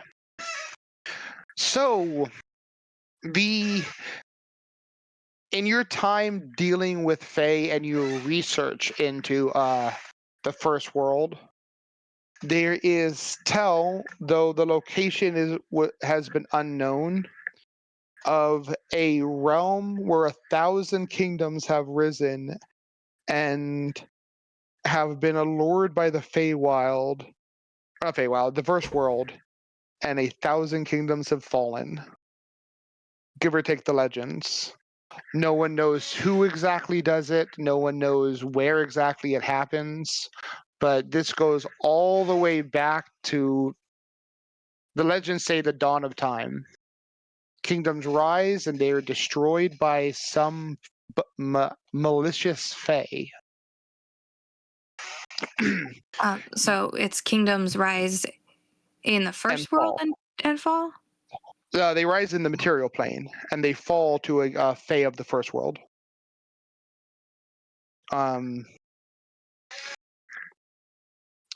and it is somewhere in the wilderness of the northeast. That's all that's ever been known. No record ever lasts long enough in the material plane to go anywhere. But your contacts and your knowledge of the Feywild, you've seen what happens from the other side, and there are Fey who know these occurrences happen. And you're not being a master of nature and rolling a 43. You know this cycle was broken by a druid.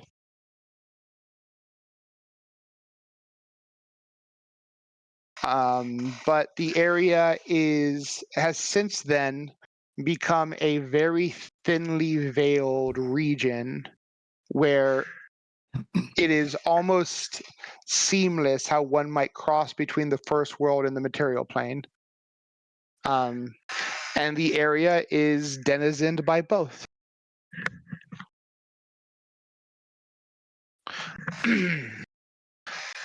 The name Stone Conqueror comes from the fact that in the material plane, this druid basically conquered majority of the wildlands in the northeast and has since then begun conquering a equal part region of the first world.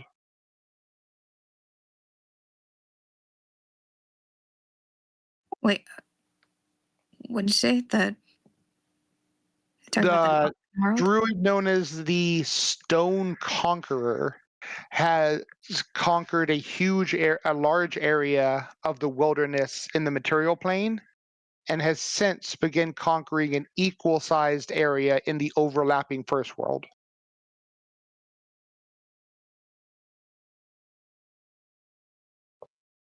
Since the first world kind of mirrors our dimension, as it is you would know this having Fedor, it's basically a mirror of our dimension, but like unchanged, untainted by like civilization and whatnot. This kingdom, like all the crazy stuff that was scrapped. Bingo, yeah. It's like the Stone Conqueror actually, and I'll give you this because you rolled a 43. It is one of two major players expanding in the first world.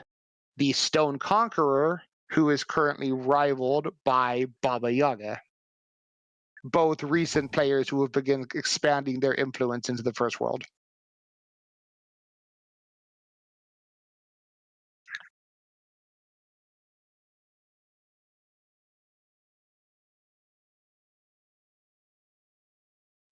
And I wonder who was, destroying all those thousands of kingdoms. Who knows? And would I know how recently the Stone Conqueror ended this? Like, is it still like centuries ago? No, a few years ago. This is an ongoing thing. So just recently. Just recently. He ended the thing. Okay. Oh, ended the cycle. Yeah, the cycle just ended recently. Most of people, the only reason you would know of the cycle is your connections to your research into Fae and knowledge of Fae. Many Fae know of the mortal kingdoms that have risen and fallen to the power of the Fae. And this Fae earning the title, well, never having used a title, but since and breaking the cycle, earned the title Queen of 1,000 Kingdoms. It is a inglorious name.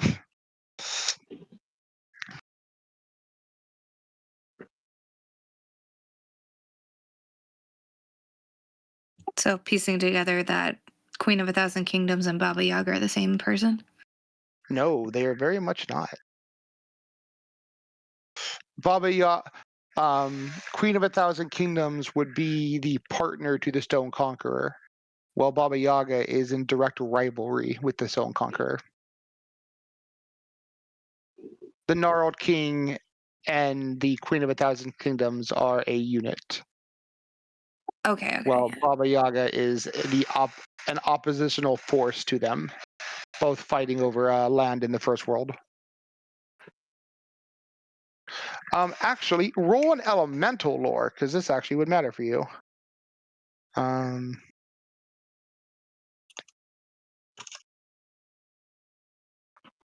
Because a lot of this is fought over.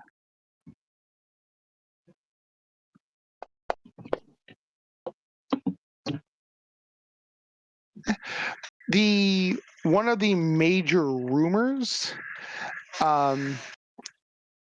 is the Stone Conqueror is actually an elemental lord known as Izrul, the fossilized king, a evil demigod of Earth.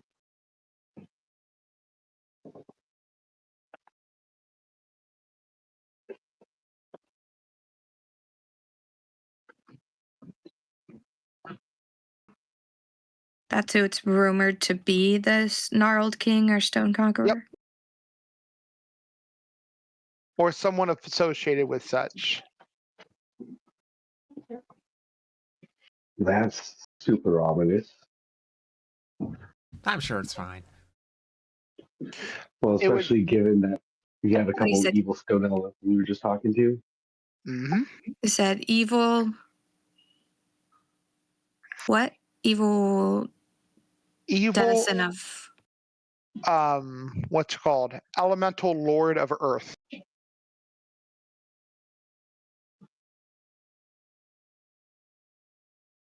It's almost like an elemental demigod. Be a good way of thinking of it. Yeah. Okay. Yeah.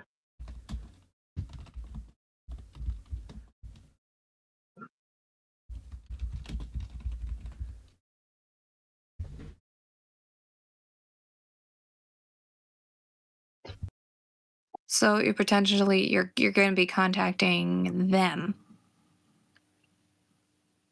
The Stone Conqueror and the Queen? And yes, I've never met the Queen, but I've heard the legends. I am familiar with the Gnarled King. We have spoken on it in the past. So is he like chill? Especially if you're a No. druid? Dang it.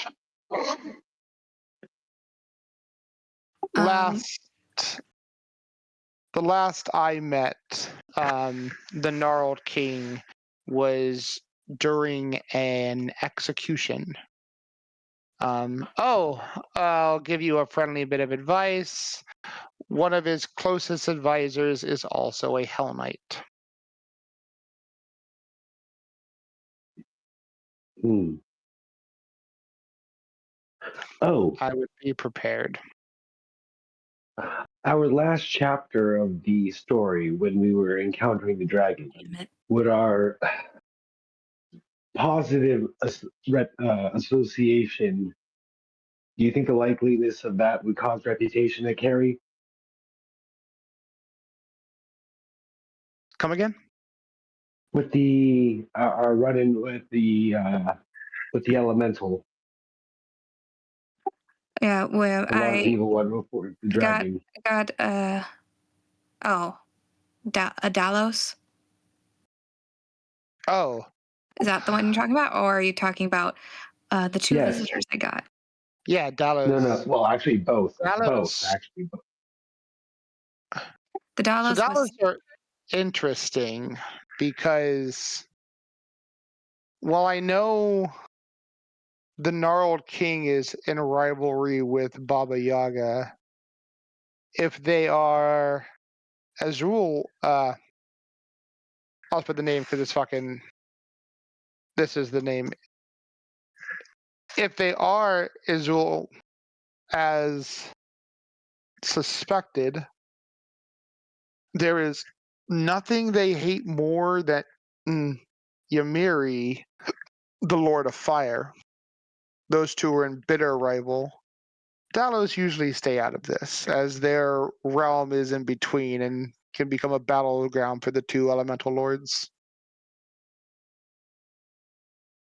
I'll give it to you because you are a fire druid. You would know that Ymiri is the elemental lord of fire.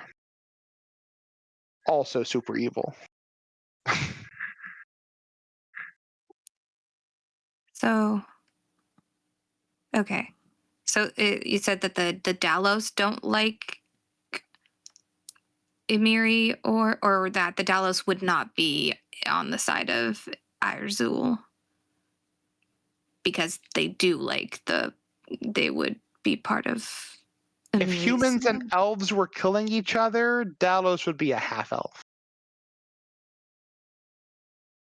They kind of stay out of it. So stay out of it because they're a bit of both. Lava elementals, similar to magma dragons, are as tied to the elemental plane as they are the plane of fire. They have to Also, kind of generally decide. horrifically evil. They might just kill people who wander in near them. Okay. I don't know if it'll help the messages. Yeah, because I was also visited by those who could be. One of them, at least, could be either the queen or the king's messenger. That was the part of the notes where you were or spoken to by a fire elemental, then warned by a earth elemental. Yes, and I was thinking that the fire one was probably Baba Yaga's because of the way they approached, but I don't know for sure. And then the other one, it could be the queen or the king's. I'm not sure. Everything I've known of the Queen of 1,000 Kingdoms, she is not one to send messengers. The Gnarled King it would align closer.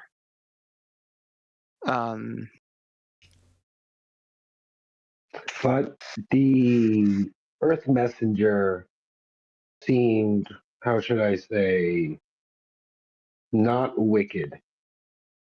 Good.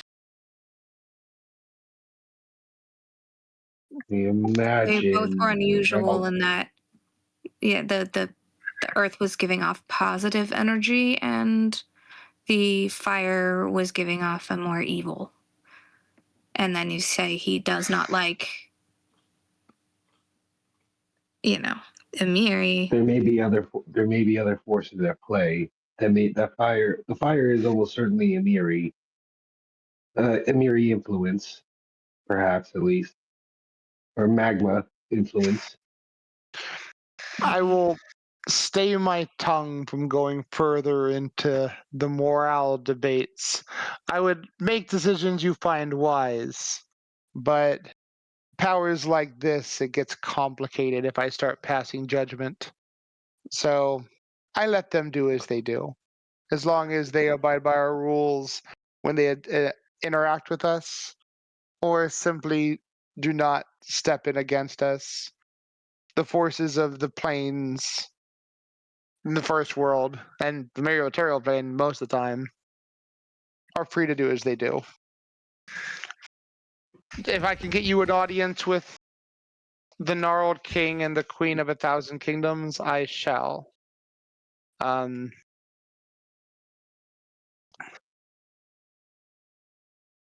Let's see. Grit very much bows because this guy gave a lot of very interesting information there, and this whole conversation actually was super interesting to Grit. He's like, oh wow.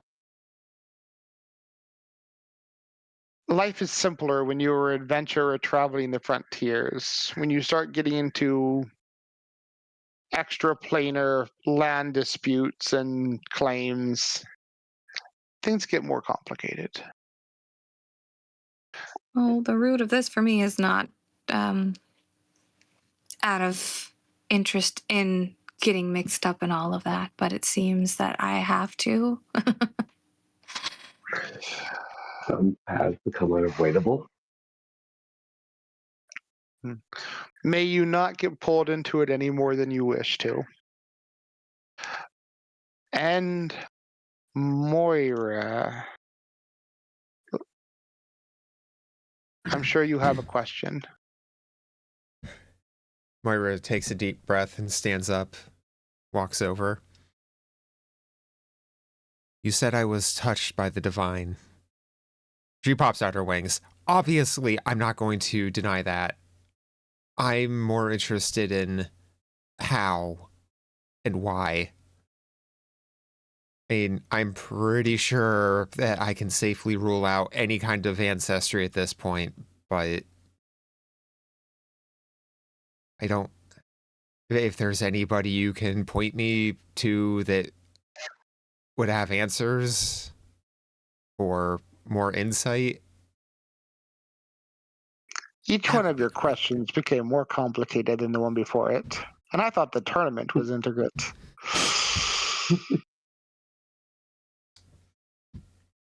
At least I'm not asking for a direct audience with Sarenrae? Are you certain? I don't think I am.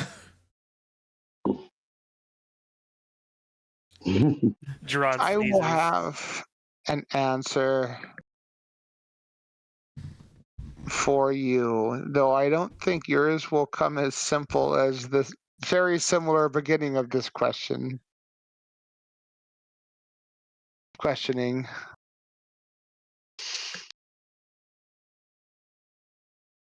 Very well. Yours might take work.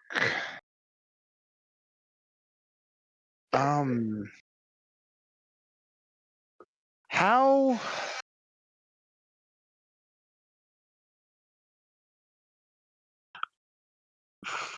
Flynn, are you set on the 1 month duration of your tournament? If you can extend it, I have a feeling some of your allies or your compatriots will have tasks that take you longer than a simple month to accomplish, but longer time allows for an ease of creating these events. That's fine. If the time is longer, I just didn't know how quickly we were going to get into the next leg of our journey. And Katapesh, we don't really know what is next. So Can we get another thing for another portal? We did? oh yeah, we can take a peek if you want, but that seems dangerous. We don't want to start something that we don't want to finish right away, you know? Indeed. Mm-hmm. This might come off as crass, but were there any loose ends left in the last leg of your journey? Those who got away or the sort?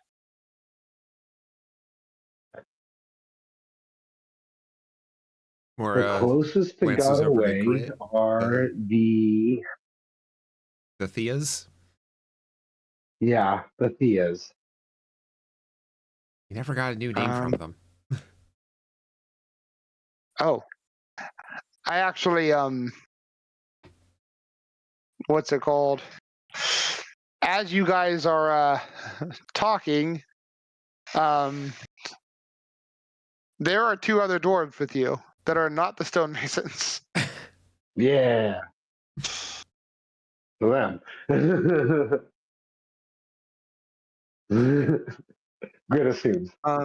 Yeah. They, if you just look over, they both just shake their heads. So I think we cleared up all the loose ends as best as they could be cleared up. We're allowing Sagarok to resolve itself. Then, if you would give me discretion, let me get the information the rest of your companions need. And I will set a time for this tournament that I think would give everyone who's interested a fair chance to get here. Oh, bye, Ruben. No. Um, Okay. welcome back. I need to be getting to bed. Too long. What's up? Yeah. I need to be getting to bed. I just Oh, yeah, no worries. Get to bed. What's it called? I'm wrapping up right now. I will have a time set when you guys get your information tomorrow. Mhm. Oh, Well, catch you guys later. I Rest well, people. have a great night, brother. As well. All right. And I will end it there. Beginning of next session, you guys will have the answers to your questions. Murray doesn't want much, just to know what's in the minds of gods. Yeah, and I just want to talk to a couple of, Big rulers of elders another of the plane, elemental kind. rulers and fates, enemies of Baba Yaga. I mean, to be fair, we are in the back half of the levels, so Mm-hmm. And can we just say that we already brought the serpents to the bathhouse and I gave them food and stuff? Yeah. you gave him Put a chin sign up. scritches. Do not enter sea serpents.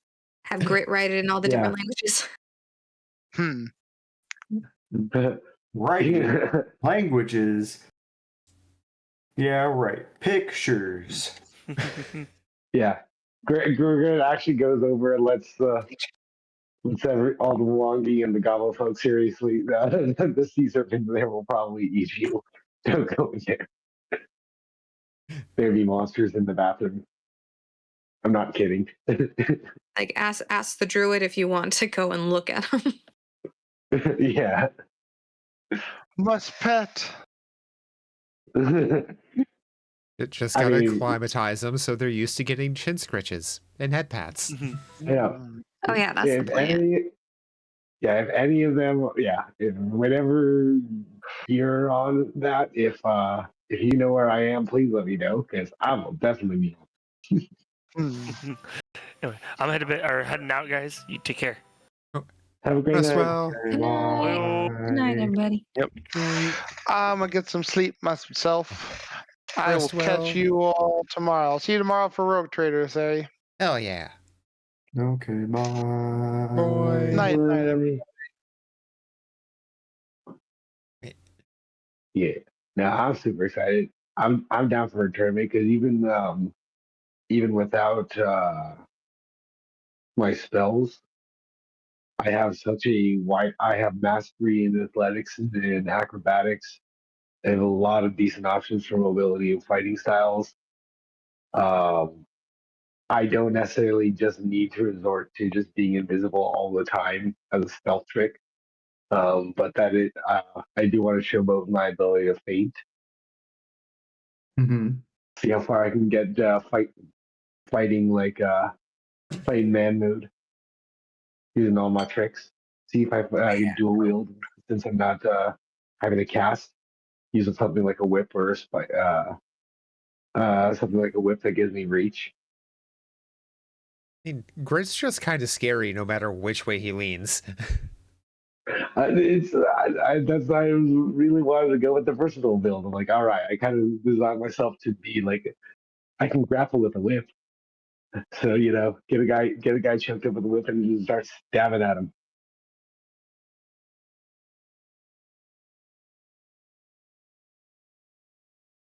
Okay. I'm gonna go wrap Or up stream. Yeah, Yeah, well, you two have a good night. Oh, have a rest great well. night. And I'm gonna head off to bed as well. Oh. Take care. Okay. Have a wonderful night. Rest well. You too. Is where's the thing I need to click? There we go. There and there. Oh. That saves me from having to remember to pop back in. after I get up and do stuff. But yeah, that is our Pathfinder for the night. Thank you all so much for showing up and hanging out. Hopefully y'all enjoyed it. Oh, god damn it. Are you serious? Are you fucking serious, Twitch?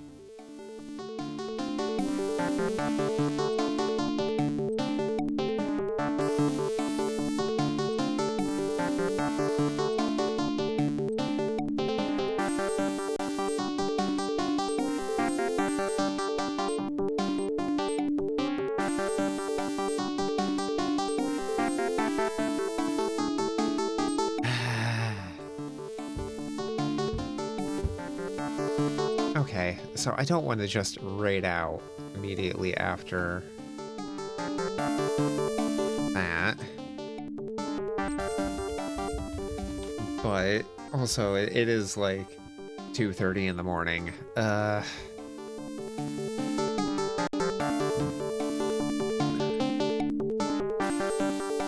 Excuse me.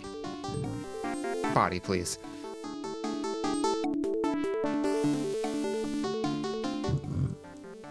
Oh my god. Excuse me. At least ads are going. That's good. Ah.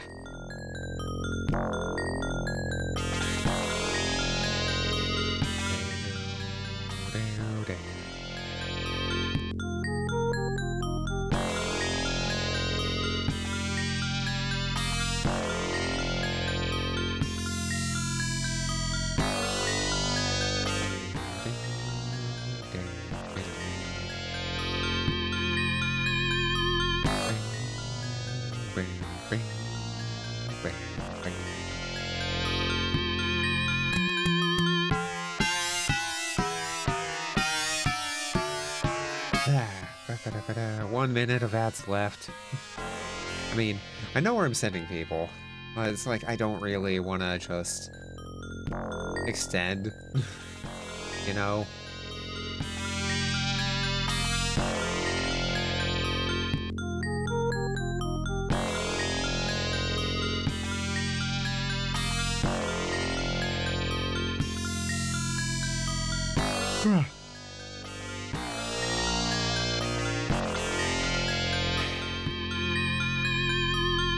I really wish I'd noticed the ads weren't coming. I would have seduced the hell out of them.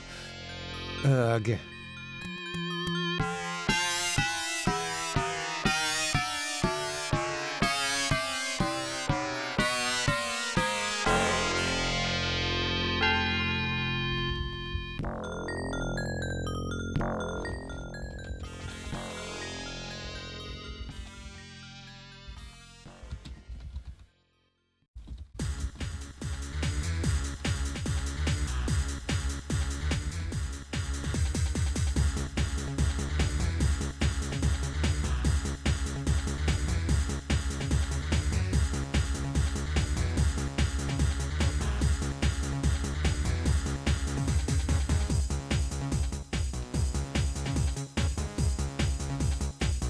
Oh, why is that picking up my keyboard? Wow, weird.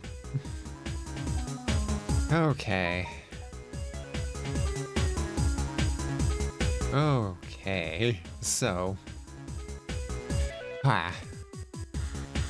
As I was saying before ads rudely started, and sorry to do this, I really hate just ending after ads, but... No, thank you all so much for being here, for showing up.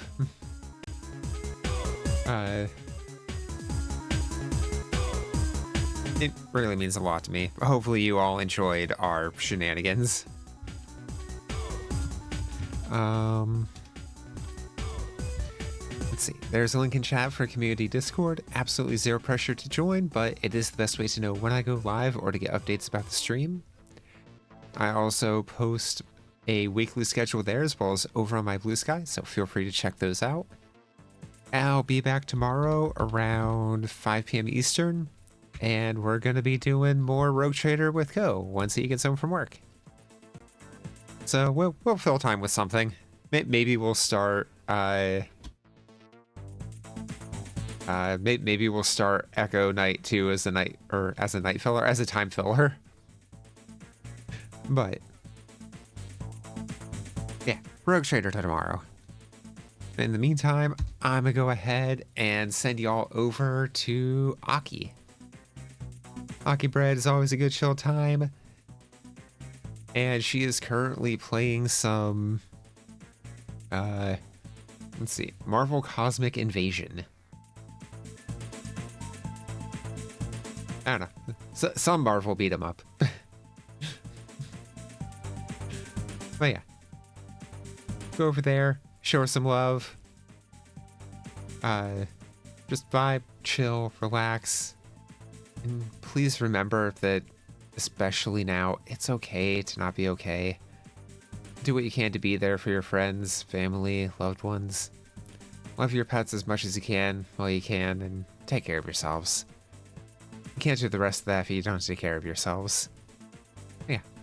Go hang out with Aki, give her some love, and yeah, see you guys tomorrow for Rogue Trader. Until then, have a great rest of your day, night, whatever it is in your time zone. And yeah, take care of yourselves. Love you, dorks. Bye.